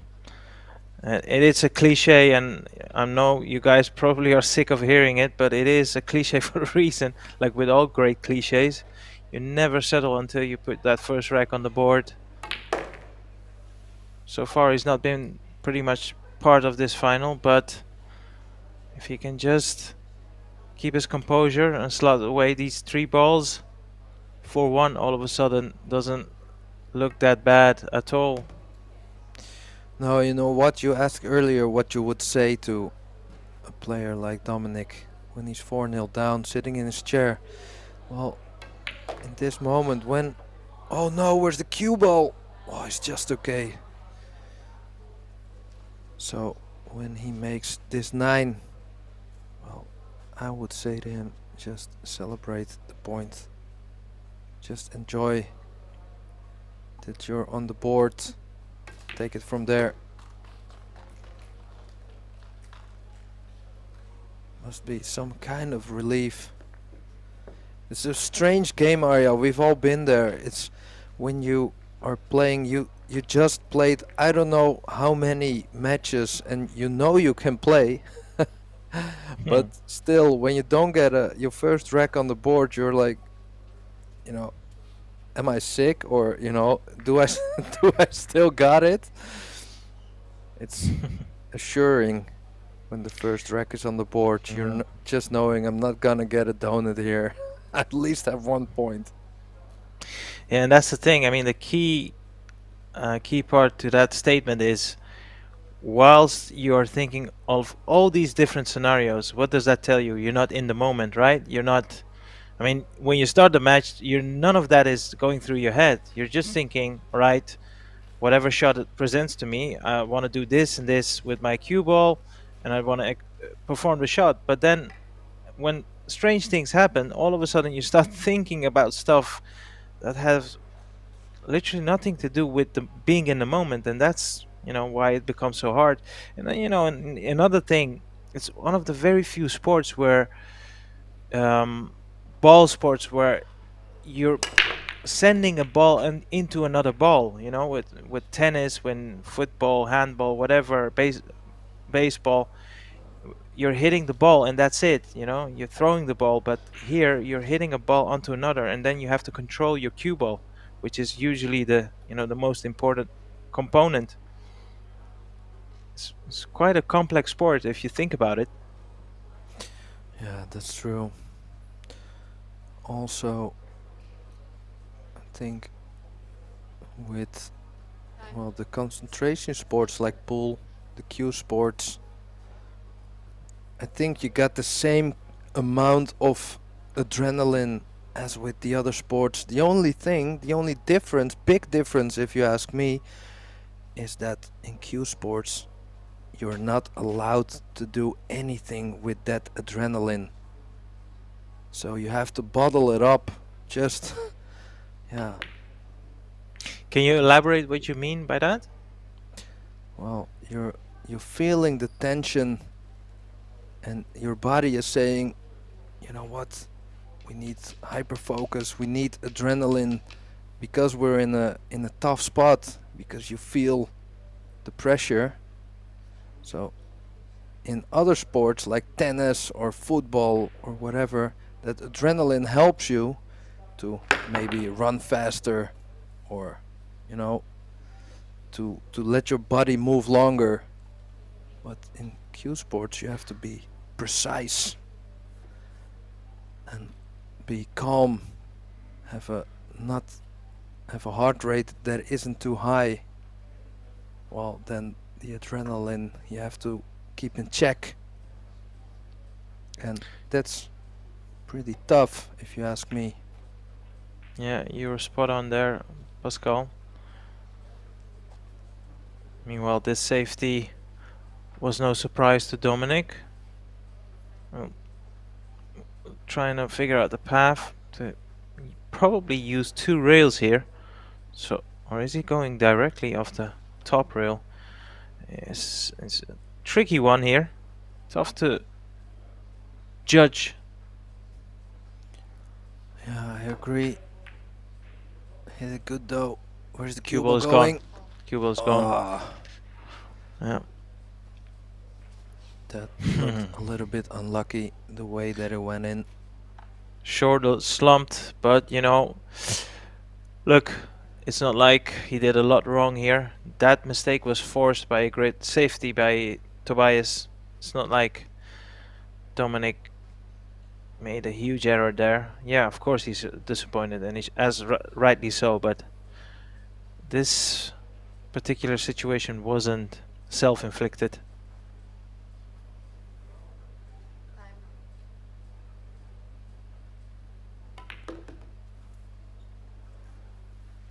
So the 2 does pass the 5 ball.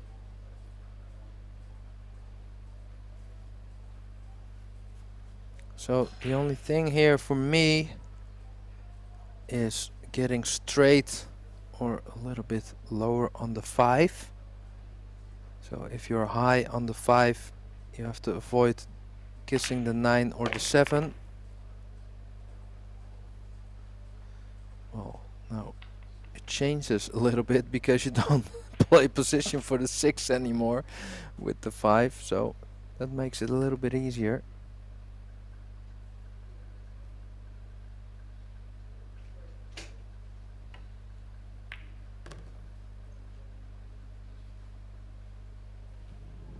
Let me ask you this, Composed, Pascal. right? Sorry. What is tougher to win? And give me your honest answer. The professional world championship in pool 9 ball or the World Snooker Championships?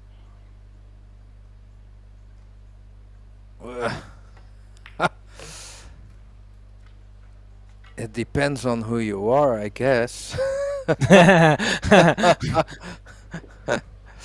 Because, well, I gotta say, if you are a top 10 player in the world or a top 10 player in snooker, then I think it's easier to win the Snooker World Championship.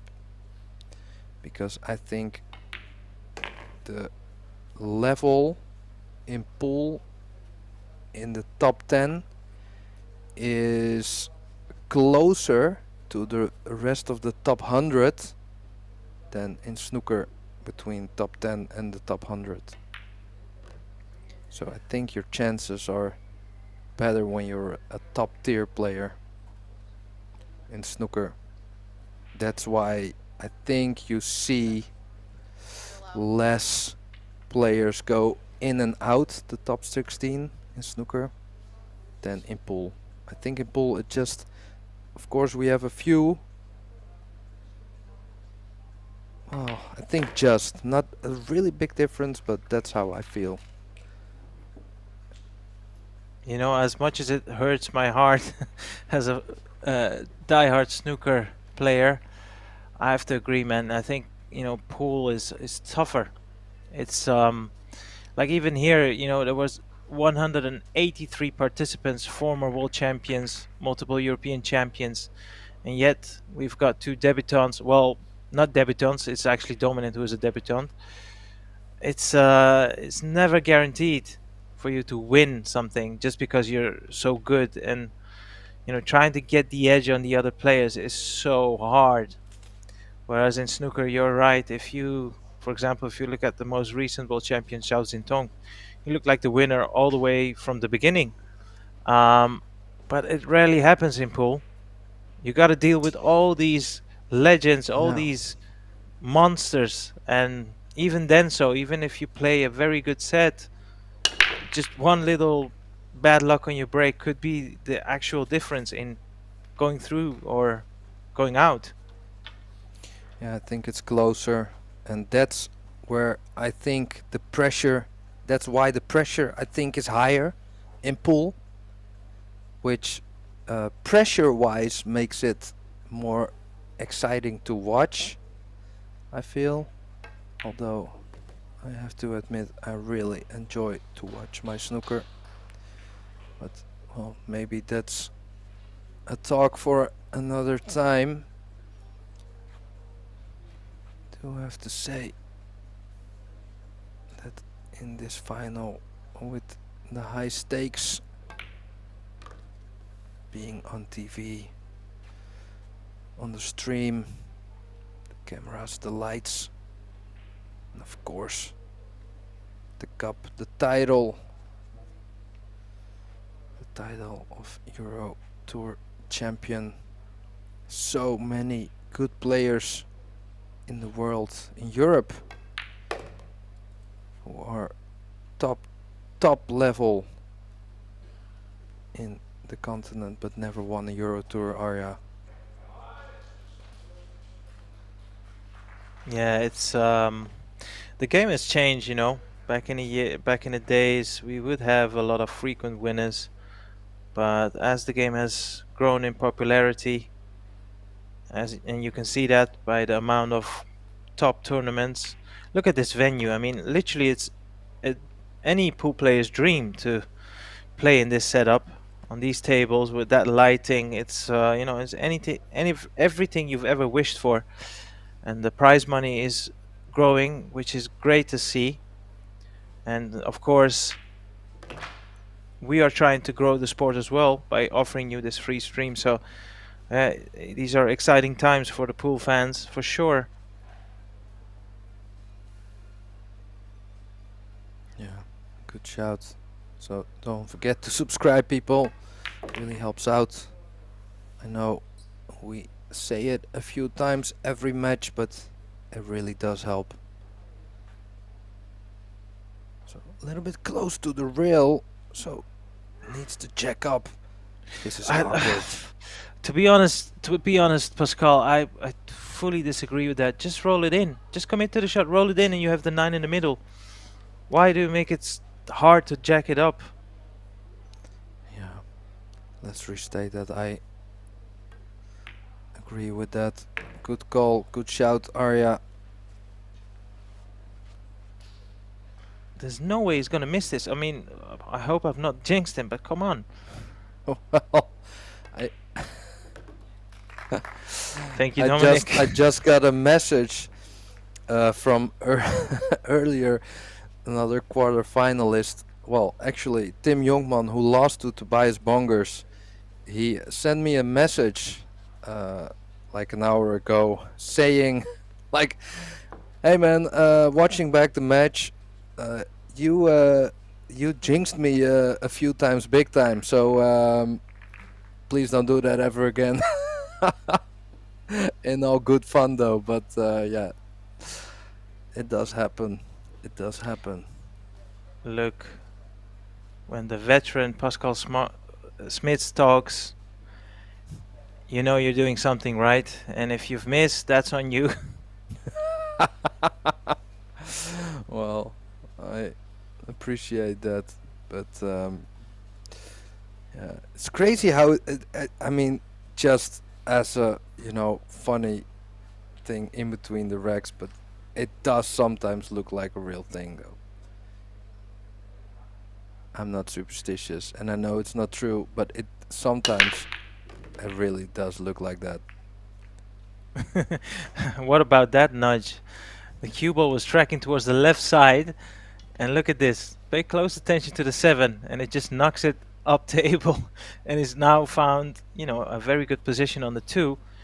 And this is exactly what he was hoping for. He was, let's not forget, he was 4-0 down. He's got a good chance to close the deficit now, possibly looking at 5-3. That would give him some momentum. And also back some pressure on Tobias. Of course, Tobias probably will be prepared to maybe even go behind. He looks very well composed. But we would like this final. We would like to see both players in top gear. But now we see the shoulders hanging. So this is a moment you want to jack up, but that makes the shot 2 times as hard. And this is going to sound harsh, but that was a really poor shot to end up there. He's just, you know, put a lot of pressure on this shot for himself. Wow, great pot. but has to do something. So he could choose to go into the 7 with the cue Yeah, it was a- ball, taking his chances. I was about to ask you, would you dabble with the 7 or just try to avoid it with some side spin? Yeah, Try to and land center leaving- table. Time. Yeah, and leaving the cut. Well, he went for the first option. Can blame him.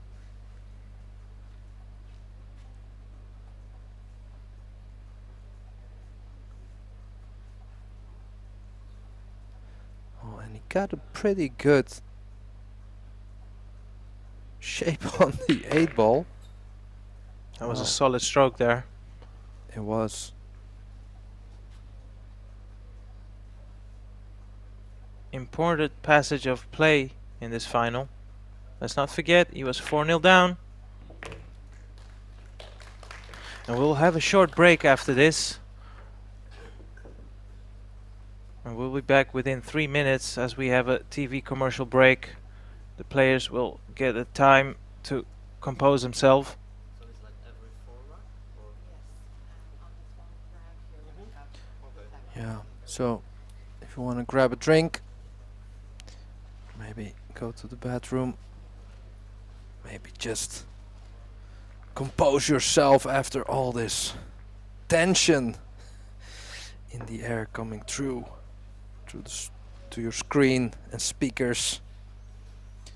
Well, I hope you guys all enjoy the match as much as we do.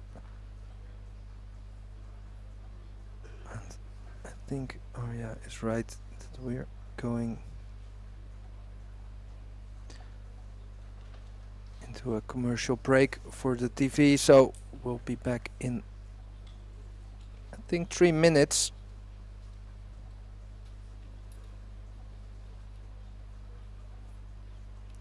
So for the people on the stream, maybe we can do like a entertaining thing. Arya, I don't know. Do you have any poems maybe, or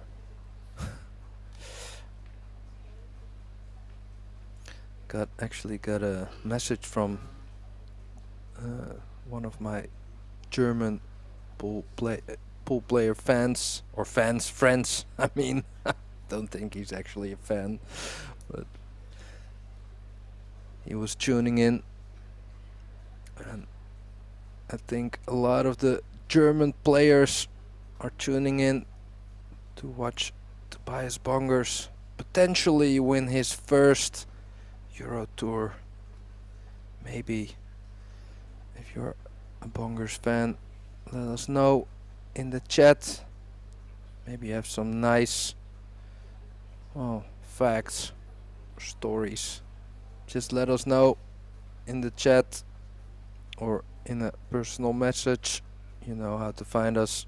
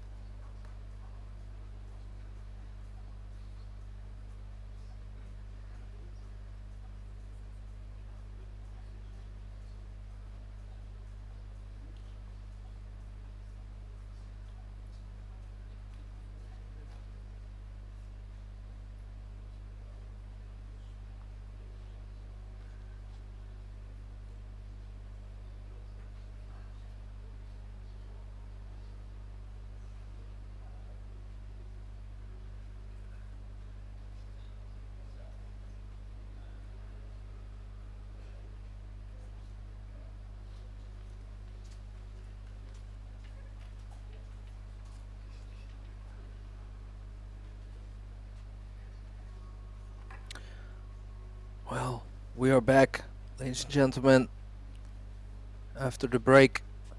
5-3. This man, Tobias Bongers, is leading in the final.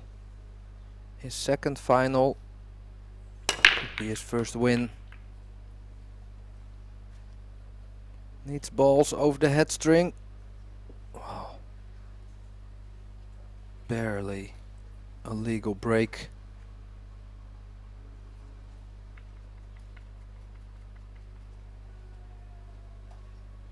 There, the 5 just. Oh wait, he got 2 balls on the break, so don't mind me.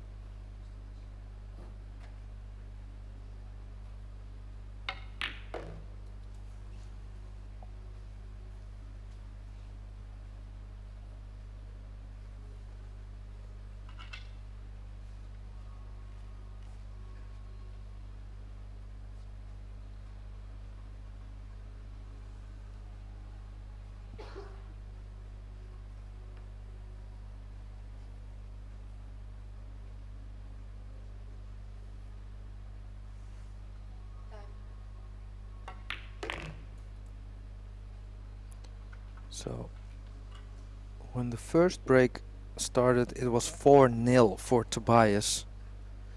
Now in the next 4 racks, so the first 4 racks Tobias took. The next 4 was 3-1 for Dominic. So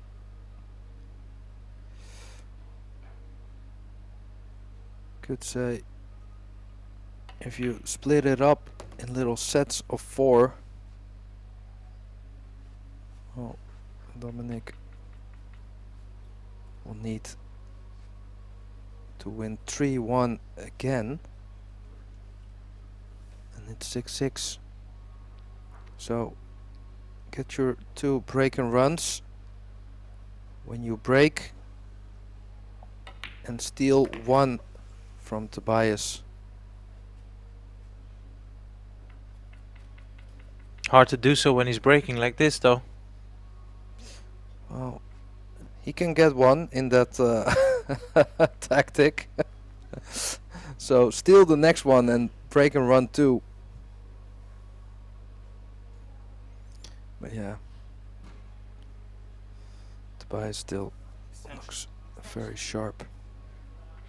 Yeah, but you're absolutely right, of course. The blueprint is keep in close range, keep the pressure on him, and there will be a moment in time of this match where it's either going to be a tactical exchange or maybe the layout is too difficult. In general, we've mentioned so many great names in the game. You rarely see in a race to 11 a perfect set. This positional shot is far from perfect. Matter of fact, I think he's put himself in trouble here. Well, it's come down to have a look at the blind cut. Cue ball will be flying around the table. Horrible shot this, Pascal.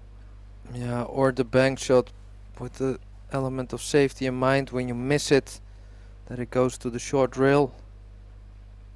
But he's going for the cut, it looks like. Or the safety. No, it was the cut. It's in. But pressure shot on the 9.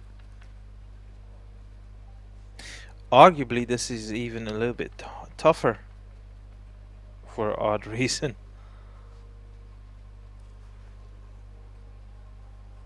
Yeah, I think you're right.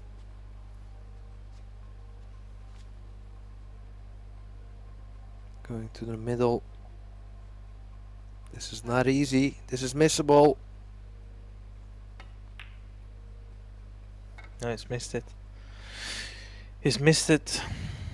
And, well, this is the moment where Dominic needs to rely on his mechanics. So far, majority of the shots, he's always kept still on the shot. He's had a nice pause in his backswing. Let the cue go through the ball, attack the cue ball, go straight through it, and just trust your instincts. This is where all the thousands of hours come into play. So I like this. Takes his time, he doesn't rush. He recognizes the importance of this moment.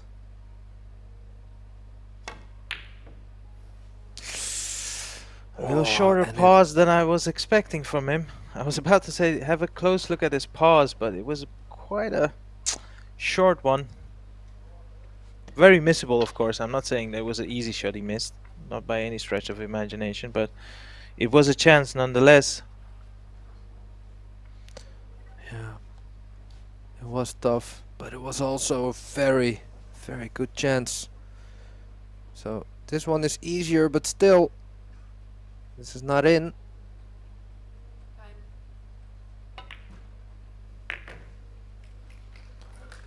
So you see him, well, very relieved, the head going up. That could have been the one rack he could steal from Tobias.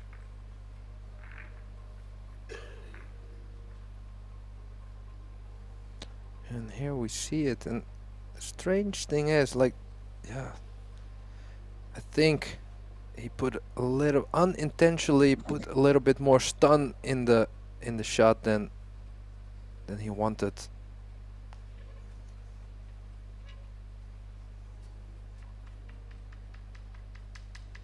Let me ask you this: who do you think is one of the greatest of all time in adapting to the table?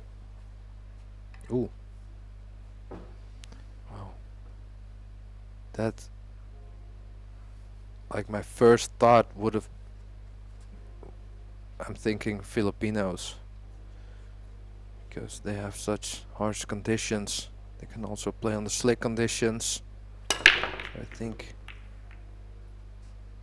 well, most of the great adapters to situations, making the best out of tough situations, I would say, are Filipinos. So maybe, I don't know, Efren, Alex, Beg Lion, someone like that. What do you like? Well, I think you made a great point there, because these, they're well known for the pressure cooker they play in. You know, bar table surrounded by 50 odd people that can literally just grab the cue out of your backhand. So yeah, I think you make a good point there. And then, of course, if we're talking about the Filipinos, based on recent times, we cannot forget to mention Carlo Biado. Of course. Well, I think if you're used to situations where there are like 100 people around one table bumping into you while you're playing, then when you have a table where the rails are a little bit bouncy or something like that, you're like, oh, is that the only thing I need to cope with? When you're used to all the tough conditions in the Philippines. I mean, the best, they just adapt, and I think that's one of the many key components you need to succeed, to be at the top of the game for multiple decades. You know, it's this is a tricky game at the best of times, and sometimes the table just catches you off guard, and if you can only play on a certain perfect surface, well, you're doing yourself injustice. I think, and this is the last time I'm gonna call his name, but I think our own Jimmy Worong from the production, who's also European champion seniors in the 9-ball, which we are all very proud of. He had a technique where he was shooting a lot of center ball, and I think if you have something in a technique like that, well, that definitely helps in a lot of conditions, because you have less to do with deflection. He was always with that technique. He could also play with different kind of cues. So sometimes when the conditions are really slick, for example, you have more deflection with the same cue. So when you have a technique where you have where you play less extreme side spins, well, that can definitely help, I feel. Yeah, and that's exactly where the carbon shaft has come to revolutionize the game, I suppose. Yeah, yeah, definitely true, especially on the really slick conditions. And you see a lot of players play with the carbon. We do have still some pro players playing with the wood. The feedback is different, so you feel less with the carbon. But for rotation pool, I feel like the carbon is definitely the way to go. Wow, what a break, Arya! Yeah, but I mean, you cannot run out from this position unless he comes up with a miraculous recovery shot on the 2, which is, I mean, you can see maybe the edge, but can he get to the putting angle? I mean, well, Oh, clearly he he's can, looking because at he's it. yeah, I that think, is that is a reprieve if he can get to the putting angle. And he's got enough angle to work with to go around the table. Needs to avoid the 8 or the 6. Well, wow. I'd love to know what Tobias is thinking right now. yeah. Wow, it is. It was a nice break, and there was some sensitive shot, needing to avoid a lot of traffic, but he trusted his line. You know what? It worked out.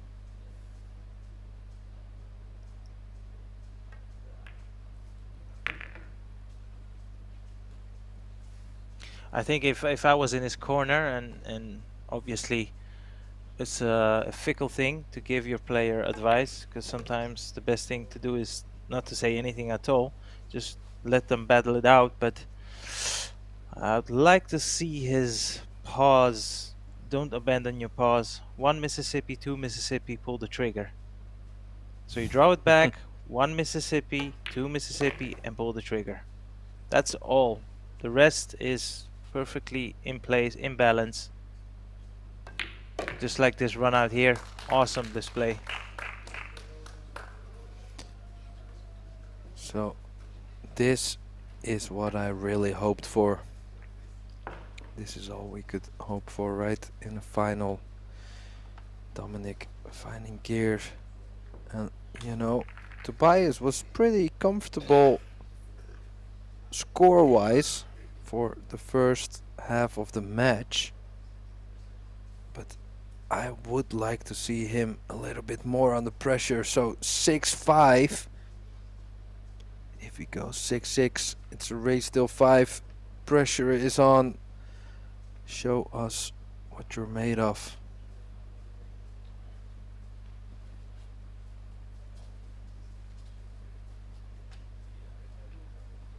And that's funny. Tobias on paper, definitely the favorite. But here, the 20-year-old Dominic stands breaking at 6-5 in his first ever EuroTour final. Just a quick heads up, at the end of this rack, both players will have a mandatory timeout of exactly 5 minutes. So if you're like, oh, I need to go to the toilet, but I need to watch this, after this, they'll have a 5-minute break, just so you know. After 12 racks, we'll have a 5-minute break for both players due to the commercial break on the TV channel that's broadcasting this simultaneously.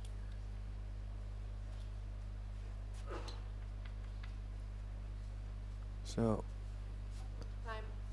tension-wise, mentally, you would like, or Tobias Would love to be in a seat 5 minutes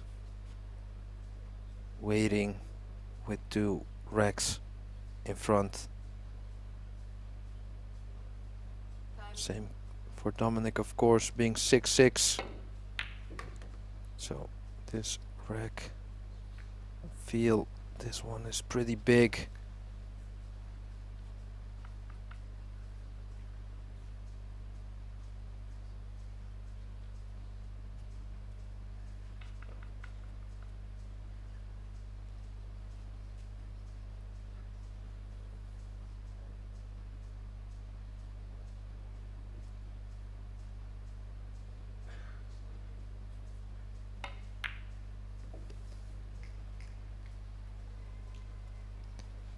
Yeah. So maybe just a little key shot here. You would like to leave the cue ball close to where the 4 is now. Just leave a nice big angle. Drop in the 5, 1 rail position to the 6. But the angle was a little bit too big. This is not ideal, Pascal. It isn't. Might have to go off 3 rails now. Oh, he maybe can draw into the 6. Just clipping it. Either way, if you hit it soft, half a ball, you're gonna leave yourself a shot. And maybe just miss it. Yeah, nice shot. Great speed.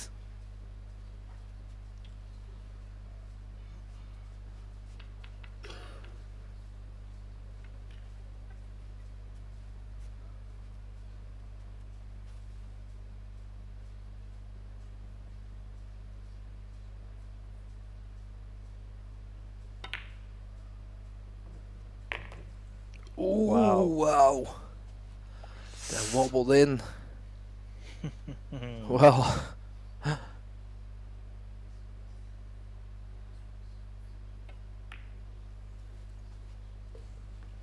Very easy to forget when they drop. Very tough to forget when they stay on the table. Yeah, nicely said. I like that.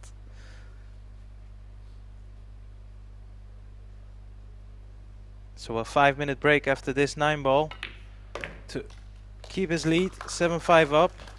Don't go anywhere. We'll be back shortly. 5 minutes. Yes, 5 minutes.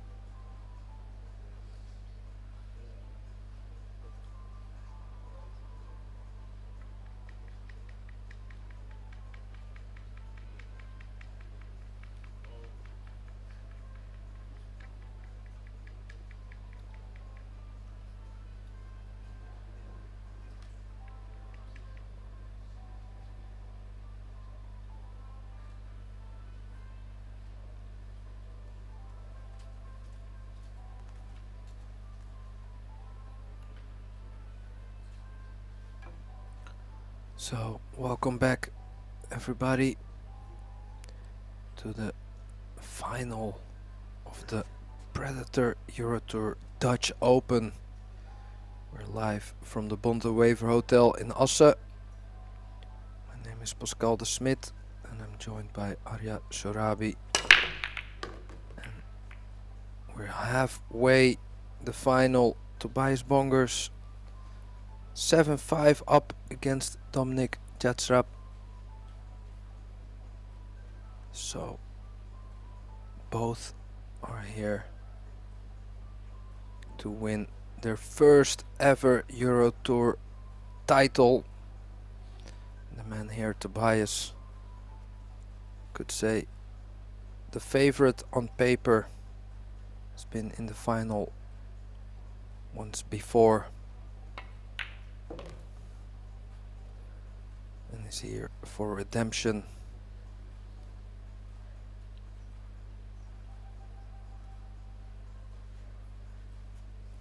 That's right, Pascal. And when asked about his odds in this final, he went straight at it. He said, yes, I will win it, I can win it, and I'll make sure I'll win it. So I like that confidence.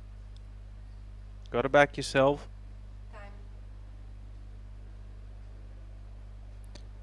Tobias Bongers got some nice facts from one of his fellow German players. Stuff he did lately. He won the 9-ball and the straight pool German championships in 2024. So 2 gold medals, which is pretty insane because, of course, in Germany they have a lot of really good players. He started playing when he was 10 years old. And he's playing Bundesliga 1 in Germany. And he was the best player last season in his team. 3rd place in overall ranking in the Bundesliga last season. So there are some pretty amazing facts.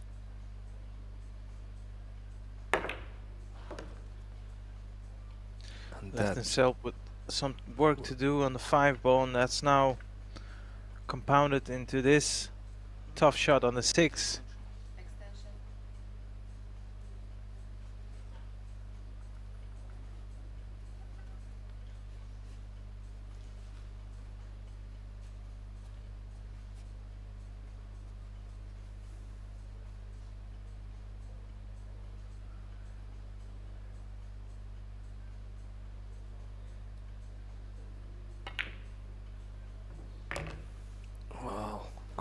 Great pot.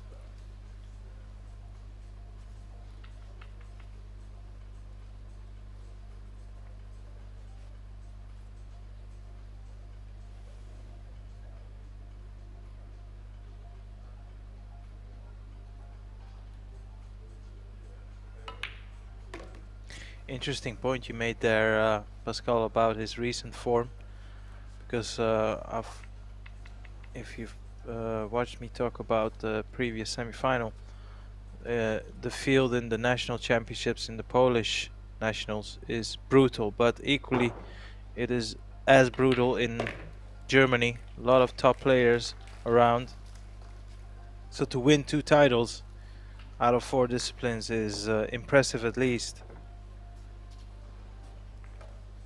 Yeah, definitely. Of course, players like old dogs like Ralph Souquet, but also Joshua Filler, Maritz. Really a lot of great German players at the moment. Don't know who participated, of course, but well, Germany is so well represented in the pool world.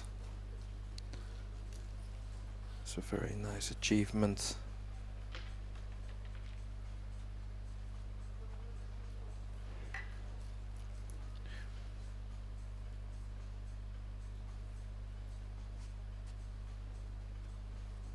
Three racks away, Arya, from his first ever EuroTour victory. Exactly, and well, Dominic was 4-0 down in the beginning of the match, so he'll need to muster another mini comeback. But again, like you said earlier in this program, there's nothing you can do about your opponent if he keeps breaking and potting balls. You just gotta sit there and just wait. If and maybe when the time comes, you could get back to the table, but for now, nothing Dominic can do about this.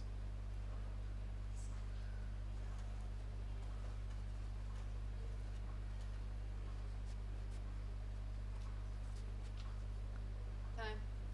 Extension. So this is a little bit funny because I think the 7 is, can he avoid the 7 with outside spin? Going 2 rails, 3 rails to the 3. Oh, he couldn't. But he thought, did let's get just use pretty 7. good shape.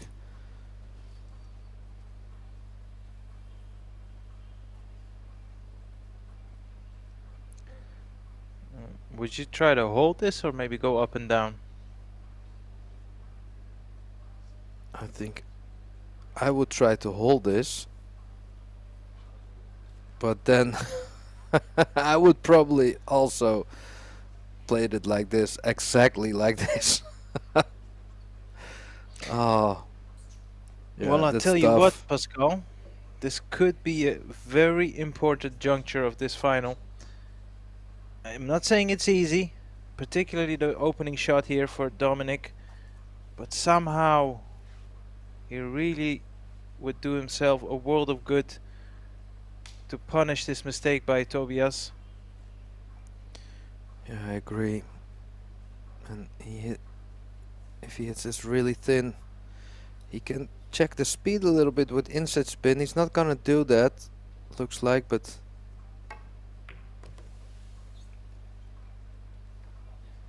he went What a fabulous shot he's played there. up and down. Great effort. Shows you that he's still ready to play the shots he likes, which is a good sign.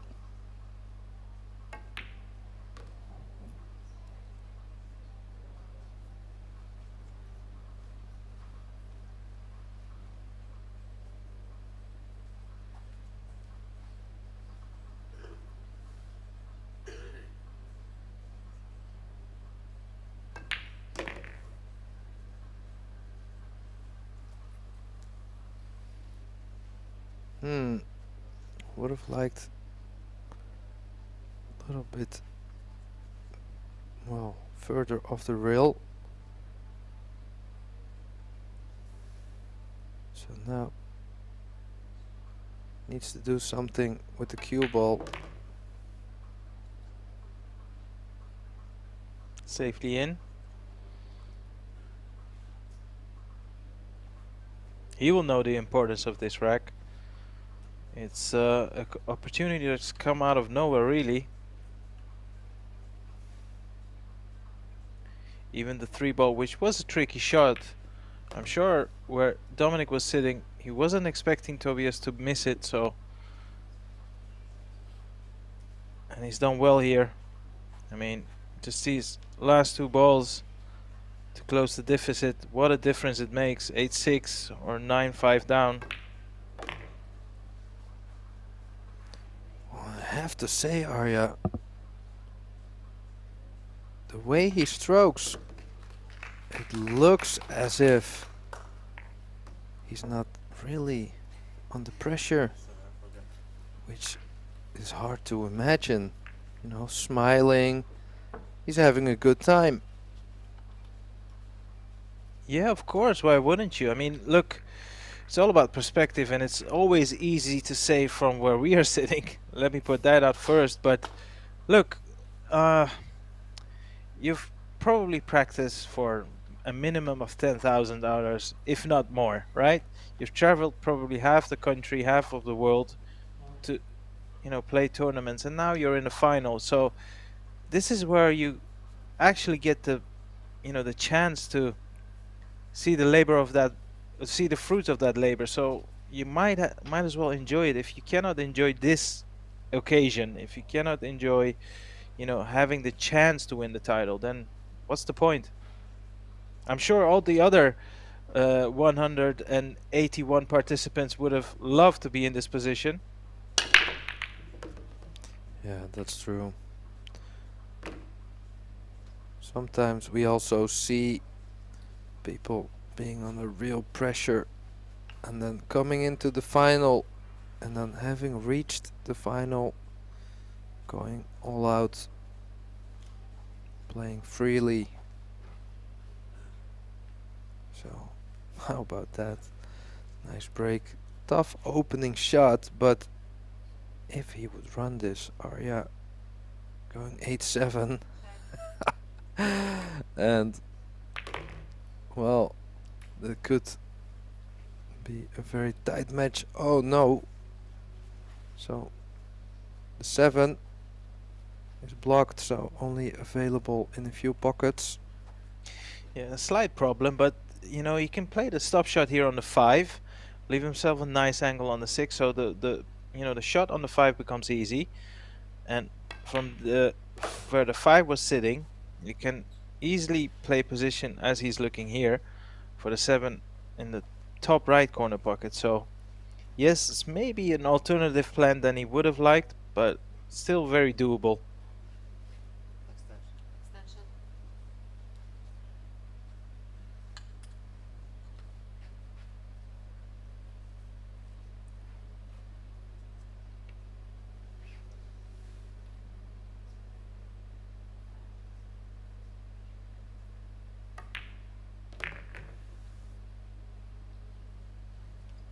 Oh, played it very well. Easily a shot, especially at this moment, to misjudge how much spin you have to apply on the cue ball.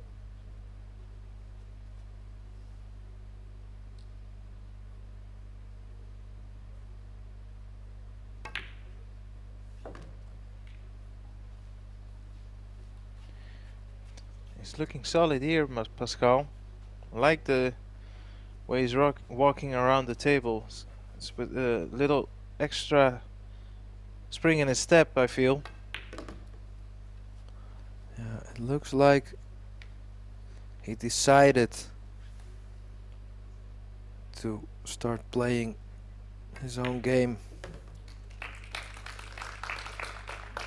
He's saying something to himself or said in the break, like, you know what, win or lose, I'm gonna play my game here in this final. I'm gonna show the people around the world what my game is. And he's doing very well, I think. 8-7 down against Tobias Bongers. Race to 11. Arya, what do you think? Can Well, we go hill here? I'm gonna ask you this: will there be a time and moment in this match towards the end where we will ask ourselves, how big will that miss on 8-5 will be from Tobias On Bongers? the 3. On the 3 ball. Yeah. Good question. Still a lot of pool to be played, but well, the momentum has ever so slightly turned into Dominic's favor. And now look at the break, look at the layout, look at the layout. Oh my goodness! You What see? a break! Always I mean, happens. It always well, happens. You 3-point miss rule. one shot. And next 1, thing 2, you know, 3 balls down, 4 balls down, 5 balls down, and then also 1 ball over the head string. So could be 6-point rule. What a break! Time.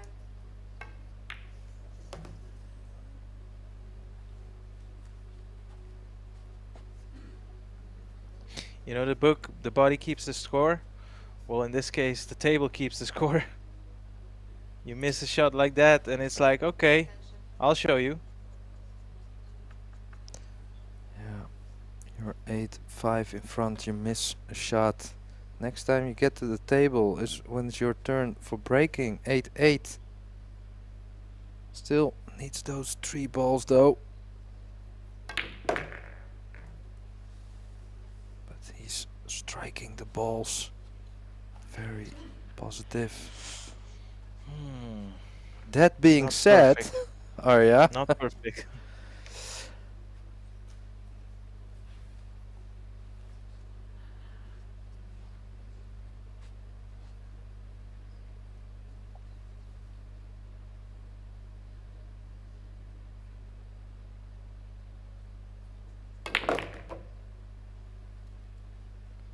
well, he Nicely played that very recovered. positive.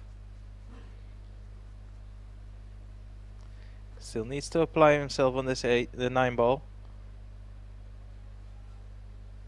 There is some pressure on this 9.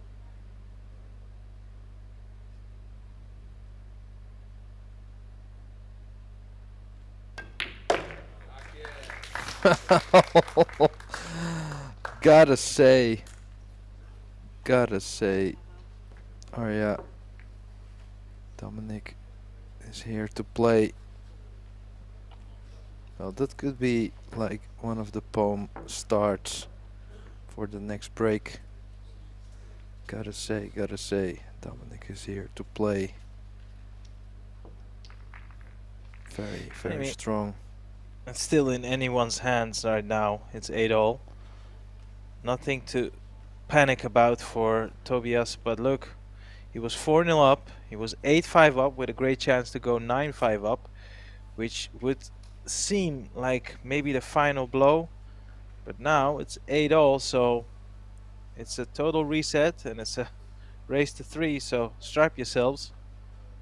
We're in for a very exciting finale in this final. So until now, I really felt Tobias was in the driving seat of the match. But now in these last 3 racks, the momentum and the feel of the match totally shifted. How about you, Arya? How do you feel? How do I feel about what? Well, about the it now feels total. The score is even, but it also feels like the players are evenly matched in the current situation.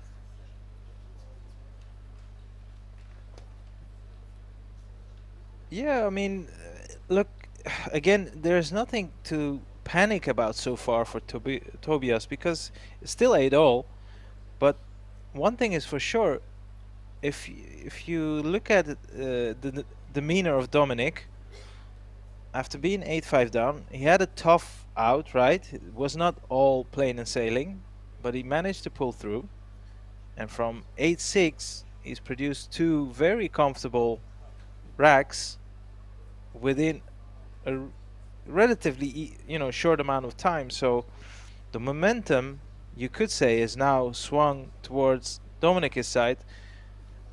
Proves to be seen whether it will carry on towards the finishing line. But Tobias had the game in his hand, being 8-5 up, but now all of a sudden it's a total reset. So, I mean, I think this little mandatory break can actually help him to recompose himself. Don't know what you think about that. Well, I think Tobias is still okay. He was playing good. He made one, mistake on the 3, which was very, very costly. It was more that I felt Dominic was not playing bad by any means, but just, hanging in there. Where in the last 3 racks he really showed he is up for the challenge. So now I feel both players are in good form, feeling good. So I feel like this is now could be anyone's game, where in the beginning I felt like also, because on paper Tobias is such established player in the last 2 years, I felt like maybe that experience well, could carry him through this match. Maybe a little bit easier than Dominic, but Dominic is proving he's very strong. So really excited to see in this race to 3 what will happen. Tobias with a chance to get on the hill with the next 2 breaks. No shot, no open shot.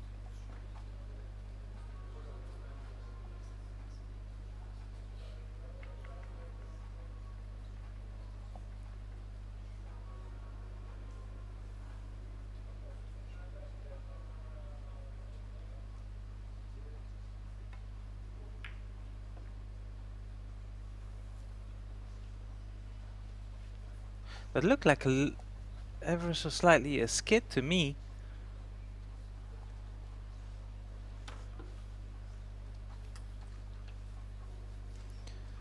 Well,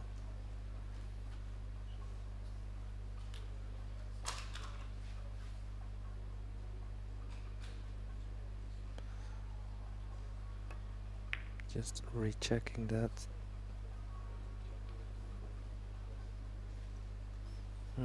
Not sure.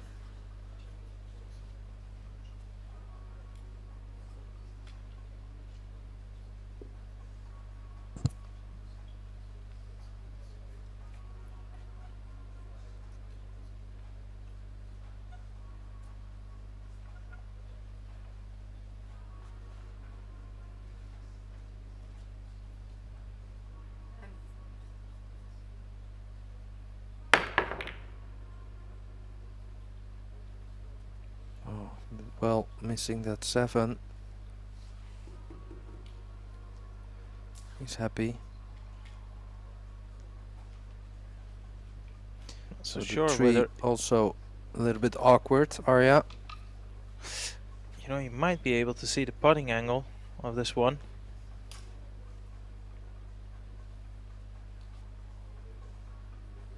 Oh, maybe it's tight. Yeah, it's looking like he's jacked up right now. Yes, he is.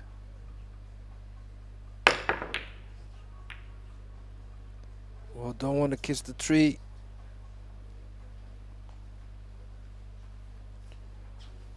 So after all the break and runs and the clearances, we got ourselves a tactical rack. Also refreshing and maybe resetting for the players. It's a different gear. Time. Extension. Extension.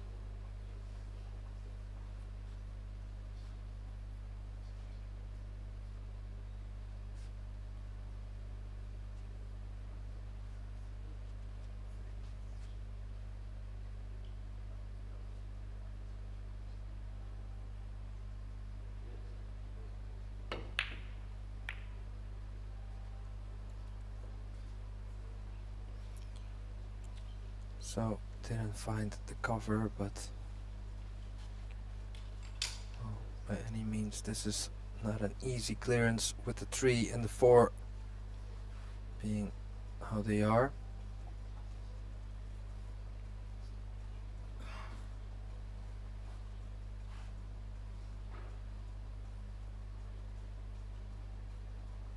Time.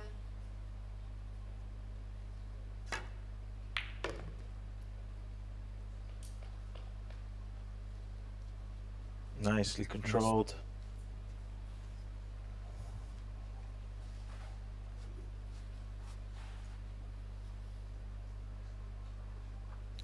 You know what? He looks like a player who likes the challenge.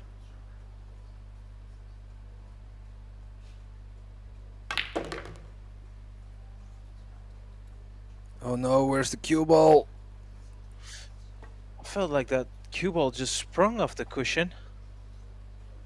Just gonna have a look. I at that. think he wanted to go into the 3 or the 4. Grabbed a little bit too much spin. Maybe the spin made it bounce off a little bit harder, like you said.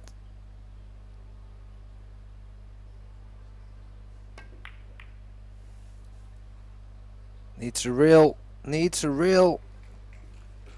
What a what a great effort. It rolled off a little bit in the end, the cue ball, but it's still hooked. Maybe a piece of dirt.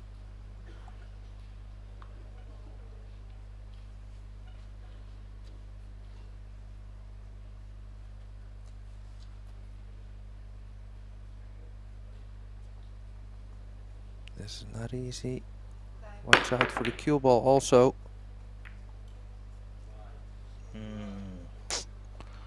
Now it's a good chance for Dominic.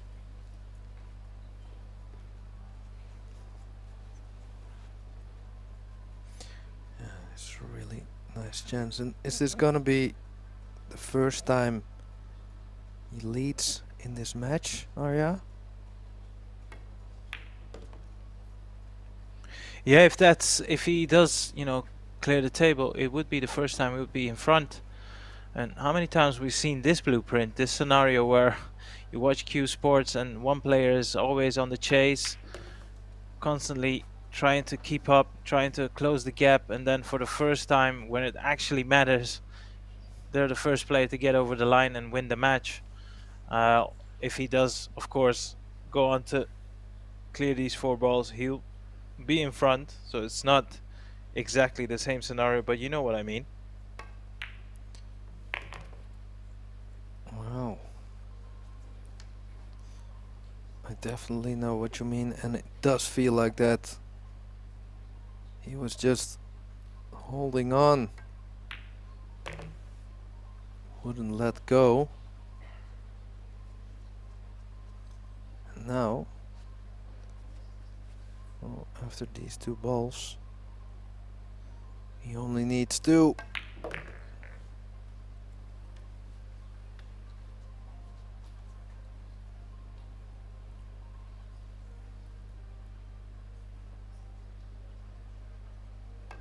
I asked it before and I'll ask it again, Pascal. How important will that missed 3 ball will be? 8-5 up was dictating the play. Wow.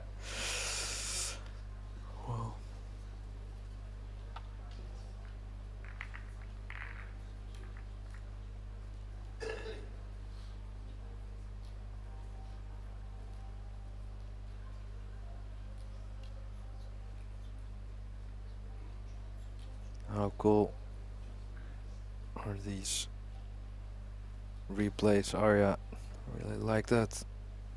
Such good production Predator has. All free on the stream. Quick reminder, hit that subscribe button, ladies and gentlemen. It really helps. So Tobias desperately looking for a break and run here to get even, to keep Dominic off the hill, which always, when your opponent is on the hill, it adds a little bit of pressure to your game when you know he only needs 1. You can't afford a big miss.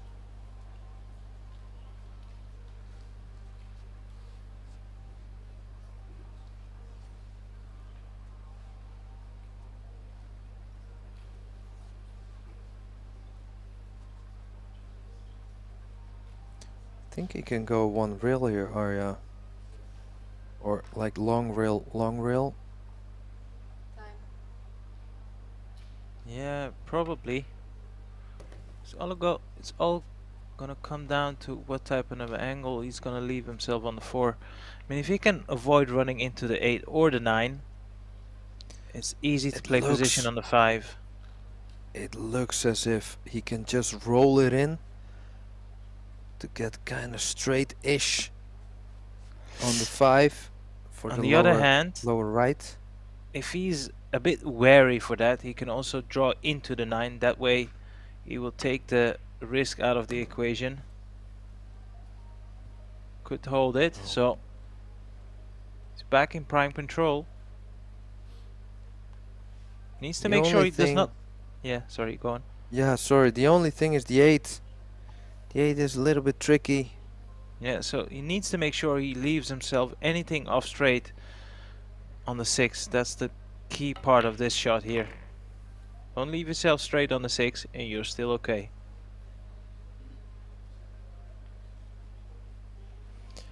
Well, I think he is straight-ish. So also okay-ish. I think he can, of course, he can go below it. Yeah, but Going it's got an angle forward, to but- work with.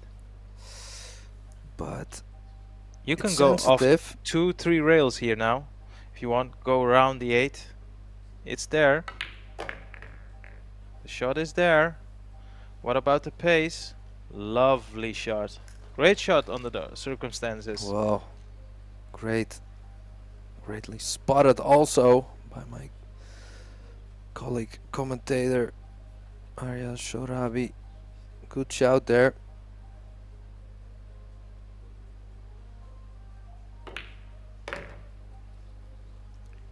So this is a dream final for us.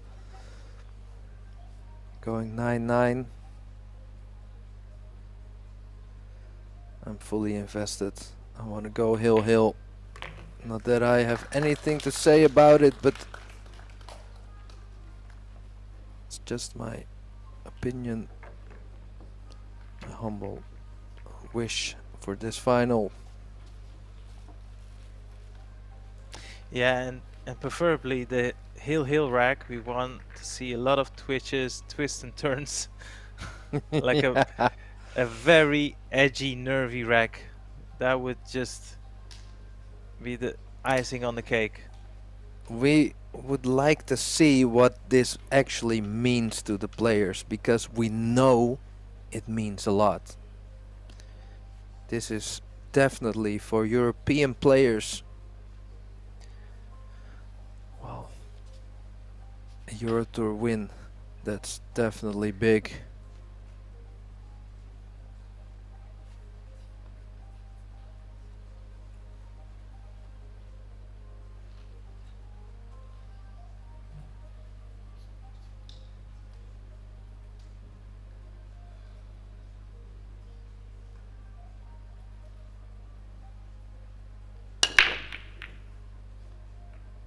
Missed the 1 ball in the side.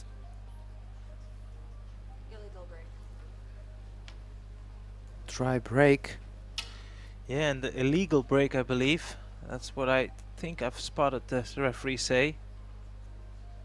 And I think Tobias is like, well, you can carry on, my man. Yeah, because with an illegal break, even if it's a dry break, you don't have the option to push out. So Tobias coming in, he has the option to give it back or to play, not to push out. So now he gave it back, and now Dominic does have the option to play the push out. So it's a little bit complicated when you hear it for the first time, but it's just how it is with the 3-point rule.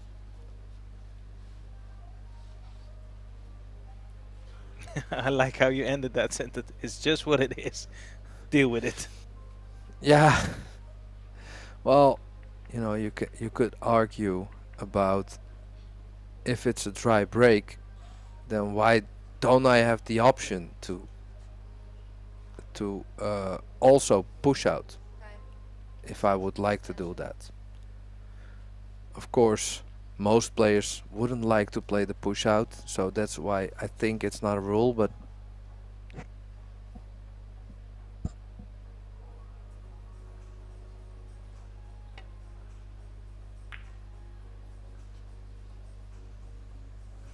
so is this gonna be the hard fought rack to get on the hill? Tobias, you could see there, not happy. leaving the cue ball, the one ball, close to each other with the gap.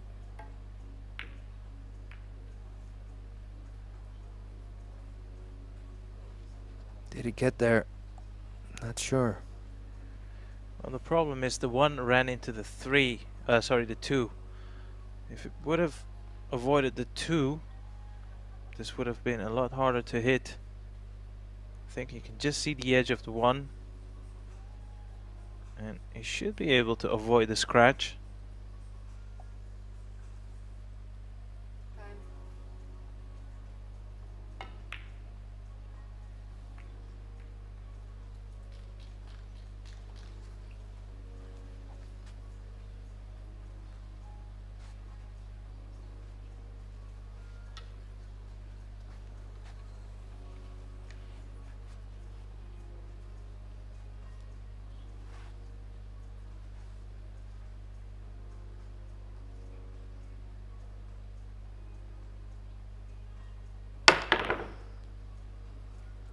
Could you imagine?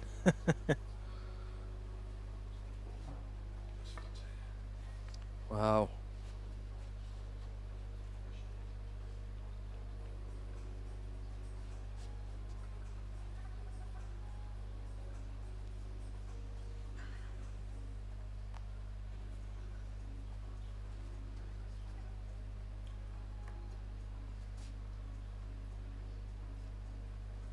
Time.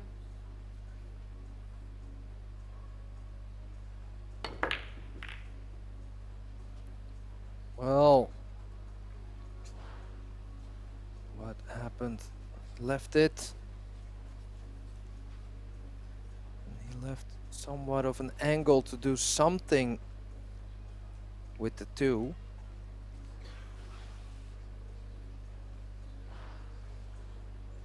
Or play position or go into the 6-2.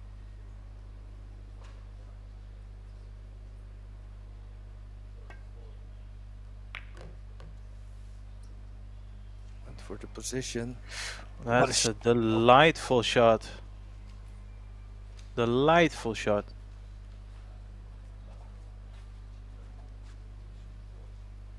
what a moment to play such a delicate position.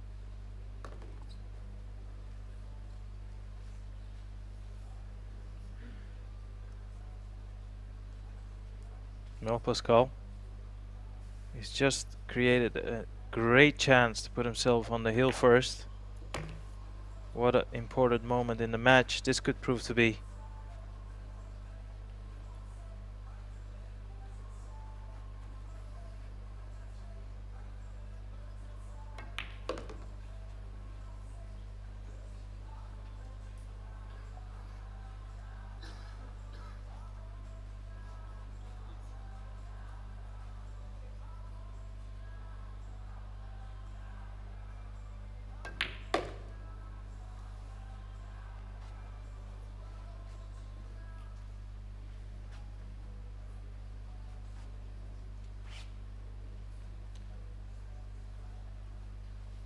So, taking in consideration that everything in this situation is maybe just a little bit tougher, like a straight-in shot, than it usually is. 7 to the 8.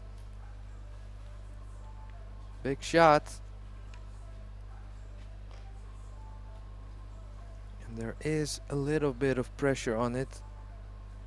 Can let go of the arm a little bit though. Maybe nice. You're looking at a smooth operator at the table here. Yeah, how sweet did he hit that?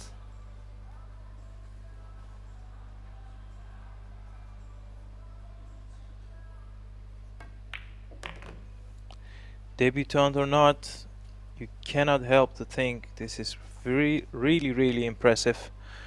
He was 4-0 down, 8-5 down, looking to go 9-5 down. And now, just this 9 to put himself on the hill. And what an important time of the match to put yourself in front once more. Wow. Gave himself a moment there to breathe after the 9. Very impressive indeed. This 20-year-old young man from Poland. What a great opening shot on the 1. Win or lose, he should be very, very proud of his performance here in this final.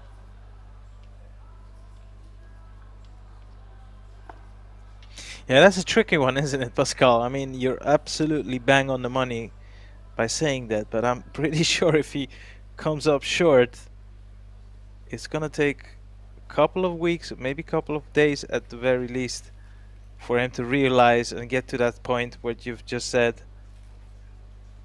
It's a fickle thing.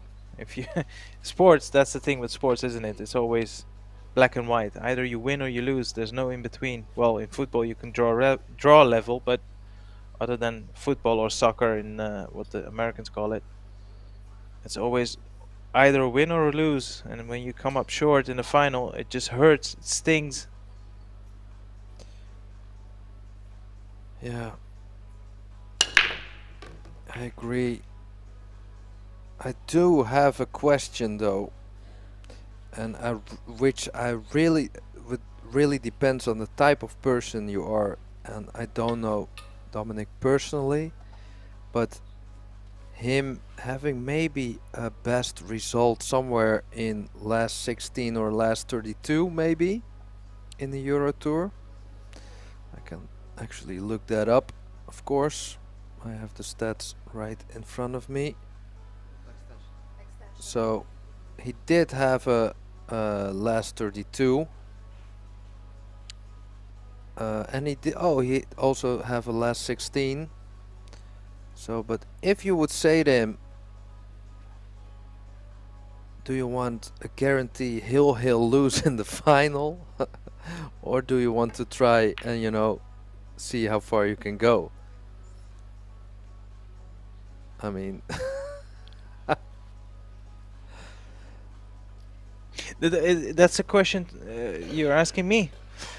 Well, and I'm asking you if we would have asked him in front of the tournament, like before the tournament started, like do you want to take it like the guarantee he'll final lost, or just to try and don't know what's gonna happen, like probably the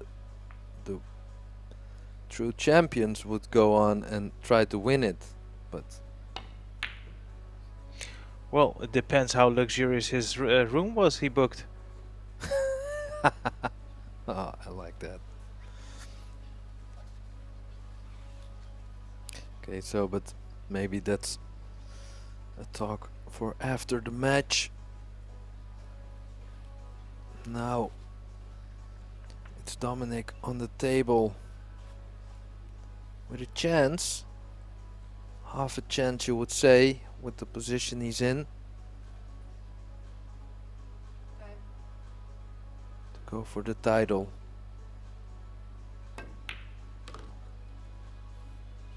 Makes the 1 ball, plays position on the 2, not the best of positions, but not bad either.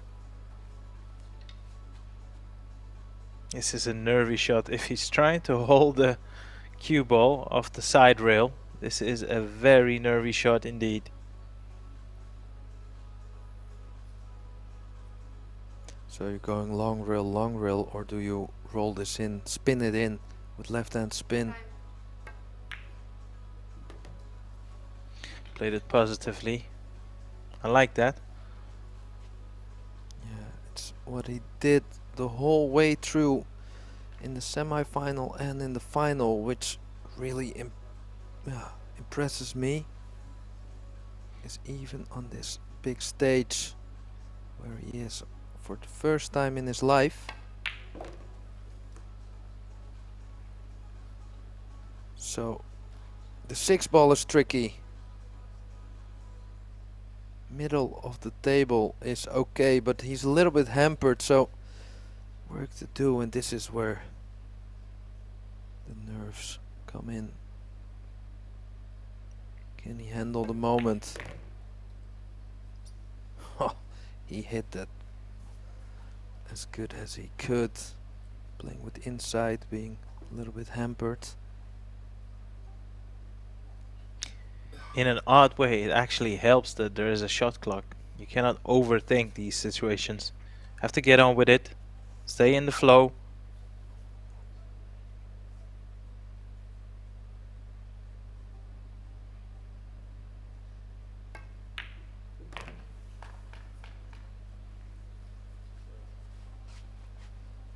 Well, Pascal, cliche, I'm having a hard time, you know. cliche. How important was that miss on the 8-5? Oh man. So he is a little bit, just a little bit off angle here, so don't cheat the pocket too much. Well, it looks as if he is home and he knows it. 2 shots away.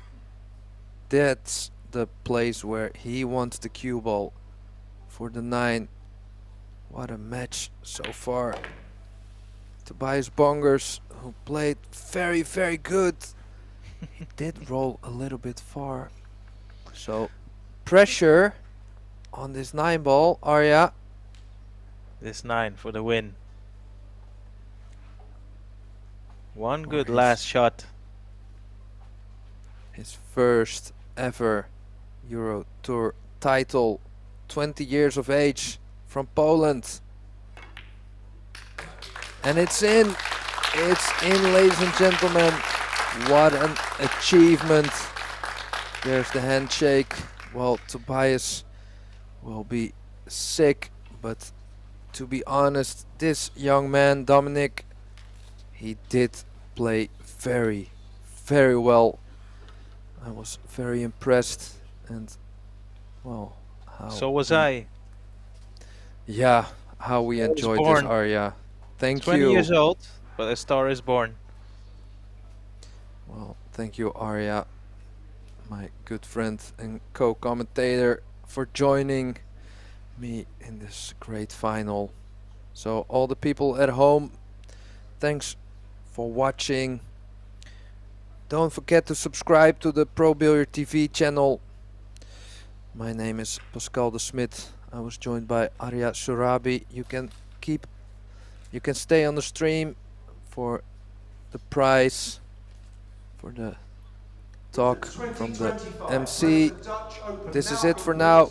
Thank you, and till a lot more pool to come, ladies and gentlemen, in the coming days. Bye for now.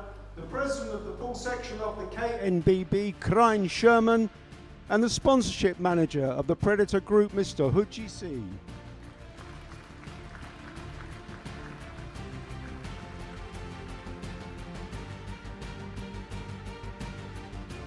Firstly, let's have a big hand for our runner-up, Tobias Bongers.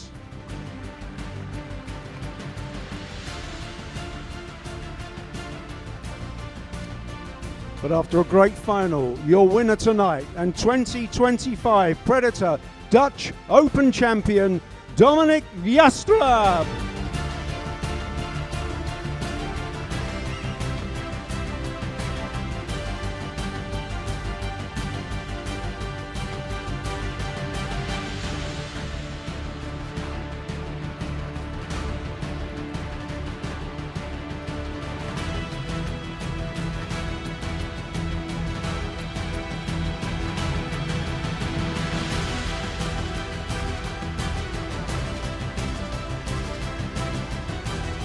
Ladies and gentlemen, that completes the presentation for the 2025 Predator Dutch Open.